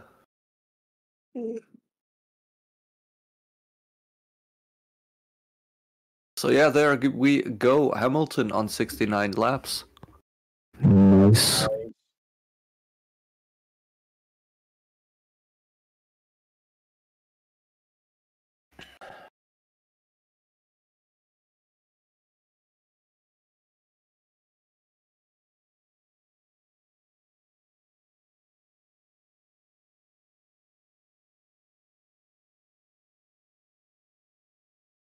We got more spicy questions in chat there. Do you think that George Russell is better than Carlos Sainz? The fact that the American doesn't understand why I find the clock counting like to the minute second next after race speaks volumes. Like I get it. Like they're like F1 is all about that precision level. It's just like overkill, basically. Like, oh, I guess you're testing the red flag system at the moment. Yeah, but as a red flag procedures, that wouldn't all of them need to go into the pits now? Like, Yeah. why wouldn't you bring out the red flag like 10 seconds before the session ends, or will they just ignore it and? No, they'll go into the pits. But Because restarting procedures after a red flag needs 10 minutes, so that's the session done if they go out now. But what they'll do is they'll finish the session. What they'll have is then they'll bring them in because of the red flag. But part of the procedure is the restart of the red flag procedure. Yeah.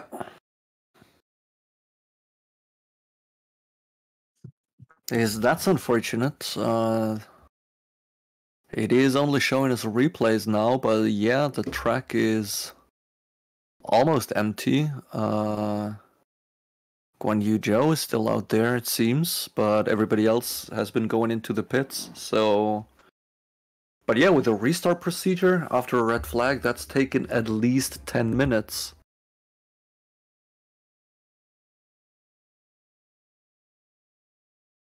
So it looks like that draws this session to a close, kind of. I mean, we can say for certain that the Red Bull isn't going back out there because that car is pretty much disassembled there. Yeah, they're working on that for the next session. Yeah. Well, maybe not for the next session because the afternoon will be driven by Verstappen, but they're going to prepare something for the end of, like for tomorrow's sessions. So, yeah, Crane, nothing happened. The red flag has just been a test of procedures. The cars are now lining up in the pit lane to get back out on track, but I don't know. They would have to shorten the whole procedure thing. I think they have because they're not showing as a red flag. Well, the time game is still showing red flag. Take a look.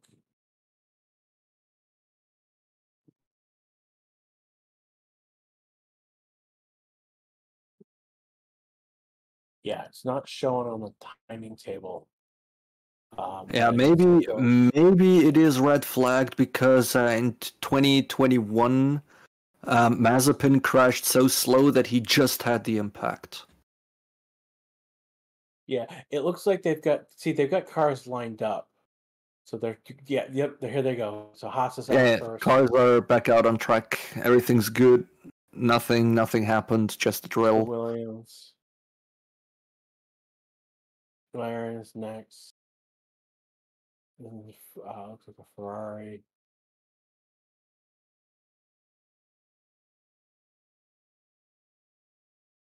Alfa Romeo. Alpine. And Mercedes. So only two left are Alonso and Perez, but both of those cars were pulled apart, so not that big a deal. So everyone else got out on track. Yeah, Alonso and Perez are still hanging out in the garage, and Magnussen, but the other 7 drivers are out.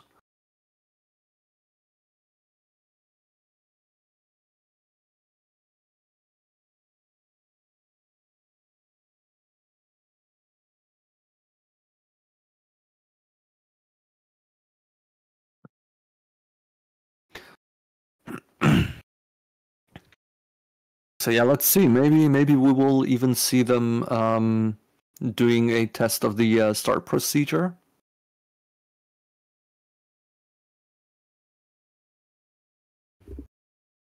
So when Wolf was asked about the pace of Red Bull and Ferrari, Wolf said that they are fast, that is for sure, but we're still hiding our potential a bit. Oh, so Red Bull is admitting to sandbagging. No, it's Mercedes because it's sort of Wolf talking. Oh, okay. So Mercedes is admitting to sandbagging. Yeah, to a certain extent, yeah, pretty much. All right. We're at 6 minutes left in this session. We're almost to 800 likes. We can definitely get that. Oh, I see what they're doing. Okay, so they're now doing the lining up on the grid. Yeah, For practice of a standing start. Let's see. Haas on pole position. Second time within a year. I could get used to that.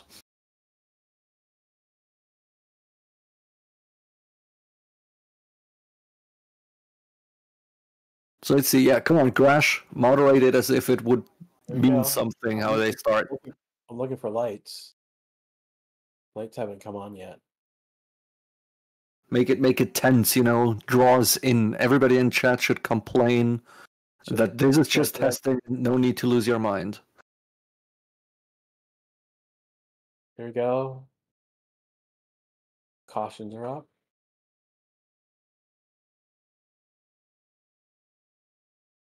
Oh, I was looking for red lights. Start abortion procedure. Yeah, so that's I was looking for the red lights. Do the lights out and away we go. No, I got blinking lights and away we go. So, oh well. So, no hype.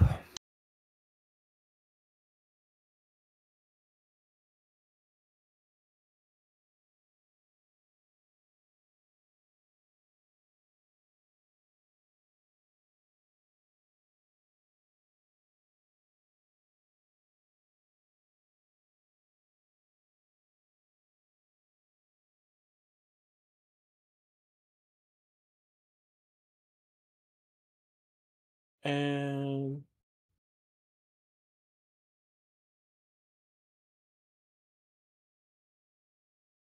I mean, they are still pretty bunched up, so maybe we will see a real start procedure now. That is a potential.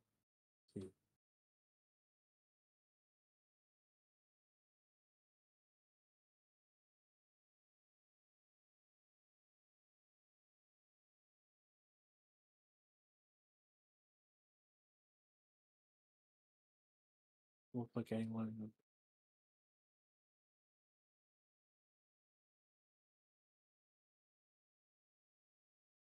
So again, we're at 3 minutes left in the session. They're pretty much just racing around. Not really sure what program they're doing, from how they're behaving, but everyone is out but Alonso and Perez. Basically, both their cars have been pulled apart in the garage. Yeah, no, I think they're lining up again for an actual practice start. Because before, you've seen all those flashing orange lights on the pit wall. Yeah. That seems to be like some sort of a warning sign that you can give from the pit wall. So you can see that a car is having a start procedure issue.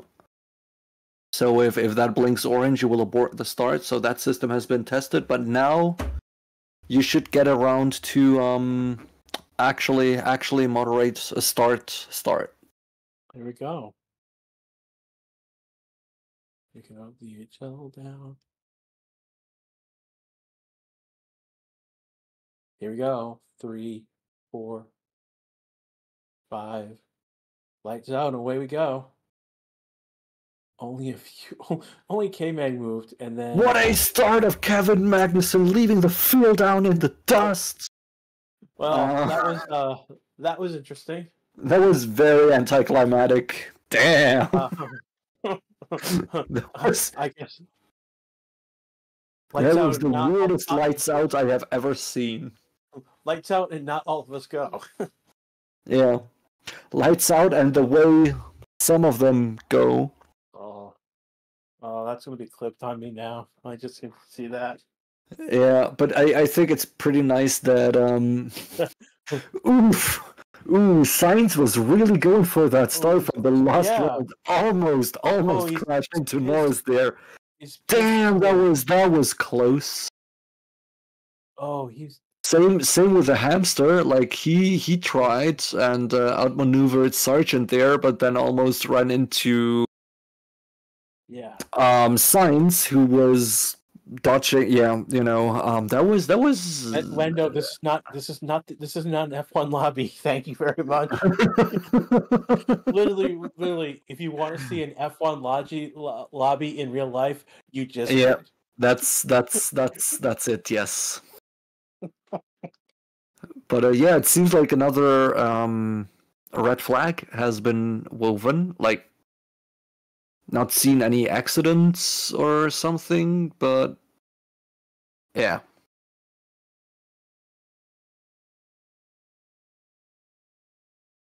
Oh shit! Yeah, Lando has really had an issue at the start. Like he was not in gear. It seems.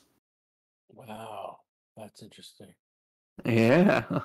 Now they have red flagged this, and this will actually come us to the end of the session now. Yeah. Time is so they'll just bring him into the pits.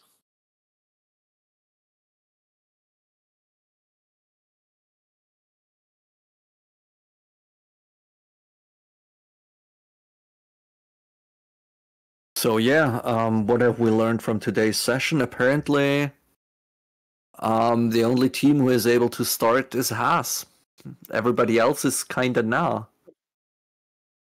Don't play F-122 with Lando. Apparently, in real life. Sorry, it's F-122 live action. We'll get our Boffer swords and throw out DRS instead of lightning bolt. And I'm making really bad jokes now. Yeah. So Yeah, it's okay. The session has come to a close. You can scare the audience off with bad jokes now because there's nothing more you could miss until in like 59 minutes from now when the afternoon session will start. Ryan will do a better job than us dealing with an F1 start. Maybe Ryan will get a real start. Maybe, I don't know. Yeah. An hour from now, Ryan will be here. Just to go over, science tests our leaderboard with a 132.486. That's faster than Verstappen's best time from yesterday. Sargent is 0.063 slower than Sainz. So knocking on that door. Alonso 0.483, Zhao 0.84, Magazine 956, Alarcon 1 second 0.004. Now our boss is laughing at us because of what just happened. Yeah. Lights that out. was a weird thing to get hyped about. So now basically before we go and before we end the stream, we are on 794 likes. 95. Do we get this to 800? Who of you have not liked the stream yet? 5 more likes and we'll get 800. Yeah, 5 more likes and we will shut up. 798. Come on. And 802. All right. Shutting up. That's been it with this stream. Thank you all for joining. Subscribe to the channel. We are doing this for every session, or some of us. We're having a better team. So the stream itself is not going to stop. It's just that to shut up. This next hour we're gonna be playing. Basically, music is gonna play, and then when the next session starts, Ryan will pick up. And he might pick up in less than 45 minutes, probably more likely, because he's usually here earlier than the start of the session. So, thank you for being in chat. Thank you for your questions. Thank you for putting up with our argument. Thank you for not taking me the task for being an American. I have a good afternoon. Enjoy the music. Trust me, the music that will be playing in the next 45 minutes to an hour.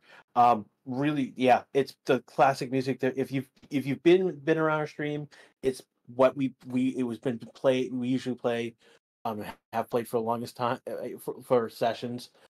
Great background music, I can tell you right now. So, all right, I am done. Time to shut up. Yeah, we kind of promised them to shut up at 800 likes.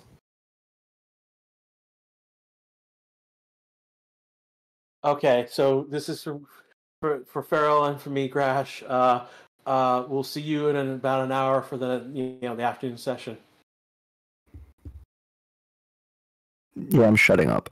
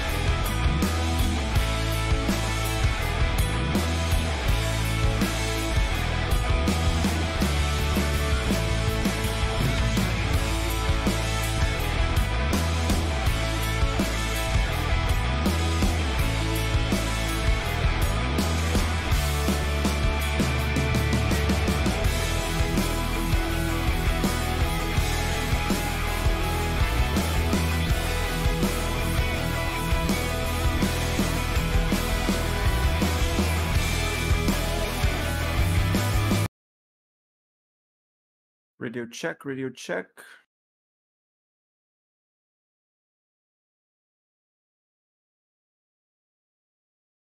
Radio check, radio check.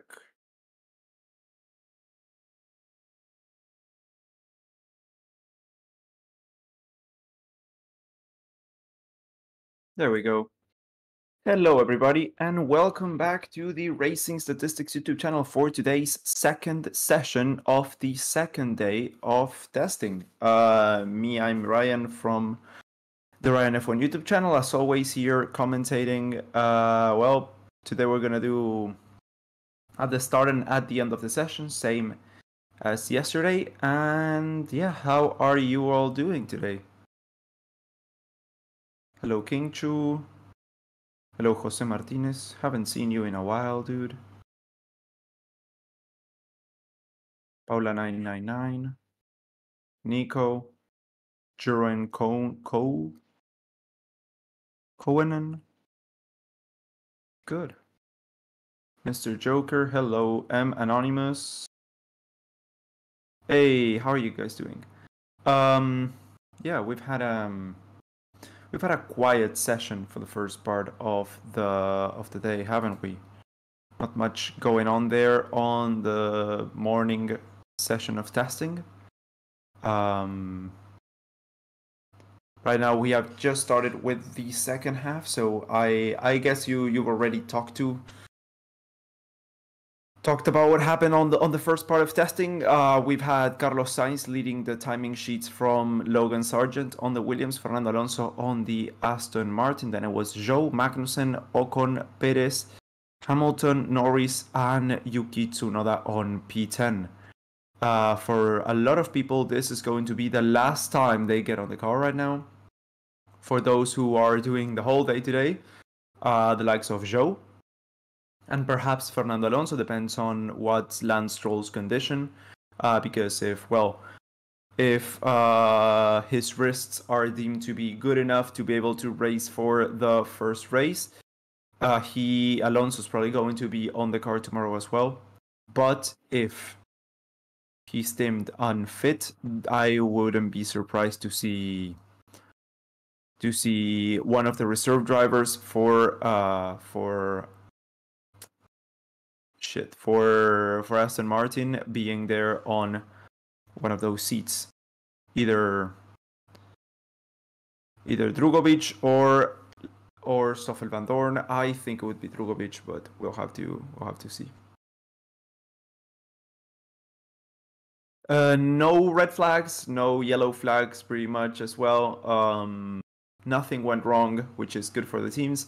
We've had a little bit of a laugh there at the Haas-pit lane, because, well, they have a bit of a shorter pit stand there. It's cute. It's very cute, and it saves a lot of money, so it's a very smart move. I really like that. Yeah, pretty standard testing fare. Yep. Bom dia, Guilherme. Greetings from Netherlands. Hi, Jos. How you doing, dude? Yeah, Verstappen is out on the track. The beast is out, as Vedat says.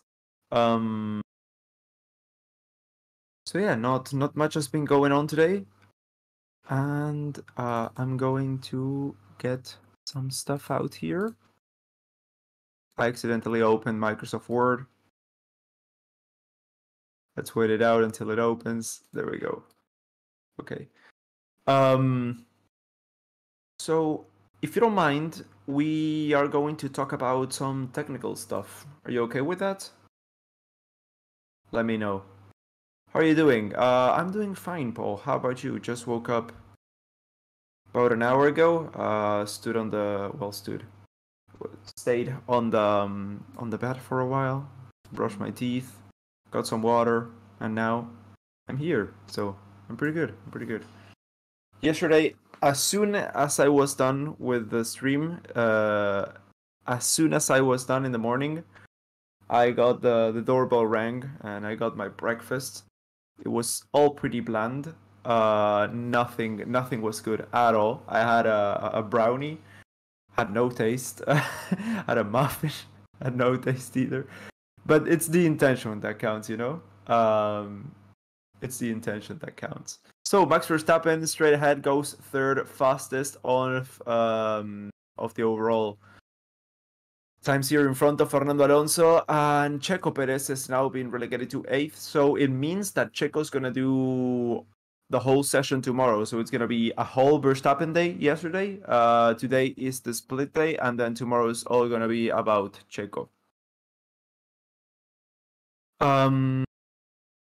So yeah, okay, let's start with the technical talk. So we're going to be going team by team. I've already said some of the regulations that have been changed for this season. Let's get into qualifying. Again, they have changed qualifying. Why though? 20 up to 2021 qualifying was so good.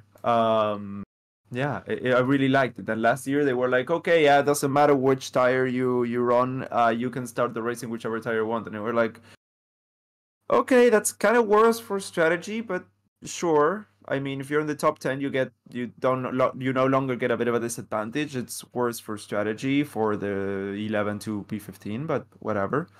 And now, for 2 events of the season, all the drivers will be required to use just hard tires in Q1, medium tires in Q2, and soft tires in Q3. So that's more changes to qualifying. Let's hope that doesn't stick. It's just unnecessary and useless, and it also hurts the tire allocations for the weekend for the teams. So that's also a big minus there. So that's not fun. And yeah, so there will be also 6 sprint weekends at Azerbaijan, Austria, Belgium, Qatar, USA, and Brazil. And talking about the tires for qualifying, we're also getting a new compound this season. We're getting the C0, which is last year's C1, and this year's C1 is a compound in between last year's C1 and C2. I don't know if you got that. So we're gonna get an extra compound. That's gonna be the new C1. Hold on, that's right?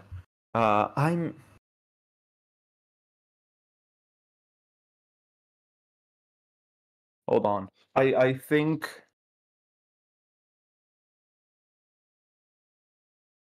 think I screwed that one up. So I'm going to check.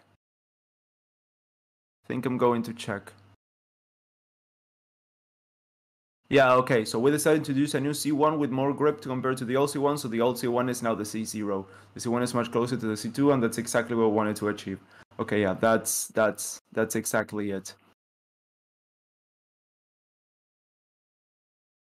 Yeah, I should make it more interesting. Why should I make it more interesting? No. No. God. Screwing with qualifying again. Yeah, I found that a bit weird. Kingchi, you're talking about qualifying, right? Yeah, it's really weird. C1 is the new tire. Yeah, C1 is the new tire. I was spot on about that. So the C0 is the old C1, and the C1 is a new tire between the old C1 and the old C2. Yeah, that's not confusing at all. I missed the all Pirelli tire rainbow. I still have a keychain on my keys. That is an ultra soft, purple rimmed ultra soft. Remember the Pirelli tire rainbow? It was so cool. We had the hyper soft, the ultra soft, the super soft, the soft, the medium, the hard, and the super hard, which we never used. Yeah, that was fun. I thought it was Perez that would drive today both sessions. Me too, but apparently not. They have switched the midway point, and apparently Checo's going to be doing the whole day tomorrow because it's 1.5 days of testing for each. Hyper hard. Hyper hard is just stone.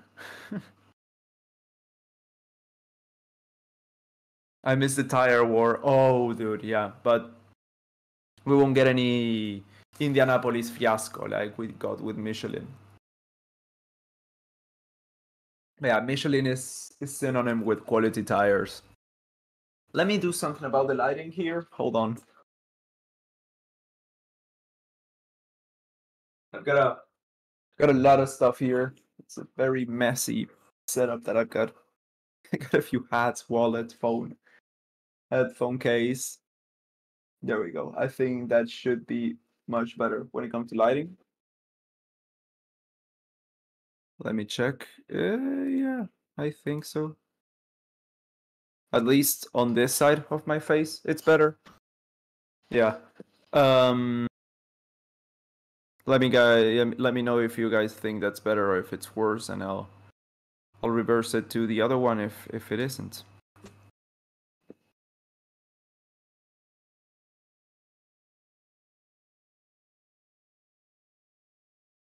So let's get started with the technical bits.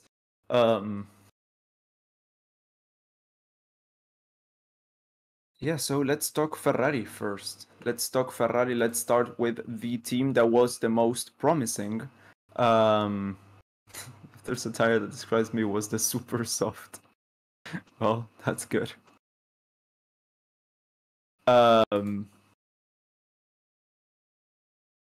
Yeah, so Ferrari. So let's start with the Ferrari car, the car that was poised to take the championship last year at the start of the season, and that ended up being just a complete disaster due to strategy and bad management of the car itself. So there's new vertical inlets placed in the lower section of the chassis, just in front of the side pods. This is also called the bypass duct. It was said to be a similar thing to the S-Duct, and it is fully legal. And it exits at the top of the side pod, and its aim is to better the airflow and particularly the hot stream of air from the upper grille. So to divert it toward the rear of the car so that it doesn't impede with the rest of the flow of the car. In addition to a new front wing. The new front wing of Ferrari is similar to a concept that Mercedes had tried last year. It has a few vortex generators between the plates, and last year that was banned. Because there was a clause in the regulations that said that any support devices on the front wing had to be strictly for structure purposes. This year that's been revoked, so they could put the little bits of arrow in there. Hold on, let me silence my phone. There we go. So yeah, that's pretty much all that's new. All that's new and interesting with the Ferrari. Is this Leclerc's first session? No, he was here on the afternoon session yesterday as well. Let's see, there's a new front wing also for Mercedes. It's no longer a triangle shape and almost flat. It's more angled and And it's more shapely, let's say. Remember the bulbous nose that they had in, what was it, 2018? It's moving more towards that. So what's the ruling on the front wing elements on the Ferrari? Heard it might be illegal. No, it's fully legal, that one now. The clause has been reverted on the regulations, and now that part, if Mercedes wanted to keep to bring it back, they definitely could. And Ferrari could bring it here to the start of the season, so expect that to start perhaps becoming the norm. So going back to Mercedes,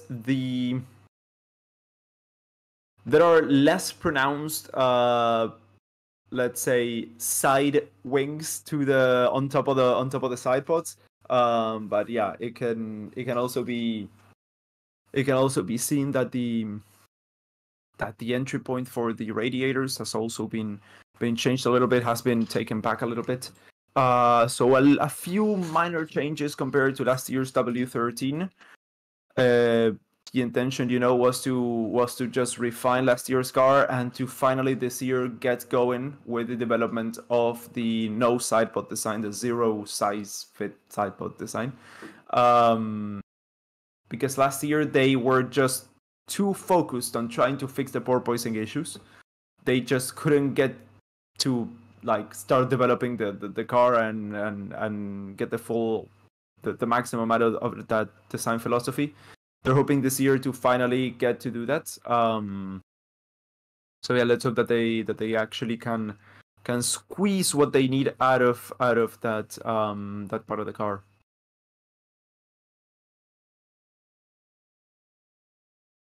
Max into the garage, yes.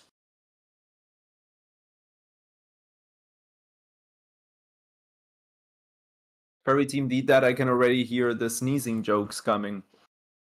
Did what? Sorry. Lost the train there.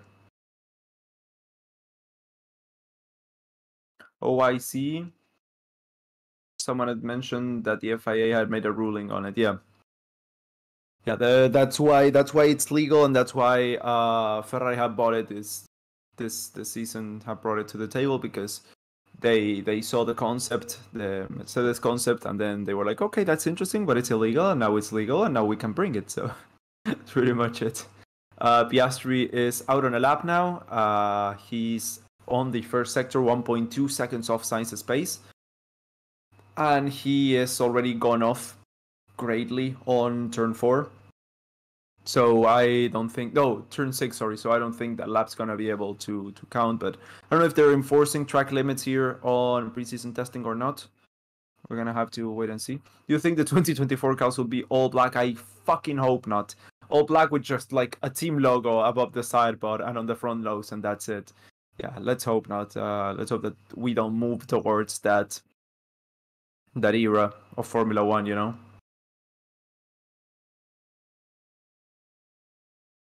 Call some guy a hater for complaining that the Red Bull isn't prettier on Tomo and Alda's team stream and got banned. Okay.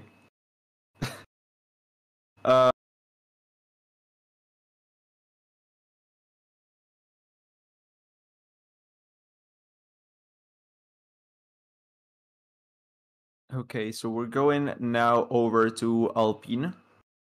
Alpine have a new front wing.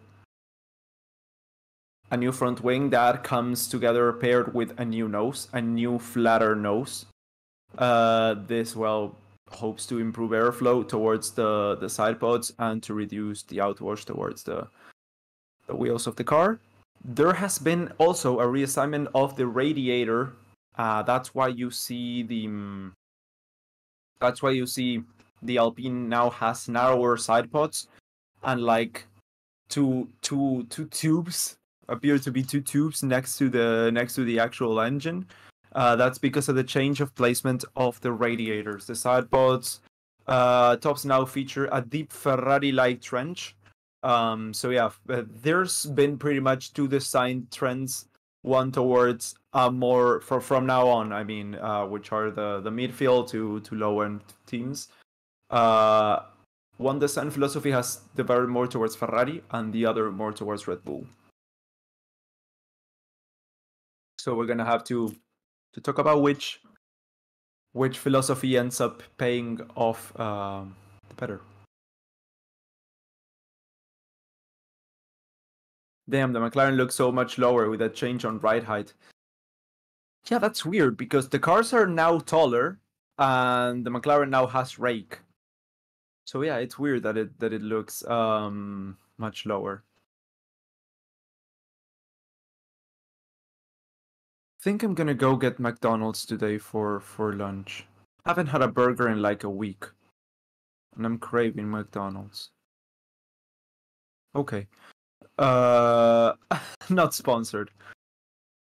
I don't think they're right. There's been a lot of drivers exceeding track limits without any consequences. Yeah, the only consequences that they could have is the time being deleted. That's the only consequence that I can imagine they could have. Yeah, of course they're not gonna penalize or anything like that because there's nothing to penalize for. But perhaps I was talking more so about, okay, will the lap times count more on that end. Today we don't have the piano. Just realized.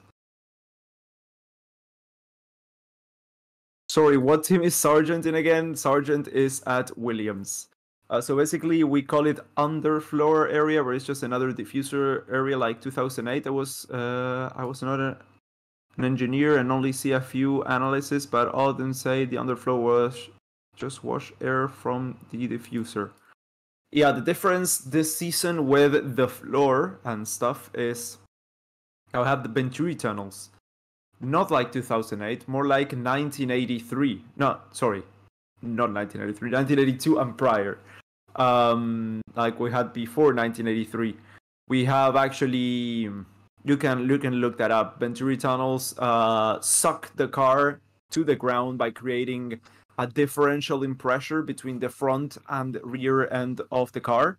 Yeah, that difference in pressure pushes the car towards the ground and keeps it sucked and makes a lot more downforce without over the car aero, you know. That's to keep the airflow tidier and the cars easier and making the cars easier to follow. That's what they were moving towards on this new era of Formula racing. Did I answer your question correctly, Tamas?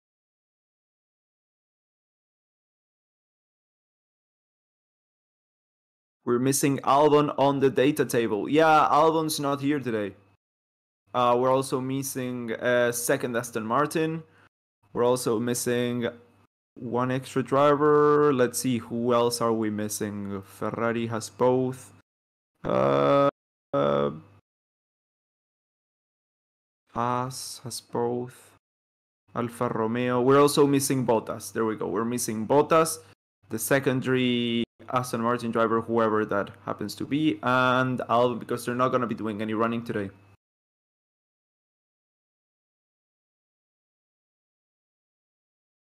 Try KFC, it's better. But I want a beef burger. And the thing is, okay, the only reason that I would go to McDonald's is the reason why I'm going.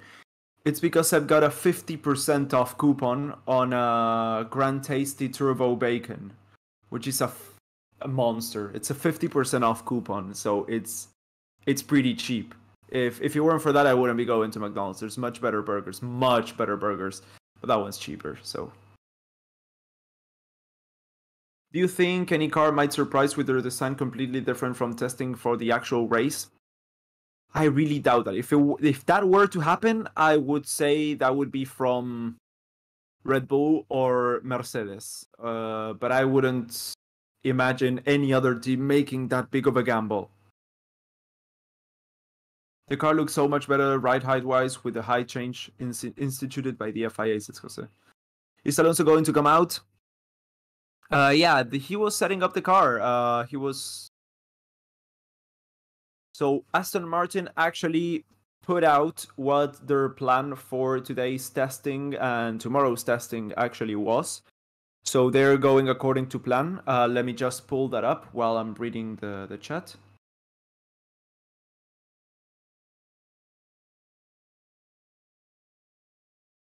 King Chu's going, okay. Fair enough. See you, King Chu. Fair enough, then use the coupon. Yeah. Have fun, lads. We will, and we will miss you. We will come tell us when you get back, and we'll keep you up to date. Okay, let's see live coverage from Pietro Fittipaldi getting interviewed on F1 Haas reserve driver. Yes.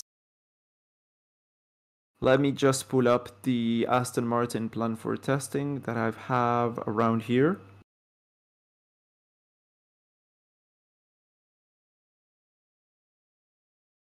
It has to be on the next page. Oh no, I fucked it up there. Okay. I hate the Formula One app. I hate it. I hate it. I hate it. Trying to save money, actually. Yeah, I am. I am. With food, I mean, the thing is, I could get more expensive food, but I would have to eat out less. And I prefer to get a bit cheaper food and eat out more. You know, that's just a sacrifice I have to make.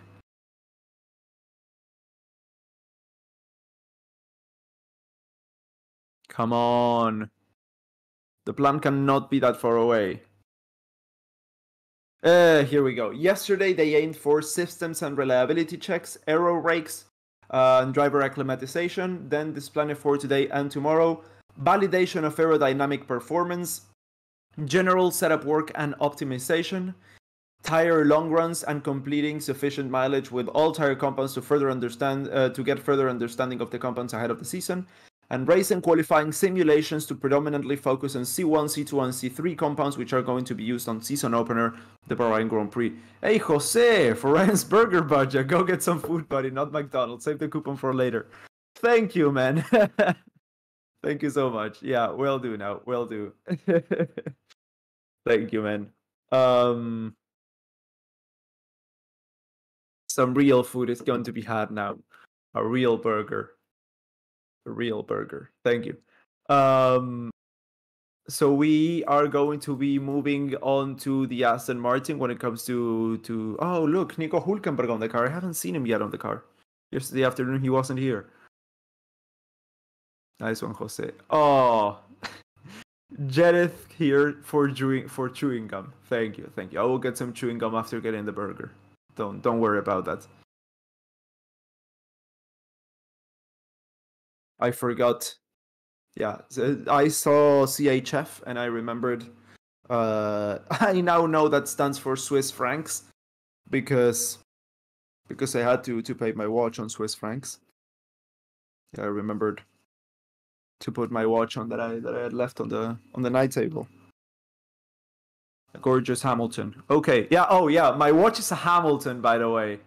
That's super funny. My watch it's a Hamilton. It's a Hamilton khaki field automatic. I don't know if you guys are into watches, but I found it hilarious that when I finally settled on a watch, it was Hamilton. I cannot get clear of Formula One even on my different hobbies. That's great. Verstappen getting a purple first sector.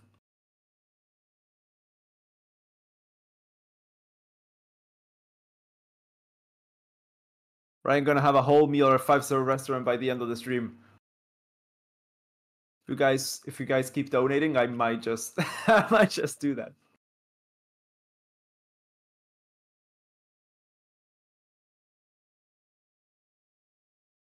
The coupon would only be valid for a few days. Oh no, I found a way to hack the coupon. I mean, I have a QR code that redirects me to the app, and every time that I scan it with Google Lens on my Google Photos app, it generates a new coupon.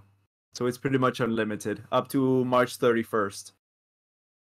Max Verstappen comes across the line. He's gonna get the new fastest time. Of course he does, by over 0.6 of a second. That's a huge improvement in what we had previously. So it's Verstappen leading from Sainz, Sargent, and Fernando Alonso on P4. Right now, we have Verstappen, Zhou, Hülkenberg, Gasly, and Russell on the track. Everyone else is on the pits now. Man's hacking a coupon. Hell yeah, dude. You got a hamster watch. Yeah. It's beautiful. I mean, I absolutely love it. It's a mechanical watch. Yeah. Let me see if you can see it right here. I put it on an 8.0 strap. It's really beautiful. It's a field watch. It's got a bit of a play on the dial. You can't really quite see it there, but yeah, I'm in love. I'm in love. I really do love it, and that's everything that matters. It's all that matters. I mean, as long as you like your watch, yeah, that's what's important. Because it's a completely useless and unnecessary thing, you know, nowadays buying a watch. But you need a Monaco watch. It's so clad, but at least it includes Formula One. This is a Hamilton, dude. I mean, it also includes Formula One. Yeah, no, but Tag Heuer Monacos are square, and I don't really like the square watches. If I were to go for a Tag Heuer, I would get a Formula One, which is round. But my next watch is, I mean, it's way out of reach. This one is like $8,000, and it's an Omega Constellation, Globemaster with a blue dial and a link strap. Yeah. Okay, let's continue talking about Formula One, shall we? Alonso's on an outlap now. Sargent's on an outlap. So we got 1, 2, 3, 4, 5, 6, 7 drivers out on the track. Yeah, it's like way down the line, the Omega, way down the line, like 5, 6, 7, 10 years, you know? When I have that much money that I can spend on a watch, that's gonna be, yeah. Not anytime soon, but until then, I'm very happy with my Hamilton. Okay, so let's get back to Formula One. Let's talk about Aston Martin now. The new package it's 95% changed from last year. The new package. Is it getting hot now? I'm starting to get a little hot. Yeah, it's 28. Okay, let me turn on the AC. Hold on.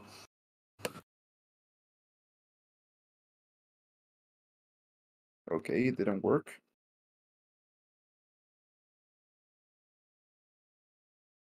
There we go.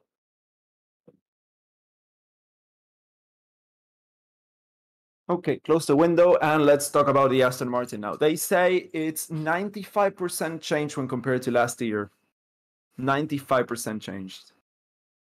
Mechanical watches are the best. Yes, they really do. They really do. They really are. Maybe you hack coupons enough, you'll get the watch for free. Perhaps. Nomos is my brand choice for watches. They have a timeless design. Oh, Nomos is so beautiful. Yeah, if I were to get a third watch, it would definitely be a Nomos. Their design is everything that I like. It's so Bauhaus. I absolutely love it. It's so Bauhaus.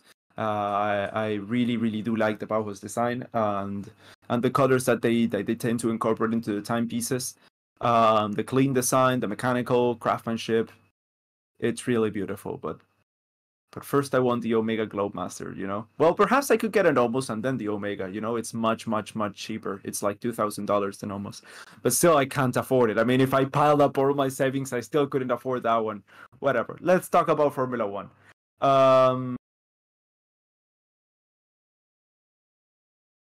Aston Martin. So Aston Martin have changed 95% of their car when compared to last year. They have a Ferrari-like bathtub design on the side pod tops, with there's with the cooling loops, you know. They have improved the cooling for this season as well. They have modified the fins leading to the cooling of the engine. Nick DeVries sets the 12th fastest time as we're speaking. So there's new floor inlets that is pretty much what everyone else is doing. The floor inlets for of course you've seen on the sides of the floor to improve the airflow as well. And yeah, there's not much that can be seen from the outside of the car. Other than that, there's a new slimmer and flatter nose, which is very similar to what Mercedes are running now. So that's pretty much all there is when it comes to big changes there on the Aston Martin.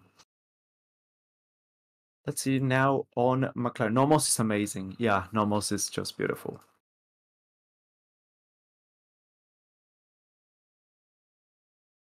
Jose, you may want to change to check that you're up to date with the stream, because you're like a minute, 2 minutes off from what I'm saying. You may want to check that there's a red light next to live, and if not, you may want to touch live, or perhaps we have a big delay today. Let's hope that's not the case, because that's not good. But yeah, how do you think McLaren will do? Well, let's talk about McLaren now. McLaren are in a bit of a pickle. Let's say because there's a problem surrounding McLaren, which is they haven't had two good drivers to fully develop the car for the past few seasons, for the past 2 years. They have a driver that does not respond to the car, and that's definitely not what you need when you're trying to make a good change in regulations and to come into the Yogurino package. So let's hope that this year's package is good. They've had the most problems out of anyone here in testing so far, with some problems on the wheels, on the brakes, on the rims, and luckily there's no problems with the power unit, with the drivetrain, because they make their own gearbox, McLaren. So yeah, at least that's working good, and the Mercedes power plant is working fine as well. There's a lot of Greek going on in the chat, and I cannot understand anything that's going on.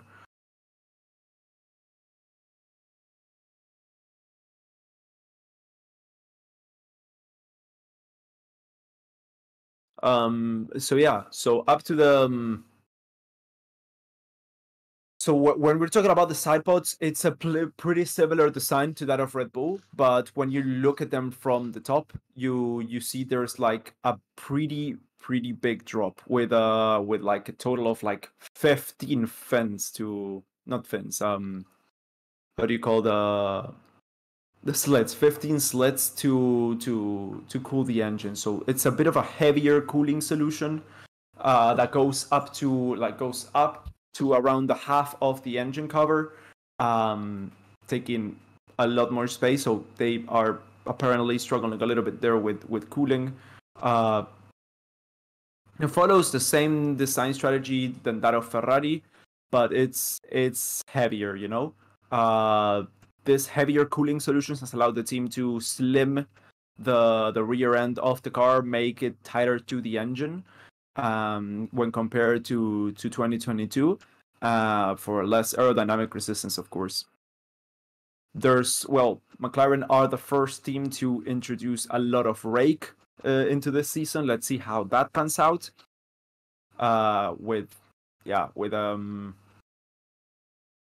With a design choice that may just be a design trend that all the other teams start to follow if it manages to work correctly, and if it doesn't, then they are like in big trouble.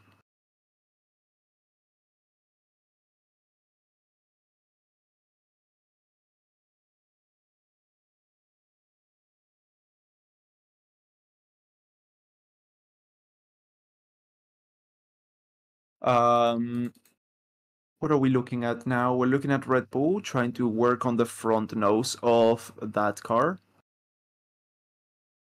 And now we're looking at George Russell, who is on P17 there on the standings. It's a grease invasion, pretty much. What driver do you support? I support a lot of drivers. There's only 1 or 2 drivers that I don't really like, but when it comes to commentary, that will not be shown. I mean, I will be impartial to all the drivers when commentating, but of course I have my personal preferences. Let's see, out of the 17 drivers that we have here, I really like Verstappen. I really like Carlos Sainz. I don't yet have an opinion on Logan Sargent. Fernando Alonso is my favorite driver. Then I really like Zhou Guanyu, Kevin Magnussen. I like as well. Ocon, I dislike. I also like Checo Perez. Hamilton, yeah, I kind of like him. I mean, I don't have a strong opinion either way on Hamilton. Same on Charles Leclerc. Nico Hülkenberg I do like. Nick de Vries I kind of like. I still haven't formed yet a strong opinion. I don't have much of an opinion towards Norris. I don't have much of an opinion towards Yuki Tsunoda as well. I don't dislike them. I dislike Pierre Gasly. I like George Russell and Oscar Piastri. I have also yet to form an opinion because, yeah, all the rookies, I have yet to form an opinion on them. But yeah, out of the drivers that are not here, which are Lance Stroll, I like him. Valtteri Bottas, I also do like him. And who else is missing? Who else? Alex Albon. I do like Alex Albon as well. So yeah, I have no problem with pretty much anyone on the grid. Not surprised about Ocon. Yeah. I mean, it makes sense. Sorry.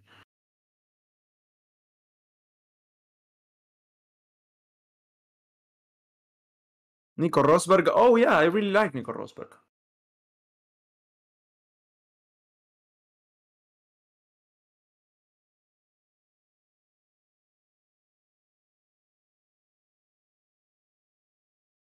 Oh, and Go Tiffy, of course. Well, that's just the GOAT. That's just the best driver that's ever graced the motorsport world.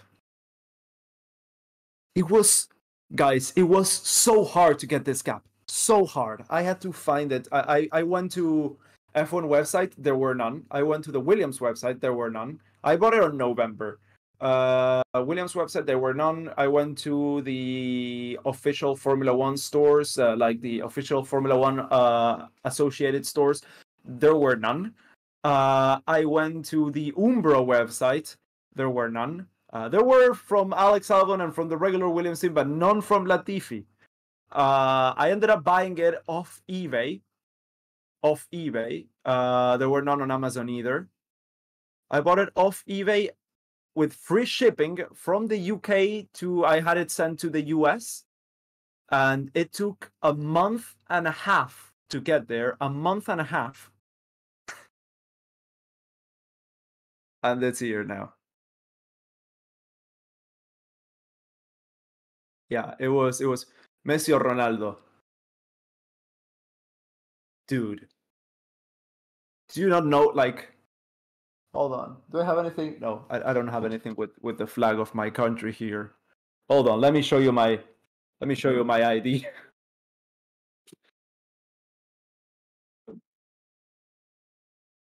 Look at this. Who do you think? Huh? Who do you think? Who do you think, huh? Who do you think? Messi, of course. God. Muchachos. ¿Qué clase de pregunta es esa? Dios mío. Messi es el mejor del mundo. Y listo, no hay otro. Es eso. Okay. Let's talk about AlphaTauri now. Vamos Argentina, viejo, vamos.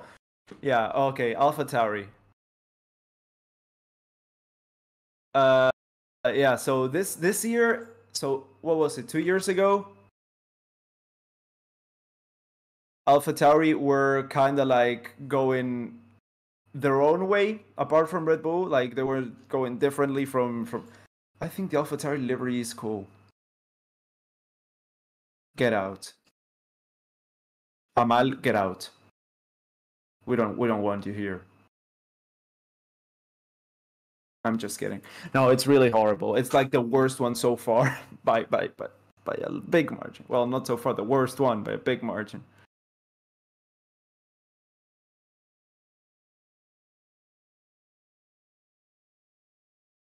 Hola hermanos, salutaciones de Brasil. Drugo no treinas hoy. Hi, yeah, Drugovic is not here today. Today we are full Fernando Alonso here on Aston Martin, and we're gonna see tomorrow, it's yet to be published, if we're gonna get a full Alonso day again, if Stroll is gonna be joining us for the first race, and if he's not, we're probably gonna get a full Drugovic day tomorrow.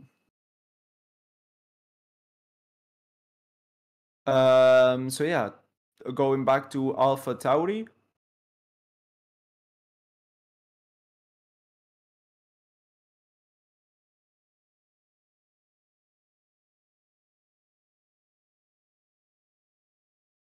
going back to AlphaTauri, yeah. So a few years ago, they were like, "Oh yeah, we're going around. We're our own team. You know, we're gonna get our own design philosophy different from Red Bull, and we're gonna beat them, and we're gonna be world champions, whatever." That worked well for 2 races and a few qualifying sessions, and then it was really bad. So this year they have gone back home. The integration between the Red Bull and the AlphaTauri is much closer this season. Both cars are using the same transmission and rear suspension layout. There's a huge technological transfer from Red Bull technologies to AlphaTauri, and this is perfectly legal within the Formula One rules. So it's the AlphaTauri is very similar to the Red Bulls when allowed by the regulations, and when not, yeah, it's not that different either.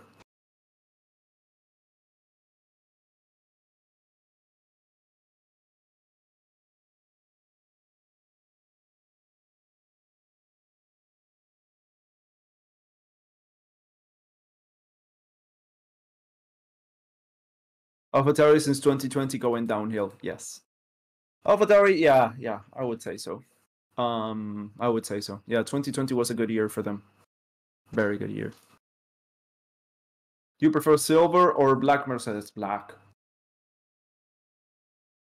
Like Pierre Gasly said, once you go black.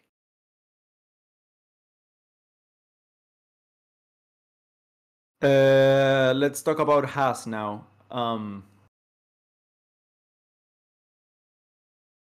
Yeah, Haas have not gone very far towards the Red Bull architecture like other teams have. They have slightly gone that way, but not very aggressively. They have instead moved their tunnel inlets further back within the chassis. There's a bigger engine cover and slimmer side pods that create a more channeled area for the side pod tops, you know. That's what a lot of teams seem to be following now. That's a design trend that was, I want to say pioneer, but it was, yeah, mostly firstly done by Red Bull and Alpine last season. Within there, yeah, within the sidepod tops, Haas have introduced a Ferrari-like bathtub hollow area with the cooling loops and stuff.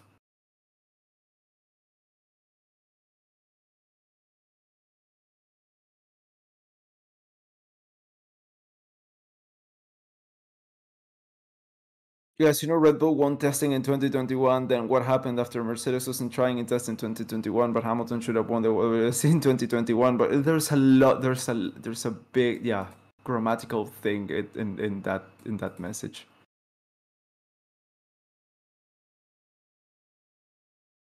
Right, you want some points? No, I'm good. I don't want any points.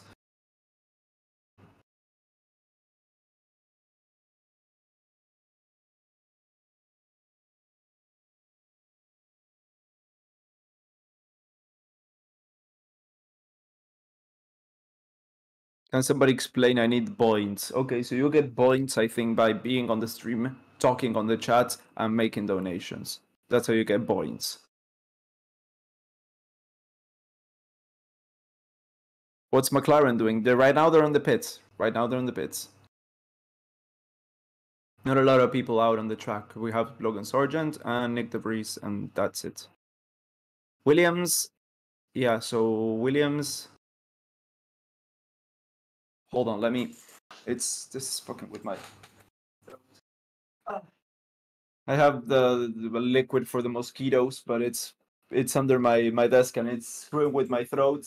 It's making it really sore.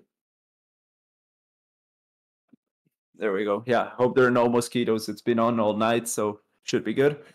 New front wing for Logan Sargent. As he comes into the pits. Yeah, okay, so let's talk about Williams now that we're at it. From the front corner of the side pods, they are now slimmer. So the side pods, again, slimming down like many other teams. And now we can see a clear Red Bull-like bodywork on the sides. This is like with the ramp down part, like we saw with Aston Martin on their big upgrade package last year. It ramps down very aggressively with the channeling on the inside part and the cooling part on the cooling loops on right next to the engine on top of what the side pods are, you know, on the shoulders, let's say. in general, it looks like a very Red Bull-like design, and that's pretty much it for Williams. Thank you so much, Jed. It's for your donation for points. That's how you get points. Sargent getting another wing because testing, of course. Yeah, they got different wings with different configurations there. I think Aston Martin is really good this year, says Het. We all think it is, and I'm hoping that it actually is. It's not all smoke and mirrors.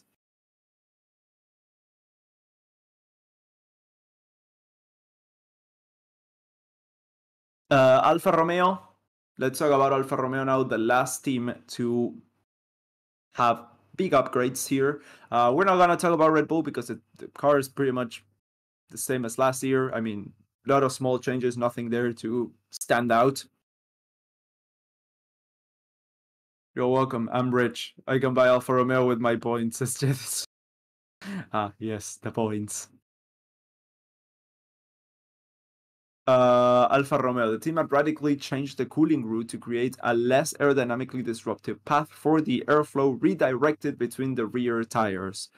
Oof. So okay, so Alfa Romeo, what that means is that the cooling is different, and the part from the engine to the back is less disruptive, which means it's going to be lower. It's not going to be as high, and it leads to a cleaner outwash for the dirty air.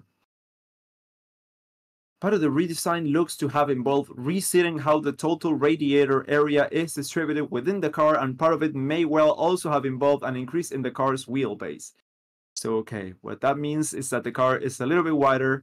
The radiators have been redistributed within the car, and that means that there's the radiators are more up and towards the center. They're less down and towards the outer parts of the car.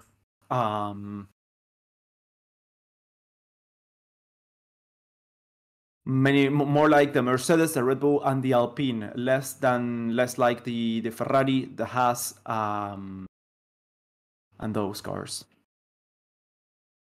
Yeah, the side pods are still in the teardrop shape, but with a less fat head than last year. Again, suggesting a rearrangement of the radiator area and possibly also increase in the wheelbase again. Yeah. Okay, so a lot of changes towards the rear end of the car when it comes to cooling, when it comes to the airflow of the back of the engine cover, and yeah, that's pretty much it. We've got just under 5 minutes to go, I think.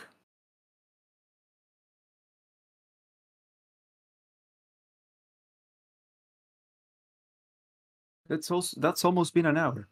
Right, my brother. Hope that you're having a great day, dude. Yeah, I'm fine. Thank you, B8. I'm gonna go have something to eat after this, and then I'll see you guys for the latter part of the afternoon session.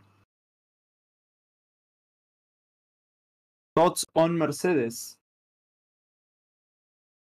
Not many thoughts on Mercedes, really. I mean, they haven't had any problems. They're doing good. I honestly have no idea where they are sitting on the standings, on the pecking order, because last year they've been the second fastest team towards the end of the season. But yeah, I wouldn't be surprised to see them still be the second fastest team this year. Get your McDonald's. Dude, it's 10 a.m. I'm not gonna eat McDonald's now.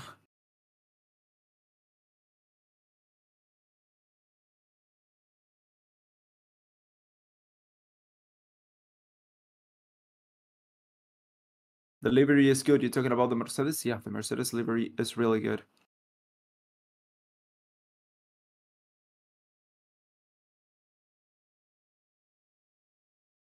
Why is Verstappen on your map BST instead of Verstappen? Because that's how he used to be. Remember when he was here on, what was it, 2015? And Burr was already taken. by Jean-Eric Byrne. So he had to be BST.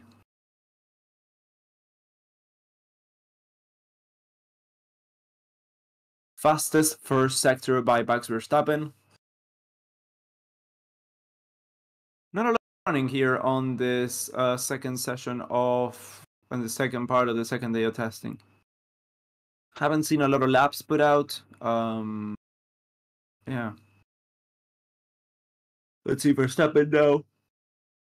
Coming across the second sector, is he going to get another fastest purple sector? He was talking about delivery, not about delivery, not delivery. It's for your lunch, so you won't have to go out. Ah, thank you, thank you. Fastest second sector now yet again.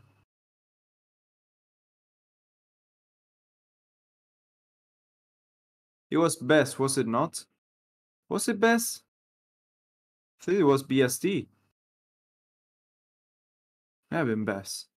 Oh, new fastest time by Max Verstappen. He's now 0.8 of a second in front of everyone else. Yeah, it might have been best. Yeah, probably. Might have gotten that wrong. Thank you for the correction there. Who was that? An internet user. Yep, you're probably right. You're probably right.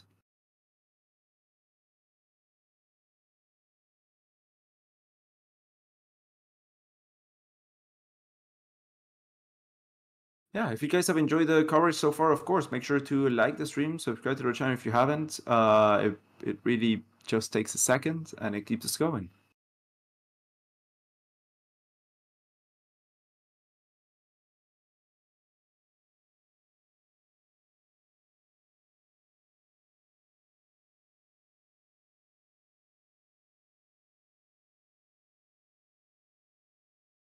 Now the sun is dropping, so the times won't be getting any better. Yeah, yesterday we had a few decent times. Well, the Alonso's almost best time came in with an hour and a half to go to the end of the session. So track evolution is still a thing. Yeah, they may just run with better tires later. Points in memory of Hamilton, says Jedits. Thank you so much. Here, have your points.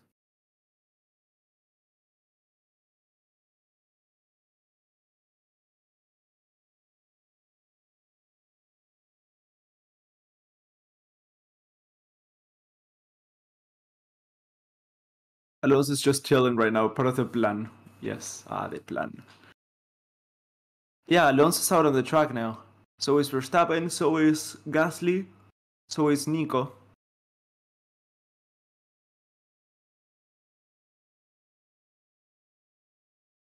People read way too much into these lap times. It's just testing. Teams hiding a lot. Yeah, of course.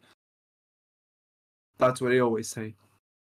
It's just testing. People are like, oh, look, Mercedes are in 10th and 17th place. That means they're the worst team. No, it doesn't mean that. No. Has nothing to do with anything. Setting up for your lunch, Ryan? Hell yeah. Yeah, I'm gonna go as soon as Alonso's lap is done. So just letting you guys know, and I'll be coming back towards the end of the session.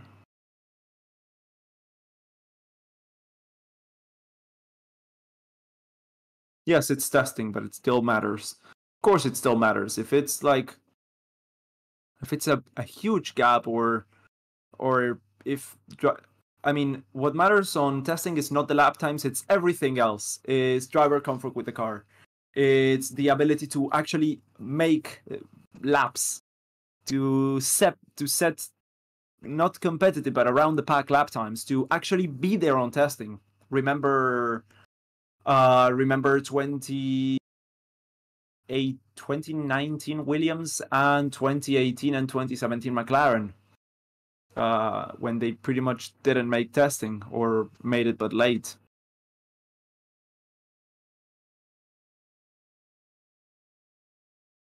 Yeah, it's much more than just that.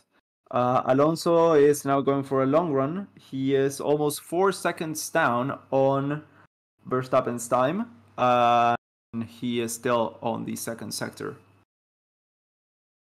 But it matters for them, not really for us, considering we didn't know much about the program. Yeah, of course. I mean, for them, it's important. But I mean, for us, for them, yeah, of course, they need to be within a certain time. Given the thing is, we don't know what the fuel load is. We don't know what the tire configuration is. What the tire compound and intention is, and age of the tire. We don't know what the aero setup is. We don't know a lot of stuff. So yeah. With that, I think I'm going to leave it for now, where I'm going to be back towards the end of the session. Thank you so much for watching. Stick around if you want. Yeah, thank you for being here. I'll see you guys in a few hours. Bye.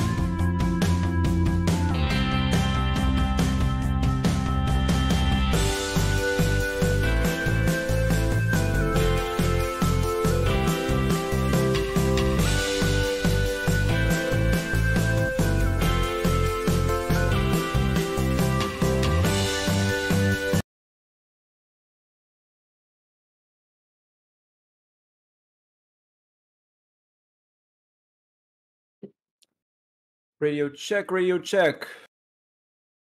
Radio check, radio check.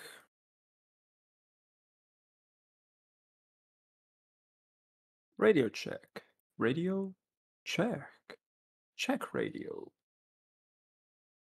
Radio check. Hello. How are you all? Hope you're doing good. I'm back. Nah, it's been 2 hours. Went to get something to eat. And now I'm back. For those of you who haven't seen me before, I am Ryan from the Ryan F1 YouTube channel, and I am the commentator here on Racing Statistics. Hello. Did I miss anything? I'm just kidding. I saw the red flag. Luckily, it was a quick one to get sorted. Yeah, but definitely not what Mercedes need today. Definitely not what Mercedes need. Finally, I can turn off this excuse for commentary. Oh, dude, it's so bad that you cannot even change you cannot even turn it off on F1 TV. You normally can like go on to the settings cog and then choose FX, and you got just the cars. But no, this is a single feed that's got the commentary baked in. Yeah. Hi, Paula. Hi, Jose. Hi, everyone. Take off the hat. The Latifi hat.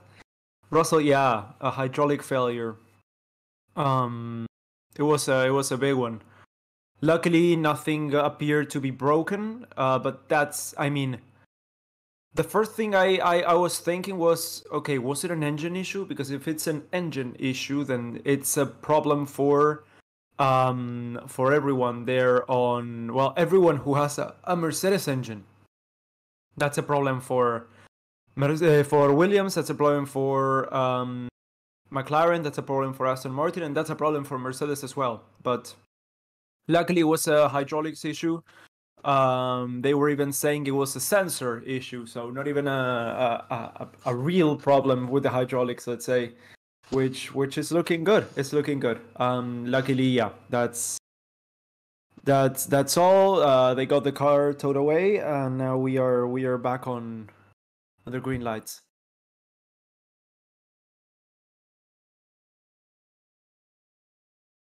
Suxica can be turned off, yeah. Oh, Alonso goes second fastest. Nice. 1/10 in front of Hülkenberg, but it's 7, almost 8 tenths slower than Max Verstappen. And I hit lowering it because then I can't hear the cars buzzing around. Yeah, I've got the commentary on medium, I would say. Yeah, I got the volume on the midway point. That way I can hear the cars, but I mean, when people speak, I speak on top of them, so I cannot really listen to them unless someone really screams or anything, in which case I pay attention to that. But other than that, yeah, I've become really used to listening to people speak while I'm speaking as well, which is good. It's good if I want to be like, if I'm lucky and if everything goes all right in a few years, you may see me on the paddock. That's my future. That's my aim, you know. And in the paddock, you're not like alone in your room. You've got a lot of people speaking around you. So to be able to just turn those voices out and just concentrate on speaking what you have to say is good. It's good.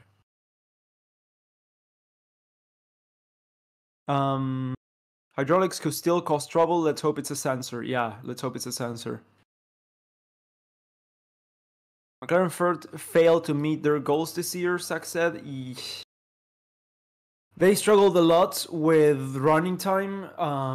They had, I think, the least mileage out of every team. That's the first time that's happened since 2017 with the Honda engine. That's all I'm gonna say.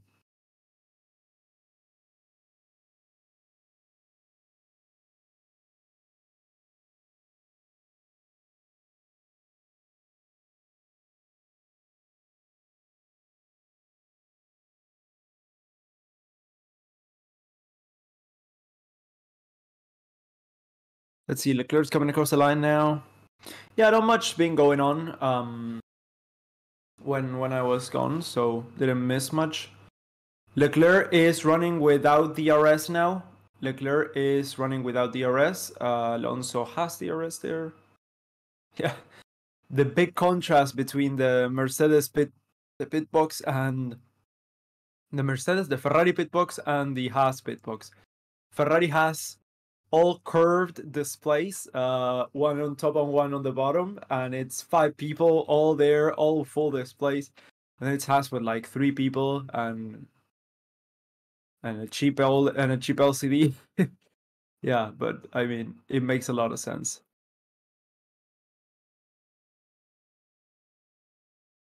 Are you watching it on F1 TV? Yes, I am. I think it's the only way to watch it, isn't it?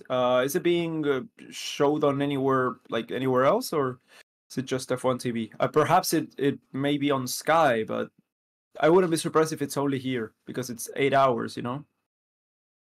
It's a lot of time.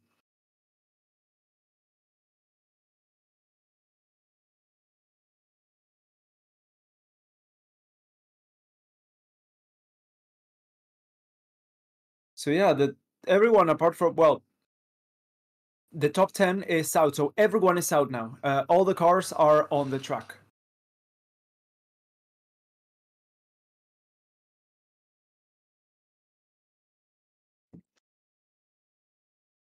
F1 TV Pro plus VPN is the way to go. How about F1 TV Pro plus no VPN?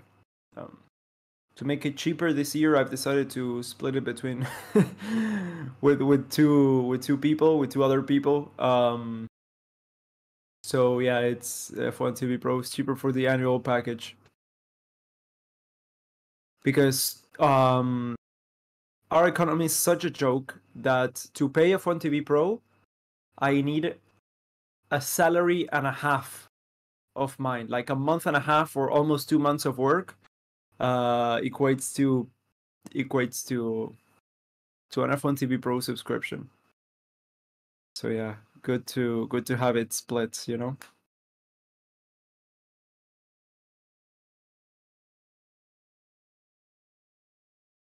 Sup, it's my first time getting into F1. Well, welcome, dude. This is your first season, I'm assuming. I hope it's an interesting one, more so than last year, which was a bit dull. But yeah, it's gonna be a lot of competition at the top, I'm guessing. Let's hope there's a little bit of drama. That always helps. And I should enjoy. I don't mind splitting my F1 TV subscription with someone. I got a nice 20% discount on the regular price. Same. Oh, Debris going second fastest now. That's great from the AlphaTauri. Yeah, I also had to use my university email because I needed a new email to get the 20% off on top of everything.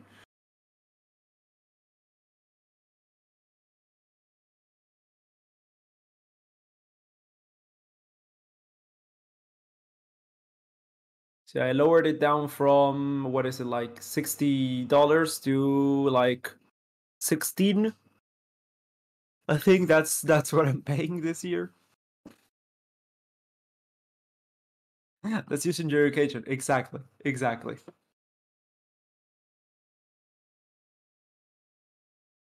The Mercedes is back in the garage, by the way.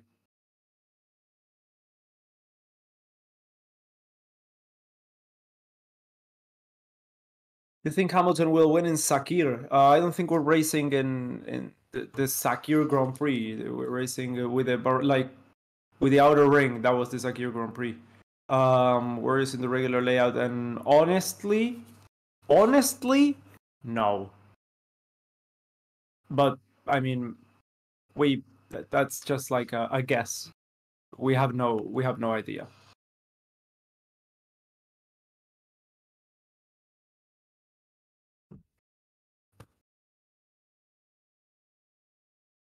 Why the Mercedes so low? I am late. No, they just haven't set a fast time. It's nothing to be worried about. Is the reliability fixed? Mercedes hasn't come out yet, so not yet. Did the Mercedes suspension fail again? No, it was a hydraulics problem. Hydraulics failure. Maybe the hydraulic system, or maybe a sensor, a faulty sensor. So let's hope it's the latter. because the former would take a lot to fix, and that means the day's pretty much done for Mercedes if that's the case. Suspension's fine, yeah. Max is going for a fast lap again. He's got a yellow first sector, so I don't think so. Do you think the Mercedes will dominate? I don't think so. No. If anyone dominates, I think it's going to be the Red Bulls again, but no, not Mercedes, definitely. Yeah, he's not going for a fast lap. He's 5 seconds off the pace on the second sector. Damn, Leclerc's time's dropping in his long run. Yeah, it just means that he's got a lot more pace in that car. That's good. Max not even trying on this lap. Probably going for a long run. 1 hour to go now, so yeah, I wouldn't be surprised to see just a non-stop 1 hour run.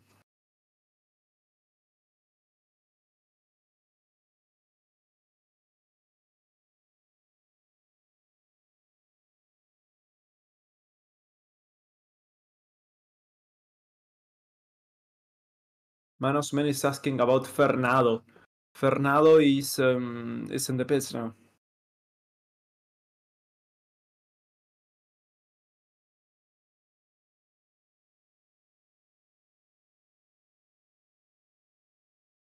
Fernando was on mediums for his purple lap. Yeah, no one's showing their true pace here, so don't even think about that. Nice, we still have a nice long 1 hour run on this session. Yeah, I mean, they can start now and do almost a Grand Prix distance if they step on it. Next, can you do a pictured stream? No, that's illegal. We don't have the licensing rights to show F1 TV.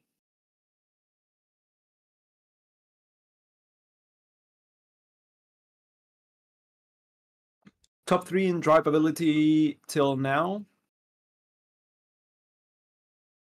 No clue. I mean, no one's given interviews to say how the car's feeling or stuff. So from what we've seen, there's no one struggling, like overly struggling. So I would say the 10 teams are decently drivable. Max should be able to get a good 40 to 50 laps. Yeah, I wouldn't be surprised to see that. I think today being the second day, we begin to see the real picture of 2023, that Mercedes are nowhere near the front. No, that's not true. No. First of all, if that were to be slightly true in some case, would perhaps be at the end of the third day. Perhaps. But then again, you still have no idea. I mean, they could turn up to Bahrain with the same car or a new package and then be half a second faster than anyone else. So yeah, no, that's just not true.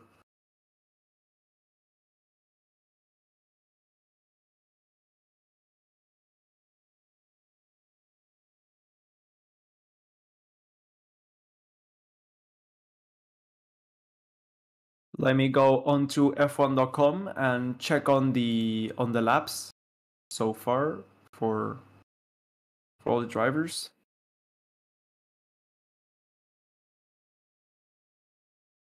What are your thoughts on Qatar Airways joining F1's global airline partner? Yeah, but I don't care. Sorry. I mean, I don't really. Yeah, it doesn't mean anything to me. So Leclerc's done 39 laps. It's a bit of a small number. Let's see.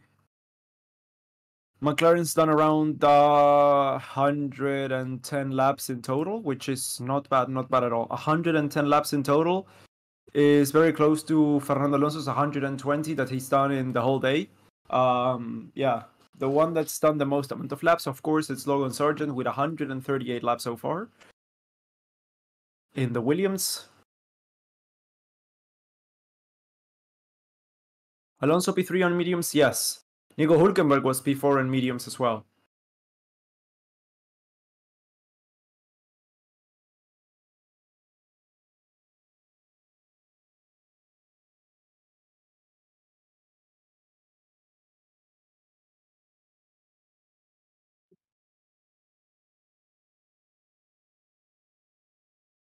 It's time, guys. It's time.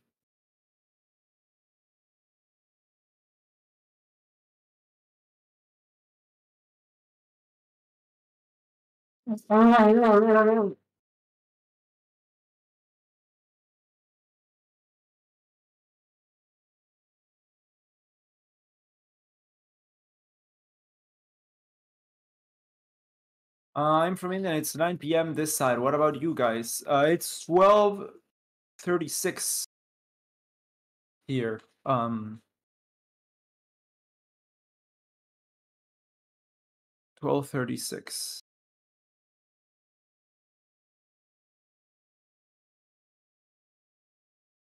Look, that's the Red Bull coming in. Are they going to fit new tires? They are. Well, not new tires, but change the tires, and then the car is off. So Verstappen's coming in now.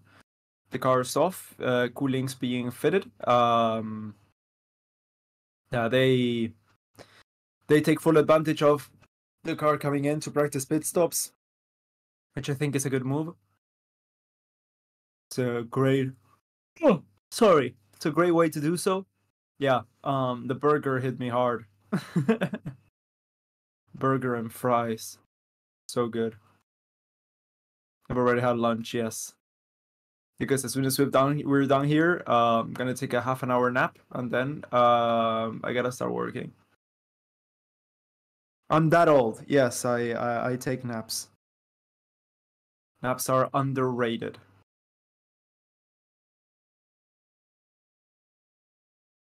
Does Aston Martin get its chassis too from Mercedes along with the power unit? No. The only thing they are a customer of is the power unit, and so is McLaren, and so is Williams. That's it.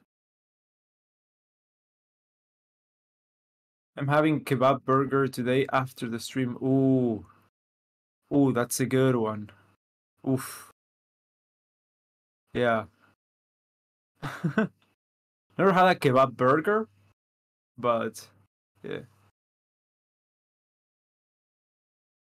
The wheel, yeah. I think you're talking about naps, and yeah, you tired? I'm a little tired. Not gonna lie. What do you think about Mercedes' performance so far?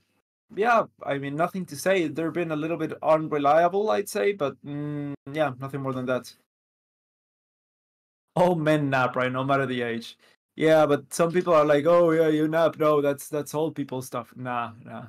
Naps are underrated. Everyone should nap. I agree with you there. Michael K, welcome to the fans. Welcome to the channel. Thank you so much for your support. Now that we're at it, if you guys have enjoyed the stream so far, make sure to leave a like. Make sure to subscribe to the channel if you like the coverage, and if you would like to continue to listening to us through the rest of the season. We've got 23 races this season that we're going to commentate here. I gotta get my schedule. I keep forgetting to get my schedule in. Don't worry, I'll get it done. Man, now I'm hungry. Yeah. Which is your favorite Indian dish? We don't have Indian food here. Like, we may have it, but it's not like a thing. So I honestly don't know. Naps are underrated. Fuck yes.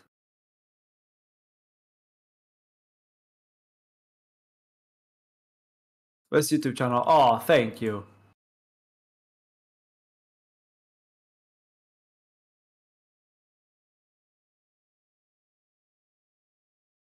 Hey Jennifer, how are you? Haven't seen you, I think, this year so far. Are you good? Are you enjoying preseason?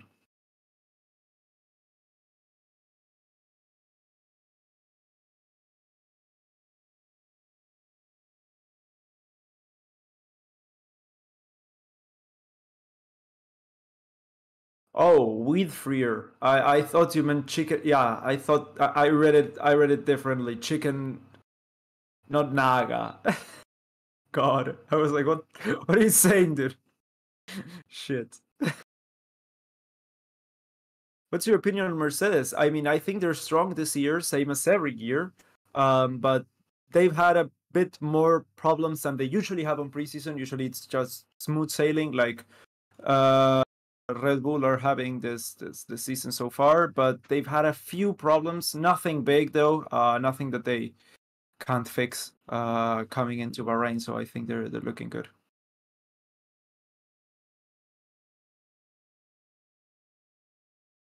I should be having breakfast shortly. A late breakfast. What time is it, Jose? Just want to thank you for taking out your time to show us this. Oh no, I have to thank you for taking your time to watch me ramble on. I was thinking today at the Belgian Grand Prix, it's gonna be my 4th year anniversary. 4 years on the channel, right? I think it's 4 years, right? Like, I started in 2020. So 2021 is 1 year, 2022 is 2 years. Oh no, 3rd year. Okay, 3rd year. Good. I'm gonna be starting my 4th year. Okay, that didn't make. Yeah, that makes much more sense. But still, 3 years here. It's quite a lot. Thank you guys for sticking around. Vale, la primera vez que aceso su canal y estoy mucho feliz de participar en intervalo informativo. Stay. Welcome, Joaquin.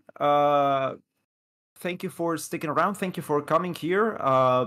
We appreciate you, and I hope you continue to enjoy the streams here. Yeah, even though it's the first time, I think you're gonna have a good time if you stick around for the races and stuff. So yeah, we try to have a good time, have a little bit of fun.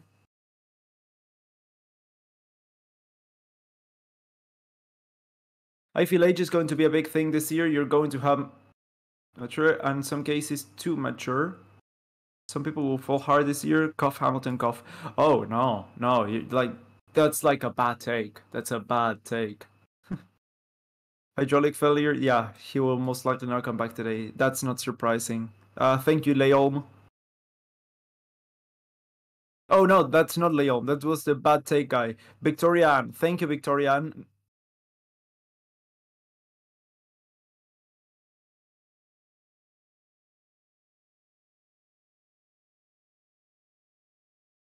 It's 9:41 a.m. Oh well, it's good. Okay. Naga, for those who don't know, it's a type of chili pepper. Yeah, Naga peppers. I know it from Clarkson's farm. But I think it's written with 1G, isn't it? Not gonna lie, I read the difference. Yeah. Yeah, Jose, it's not that late. It's like, okay, it's perhaps a little late, but it's not like you're having breakfast at 11, 12 p.m.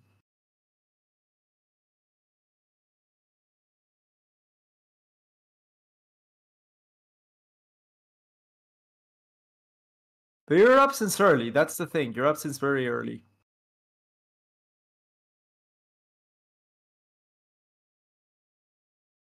$500K on 3rd anniversary. If you're talking about donations, hell yeah. Donate $500,000 to the stream. That would be great.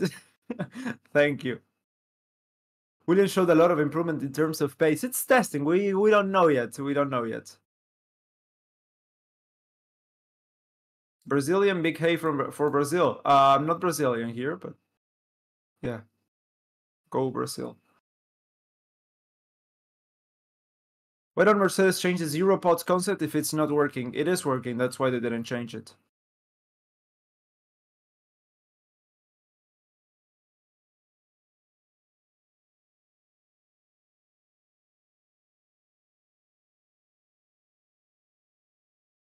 Earlier today, Toto said that they were hiding something and didn't age well. Why do you say that? Because they broke down and they had to be lifted? Is it that? Is it that? What do you think of Aston Martin so far? They're looking great. Yeah, they're looking good. I mean, we have to once again, we have to wait and see until the season starts. Yeah, I still have time for breakfast. Yeah.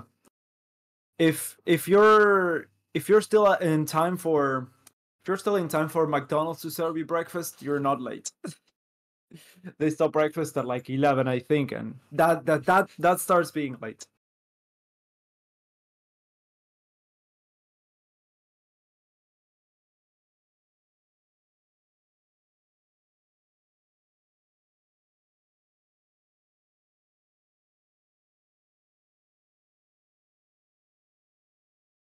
It is not true, possibly, in which case I had my English fail, my bad.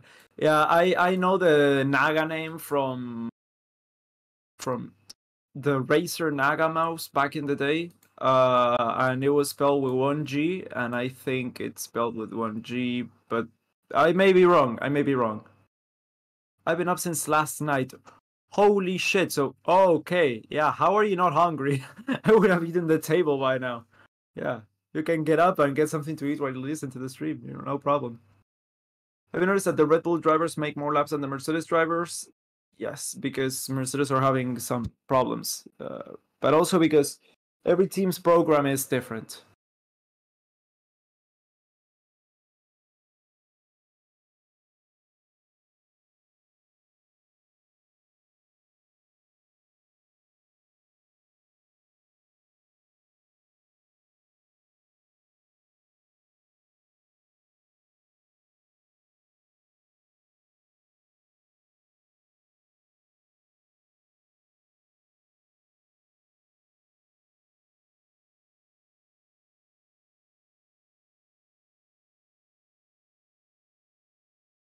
I would have bet last year that Russell would beat Lewis in his first year at Mercedes. Do you think the same will happen this year? I don't see why not. Honestly, I don't see why not.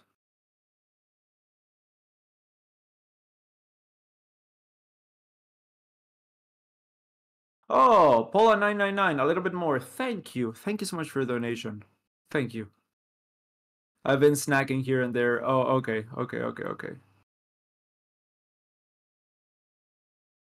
Naga is with 1G. Okay, yeah. Herbert is hiding something? Perhaps. I think Lewis is going to push harder this year, and if the car is better, he might do well. But his 8th title might not be in the cards this year, though. Yeah, I'm of the same train of thought. Yeah, I think Lewis is going to push harder. He's got something to prove. He's been beaten last year. If the car doesn't let him down, I think he will be great. But I don't think it's enough for the title this season. But we're gonna have to see.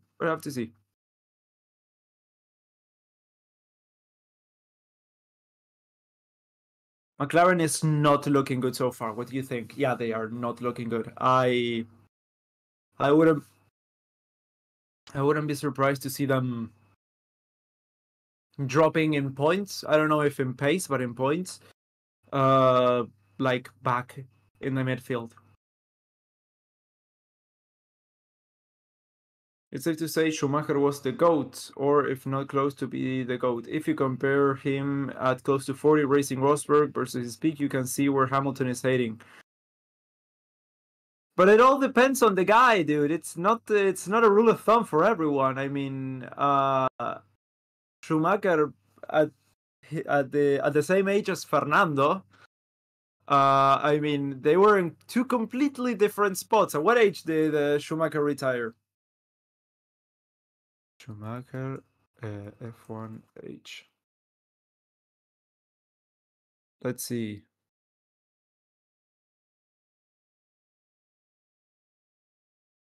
He retired in 2013. 44. So he retired at 44?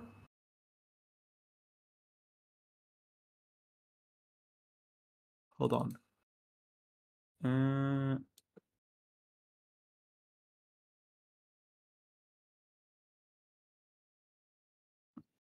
44. Yeah, he was 44, and he had lost his edge. And Fernando Alonso is 41 now, and he's still like quick as shit. So he keeps saying, "I will retire when a teammate is faster than me." That's yet to happen. And until that happens, I can see him sticking around. And same for Hamilton. I don't know. I mean, everyone. Perhaps Hamilton this year is completely off the pace, and that's it for him. Or perhaps not. Perhaps he's fine, and he will continue to do this for 3-4 years. We don't know. That's only something he knows. Joe P3. Oh, nice. Yeah.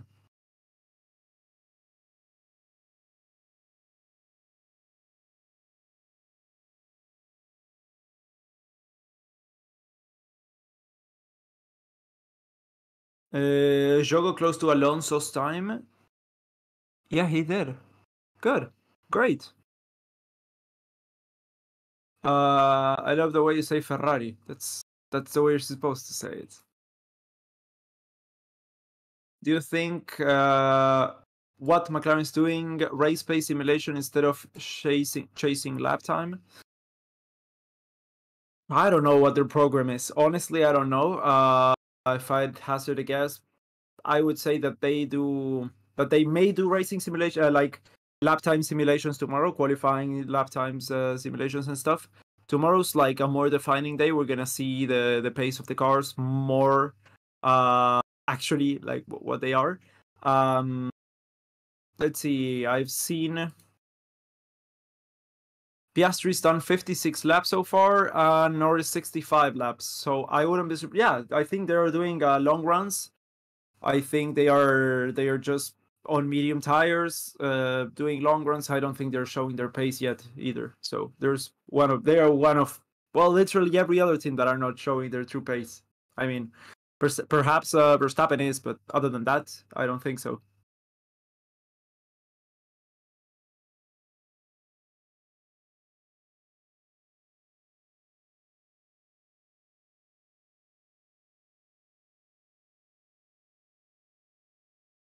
Hamilton is fit, has good genes, and lives a nutritional life of a monk. He will have some time in him yet for sure. Definitely, yes. I don't doubt that. I don't doubt that.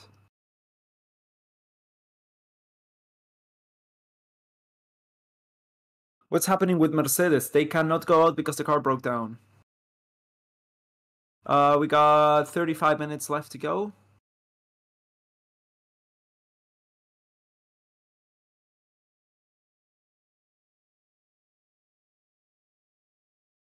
Alonso is overall the best driver of the 21st century. Twice world champion, and despite driving for 22 years in Formula 1, he's still equally fast despite all these changes in the cars and rules. 41 and still going. I can't say I can agree with that. How many sprint races this season, please? 6. We're gonna have 6 sprint races this season.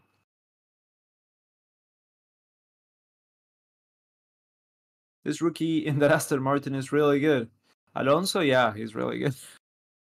He's forever a rookie, even after being literally the most experienced driver in Formula 1 history. Yeah, I mean, I think if Hamilton had if Alonso as well had a good competitive car to fight for the championship, they definitely could. They definitely could. Here's a spicy question: has Alonso had a hair transplant up front? No. I can guarantee that he has not. No.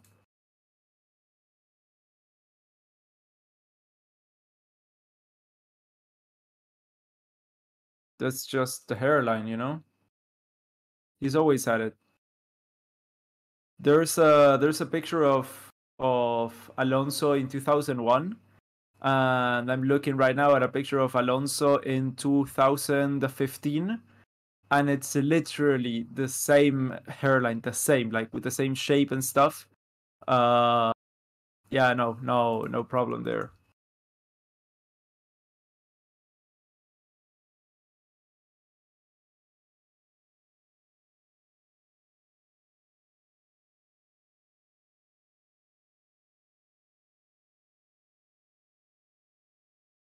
"41-year-old rookie."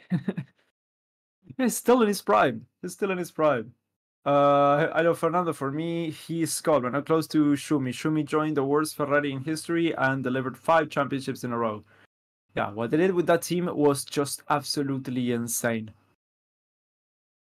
I think I ever showed you guys this. This is my keychain.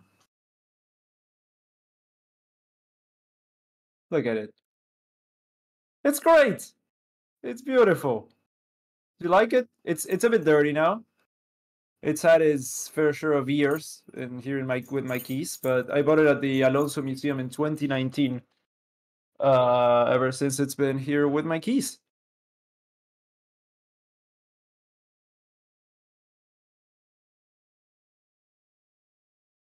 Alonso always had a good head of hair. Yeah, of course. If anything, I would love to see Lando in a competitive car, since I truly feel he's the best UK driver, but just has the worst car. Many people would disagree with that. Many people would disagree with that. Right now, I would say, controversial opinion coming through, the fastest UK driver, from my opinion, this is my opinion, is George Russell. That's it. Hot take time over.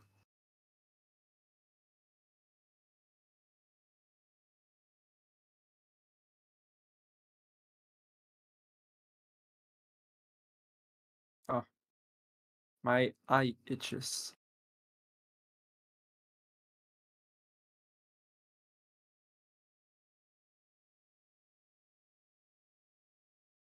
How'd you get it? Yeah, at the Alonso Museum.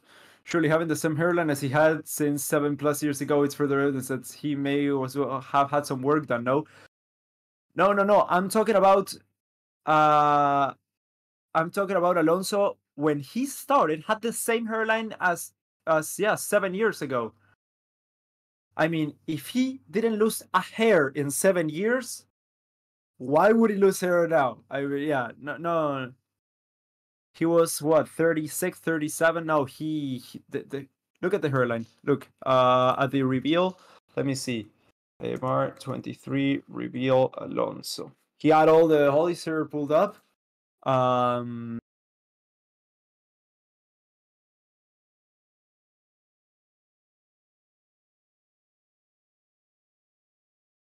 Yeah, he had his hair pulled all the way up, and let's see.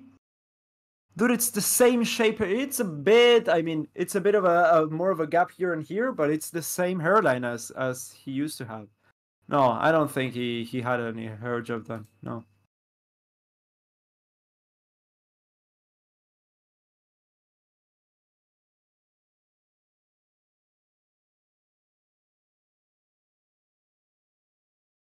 Fastest UK driver is Russell, says Mo Diaish. I agree. That's not even a hot take. Yeah, but a lot of people are like Hamilton. Like, yeah, yeah.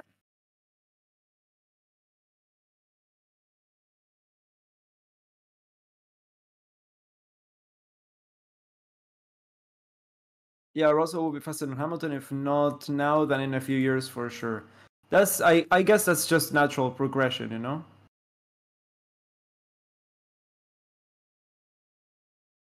Anyone miss Go Tiffy Cesarvo? Yes, I do. Yes, I do. I definitely do. Do you think Lando's overrated? A little bit. I do. Yes, I do think Lando's a little bit overrated. Alonso started and we had Mika Hakkinen still in the grid. Holy, yeah. And Jos Verstappen as well.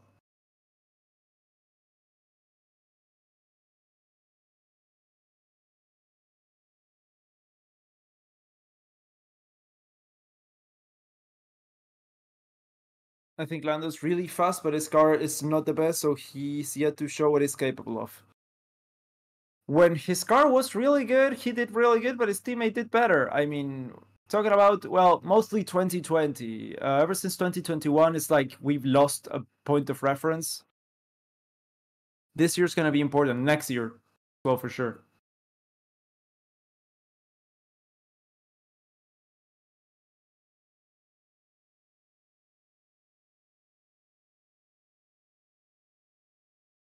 Why are people like so focused on thinking that Hamilton that Alonso had a hair transplant? Like, if he did, who cares? He didn't, but if he did, who cares? Look at his dad. Have you seen Alonso's dad? Alonso's dad has had a full head of hair since he was a little kid, as well. Yeah, it's the genes.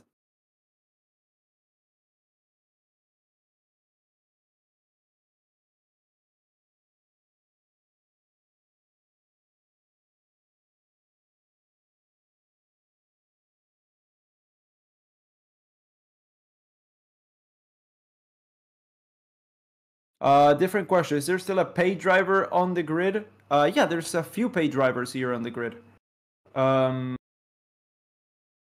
We have.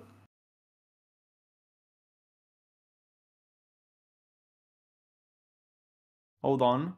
I'm going through every driver and thinking. Checo is a paid driver. He's got a lot of sponsorship money on top of him. Kevin Magnussen's also got a lot of sponsorship money on top of him. And one that you don't know, probably, even though they are talented, Lando Norris is also a paid driver. His dad is a billionaire. He like comes in with a lot of money. It's true. I'm not saying he's bad for it. Not at all. Just saying, yeah, he kind of is. Because the definition of paid driver is he's got a lot of he brings a lot of money into the team when he comes in. Then yeah. But not like purely pay instead of talent. Luckily this year, no. That's not something. I think that's the first time that there's not like a purely paid driver on the grid.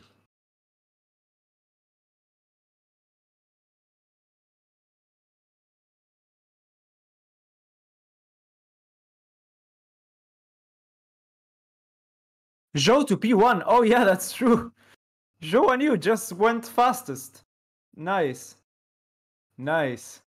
I was just talking about paid drivers and I missed Zhou's fastest lap. Good. That just shows you that testing is not meant to be taken seriously. Zhou's not gonna win the drivers' championship this year.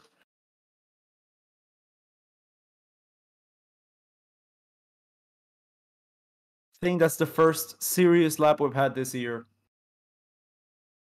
Oh yeah, Stroll is a paid driver. Yeah, that's true. Stroll is a paid driver. I wasn't seeing Stroll in the timing sheets because he's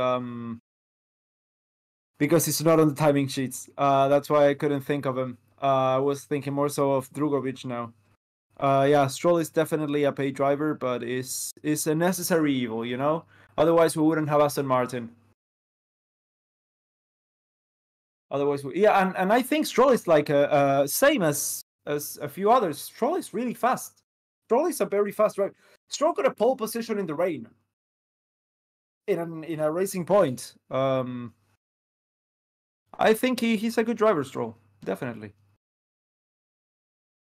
Not as fast as other drivers, not as fast as Zhou, not as fast as Verstappen, not as fast as Alonso, not as fast as many of the drivers on the field, but he's a good driver, definitely.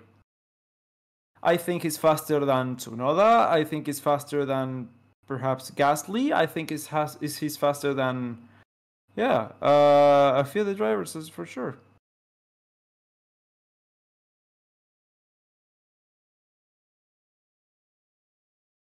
Is Latifi in any motorsports right now? I don't think so. I sent him a message on Instagram when he retired, and he's still yet to answer. So I've been a bit disappointed with that.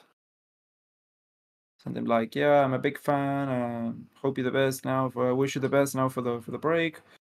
Blah blah blah blah blah. When I was trying to get the hat as well, I was like, yeah, I cannot get a hat. If I could buy one from you as well, that would be great. Or if you know somewhere I can purchase one. No. He never saw the message, unfortunately.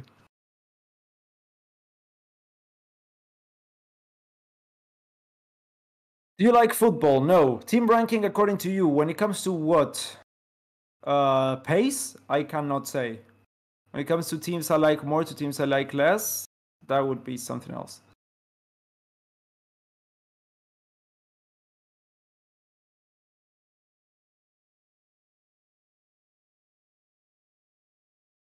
Zhou needs to be looked at more. He's actually pretty good. Zhou's great. Zhou's like from the new drivers. Let's say from the new drivers, I think he's one of the best. Last year he was great.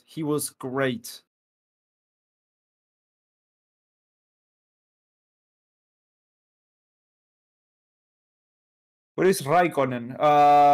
Did you guys know that Raikkonen's waiting for a third son now, a third child? Mintu Raikkonen is pregnant again. FYI. BRB getting some breakfast. You go do your thing, Jose. No problem. We'll be here waiting for you. 25 minutes left to the end of the season, to the end of the day. Do you think this is the last year for Tsunoda? If he doesn't wipe the floor or at least beat comfortably Nick de Vries, I think it may be. Yeah. If not this one, then the next one. But he has to beat his teammate or at least be competitive enough. Or yeah, it's not. You see the mosquito there? Oh fuck! Hold on, I need to. Okay. Do you guys see it?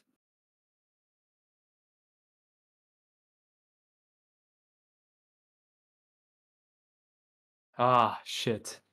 It's not a mosquito. Yeah, it is. It was a mosquito. I just saw it like right here up in close. Okay, I can't see it anymore. Let's hope it goes away. Grab the mosquito and give it a good time. Oh, I'm a mosquito killer. I'm a mosquito samurai. Oh, here it is. Fuck.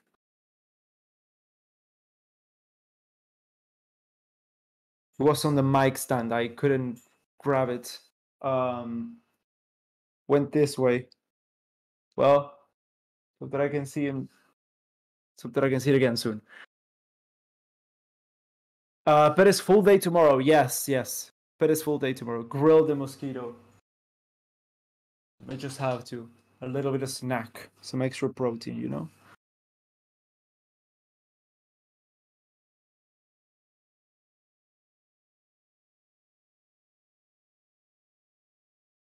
23 minutes left to the end of the session, and we've got Verstappen on a flyer. Let's see if he tries to beat Zhou's time. No, he's not. He's 2 seconds lower than Zhou on the first sector.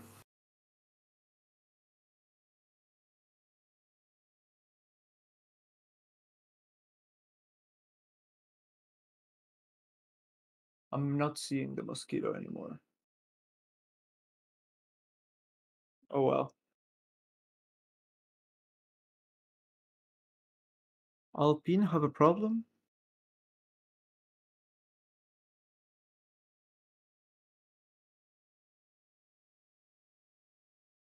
Every single time that Alpine have tried to remove the rear wheels, they've failed. Hold on.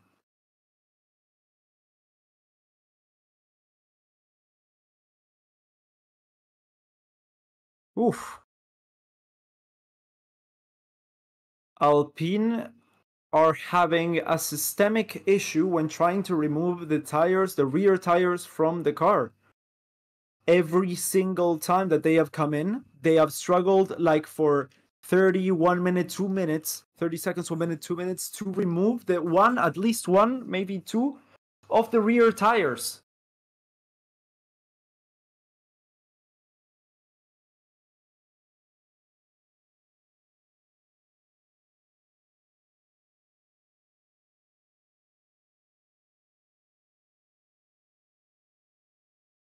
That's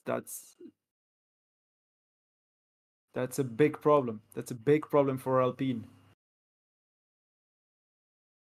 Big problem for Alpine. Excuse my grin. Excuse my grin.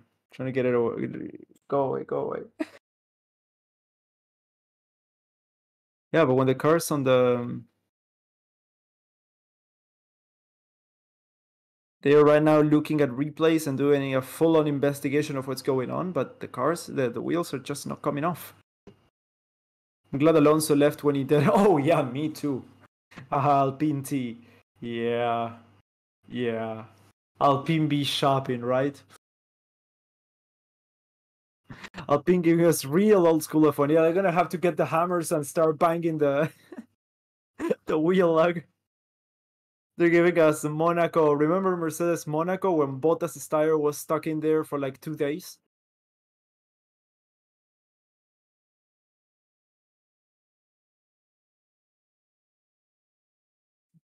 So happy Fernando left from Alpine. Oh yeah, me too. I'm so happy. So happy. Get the hard compound and never change those. The first cars to be using the super hards from that we were talking about earlier today. That's one team to worry less when it comes to pit strategy. Yeah. Yeah, they're gonna get at least 2 or 3 minute stops. They're gonna do a crash gate every time they need to change the tires. So that brings out a red flag so that they can take their time, change the tires, not lose any positions, and then come back racing. Thing is, one driver's gonna score 0 points by the end of the year, and the other's gonna score all the points. Who's it gonna be? Let's toss a coin.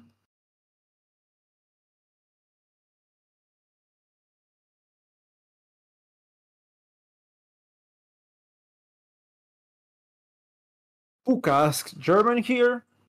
Ja, ich spreche etwas Deutsch. Nicht mehr, aber etwas. Alpine may have to use regular road tires at least the whole race weekend. Yeah. They changed them at the factory. Alpine. Oof, that's a good one.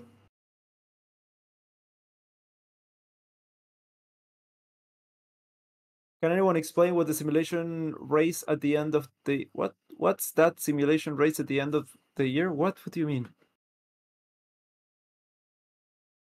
I don't know what you mean.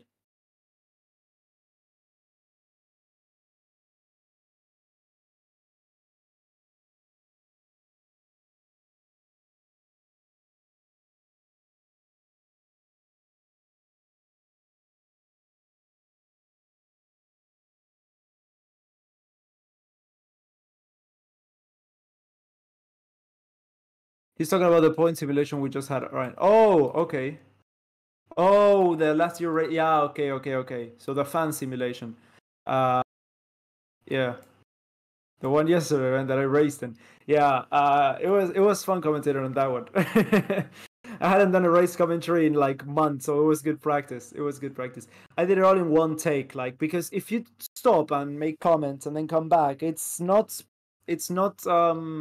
not real, you know. I had a bit of a problem, like the timing, the names and stuff on the side were a bit too small, so I had a hard time reading them. So I kind of mosquitoes back. Fuck, mosquitoes back.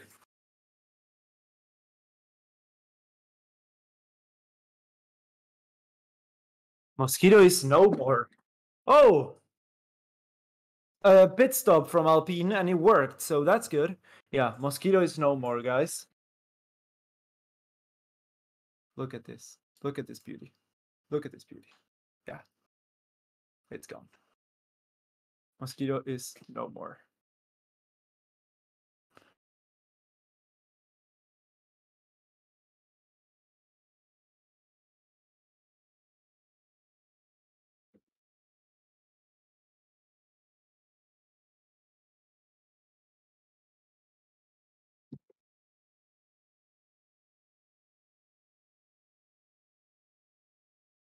Even commentators say it's a glory run. Who are you talking about? Joe? Joe with a soft tire, yeah. Joe's on an outlap now, once again. We're gonna see now, 15 minutes left to the end of the session. Perhaps someone's gonna try and top the timing sheets now. We're seeing Logan Sargent coming out now of the Williams. Mosquito in the winter? How? It's not winter. It's summer. No mosquito, no pit problems for Alpine. Good ending moment. Yeah.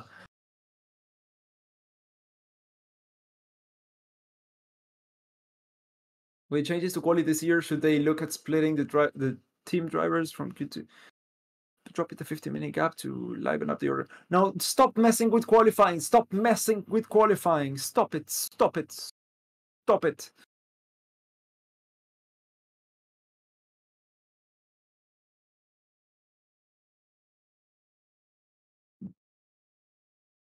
Ryan killed Alpine's problems when he killed that mosquito. Yes. You know where the good news is?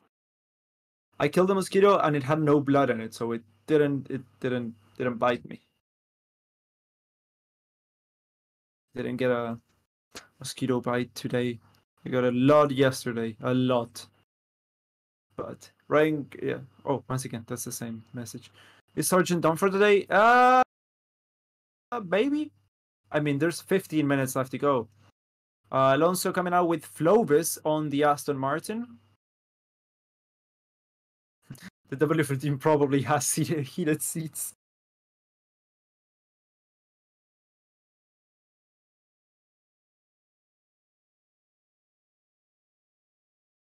Damn, you gave him punishment without the crime. He was gonna bite me. He was gonna bite me. It was preemptive punishment. Yellow flag on the second sector once again. Are we gonna get a VSC period again? Another VSC. We're gonna get another VSC. like yesterday. Don't worry, everything's fine. It's just a test.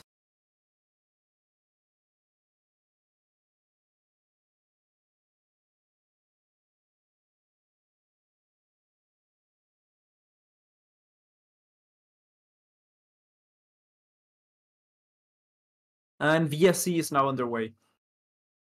He would have been a male at this time, wouldn't he? Only the ladies bite. Oh, he would have bitten me. It would have, like, sucked my blood.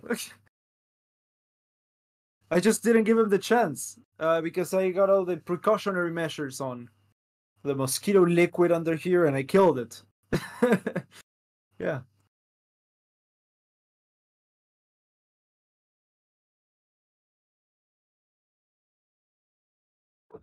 He was out for blood, but I didn't let him. Oh, that's a stopped. Oh, okay, yeah. I was gonna say, oh, that's a stopped car, but that's at the end of the pit lane.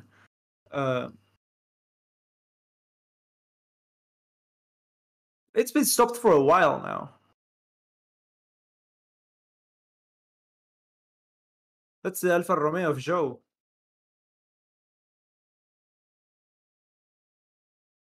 I think the Williams had a problem.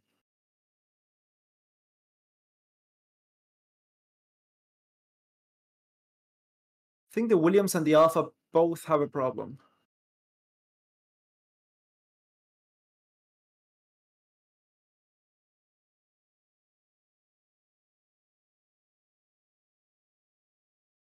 Huh. He would have certainly been buzzing around your ears when you take the next lap, though. Yeah, I mean, luckily I have earphones on.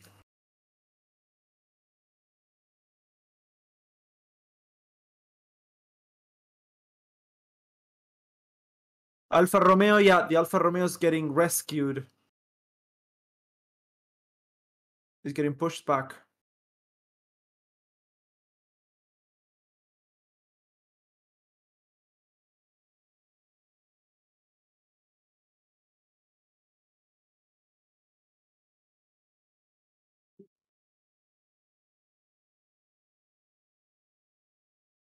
Yeah, so Joe with a problem. I don't know what's going on, but they are pushing the car back to the Alfa Romeo pit lane.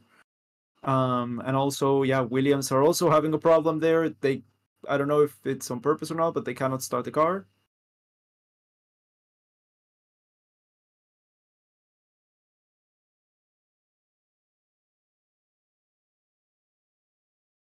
Okay.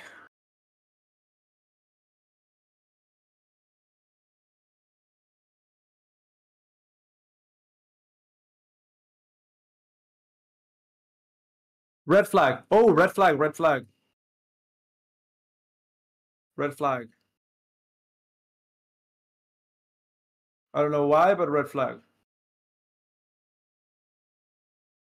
Or is it because of the practice starts like yesterday? No, yesterday we didn't get a red flag. I don't know why. I cannot change onto anyone's. Let's see what happened. Let's see. We're on board with Joe.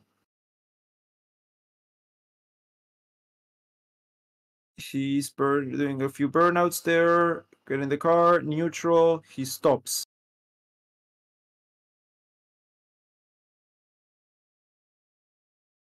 Oh. Oh.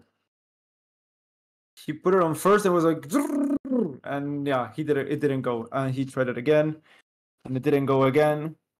I think it's a gearbox problem there for Alfa Romeo. I think it's a. Yeah, I think it's a bit of a gearbox problem. Okay. Yeah, a clutch or a gearbox problem for Joe and you, probably. Ooh, hybrid system problem for the Williams, apparently. A hybrid system problem for the Williams. So a lot of problems with at the same time within 10 minutes of ending the session. This is meant to happen, but yeah.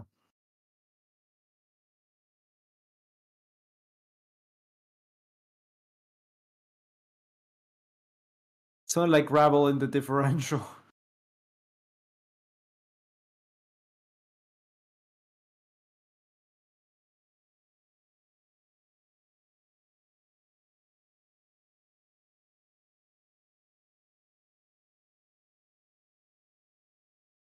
Oh.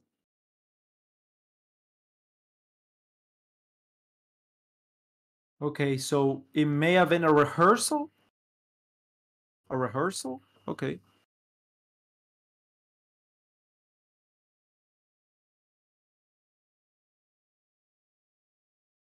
Perhaps it was a rehearsal, yeah. Okay, so green flag, and with 8 minutes left to go, we are green for racing again.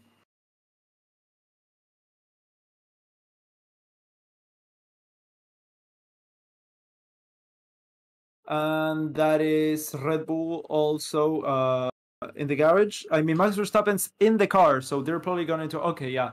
They're lowering it down now.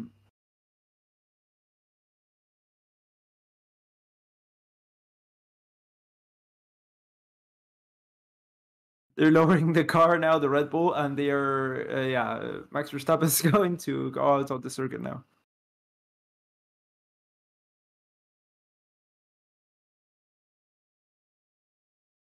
That green paint on the AlphaTauri is so ugly. It's Flovis. It's not gonna be there for the rest of the of the season. Don't worry. Just for dynamic information gathering purposes.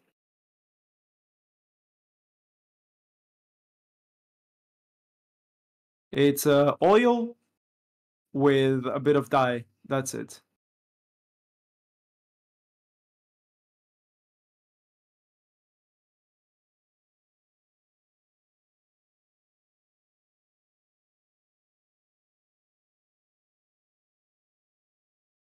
Verstappen, De Vries, Hulkenberg, Leclerc, Piastri, Gasly are on the track. Everyone else is not. 7 minutes left to the end of the session.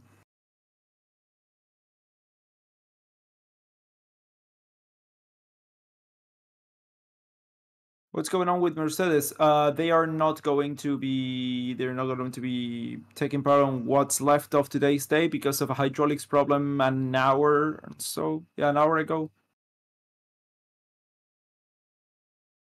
Warming up the tires. Standing start procedure right now. We're gonna get a mock standing start.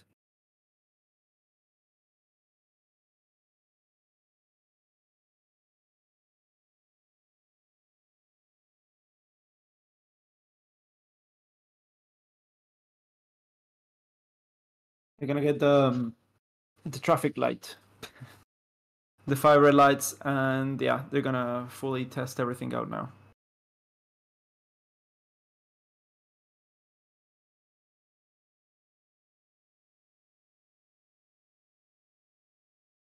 Yeah, so Verstappen, De Vries, Hulkenberg, Leclerc, Piastri, and Gasly are taking part on this practice start.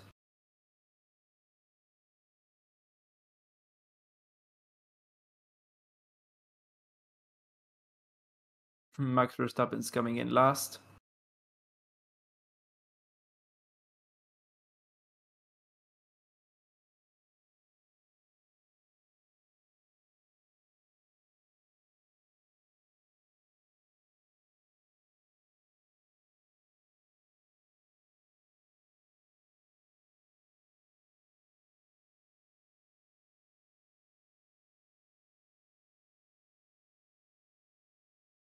Aborted start.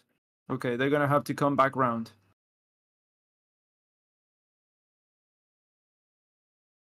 Yeah, aborted start. Extra formation lap.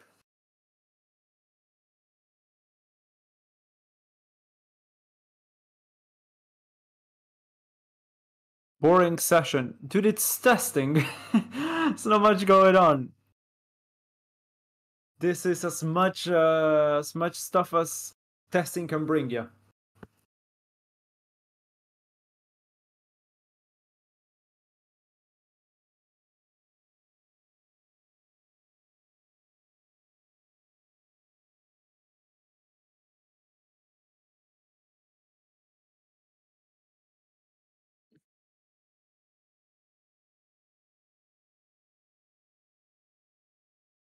Let's see. Standing start.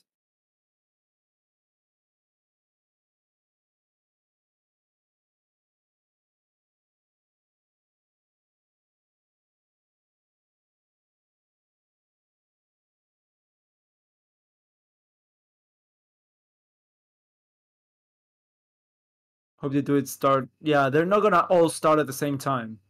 They're gonna go one by one.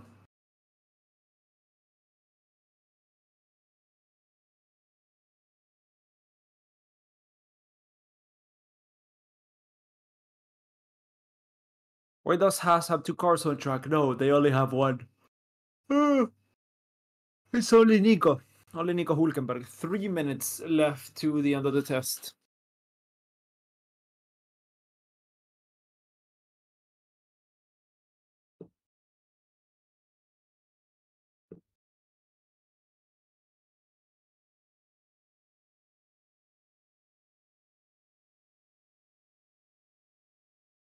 Yeah, all the new drivers are out on the track now.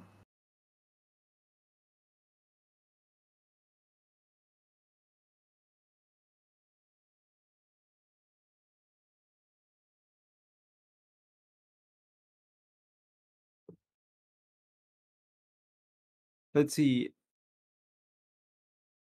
Nick de Vries on pole position alongside Nico Hülkenberg.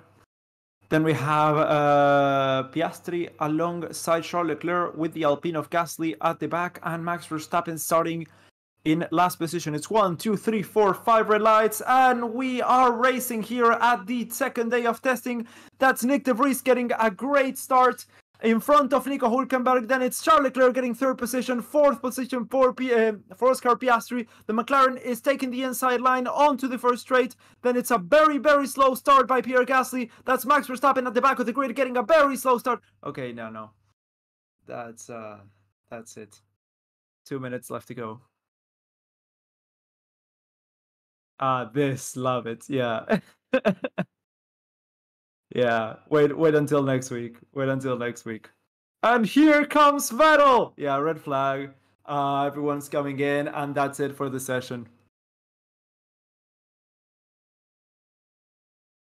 And there's an accident.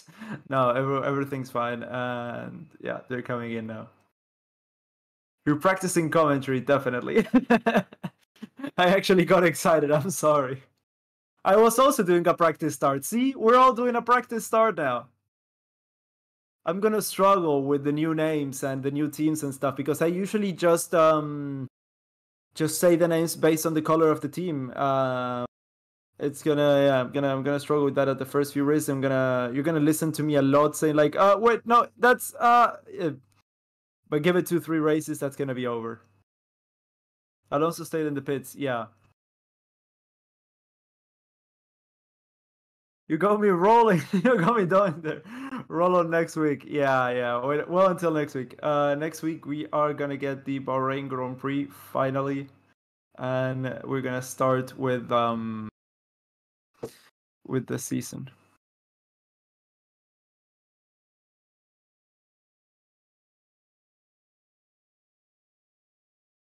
I was like, wait, what? Yeah. I miss F1. I miss racing.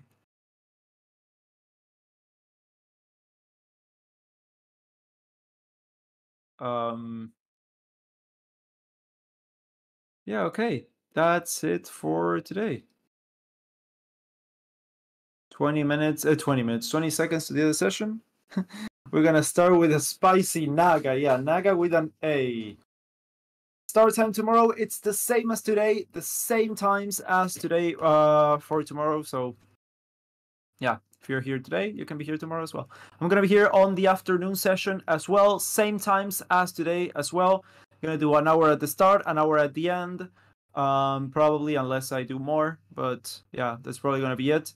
And other than that, yeah, that's it. That's it for testing. Then the next time we'll see each other is gonna be for qualifying. So that's interesting. That's exciting. So yeah, thank you all so much for watching. If you enjoyed today's stream, make sure to leave a like, subscribe to the channel if you are new here. If you enjoyed the sneak preview, add what it's like to have a start here at the Racing Statistics channel. Yeah, thank you so much for watching, and I will see you all tomorrow. Take care, guys, and bye.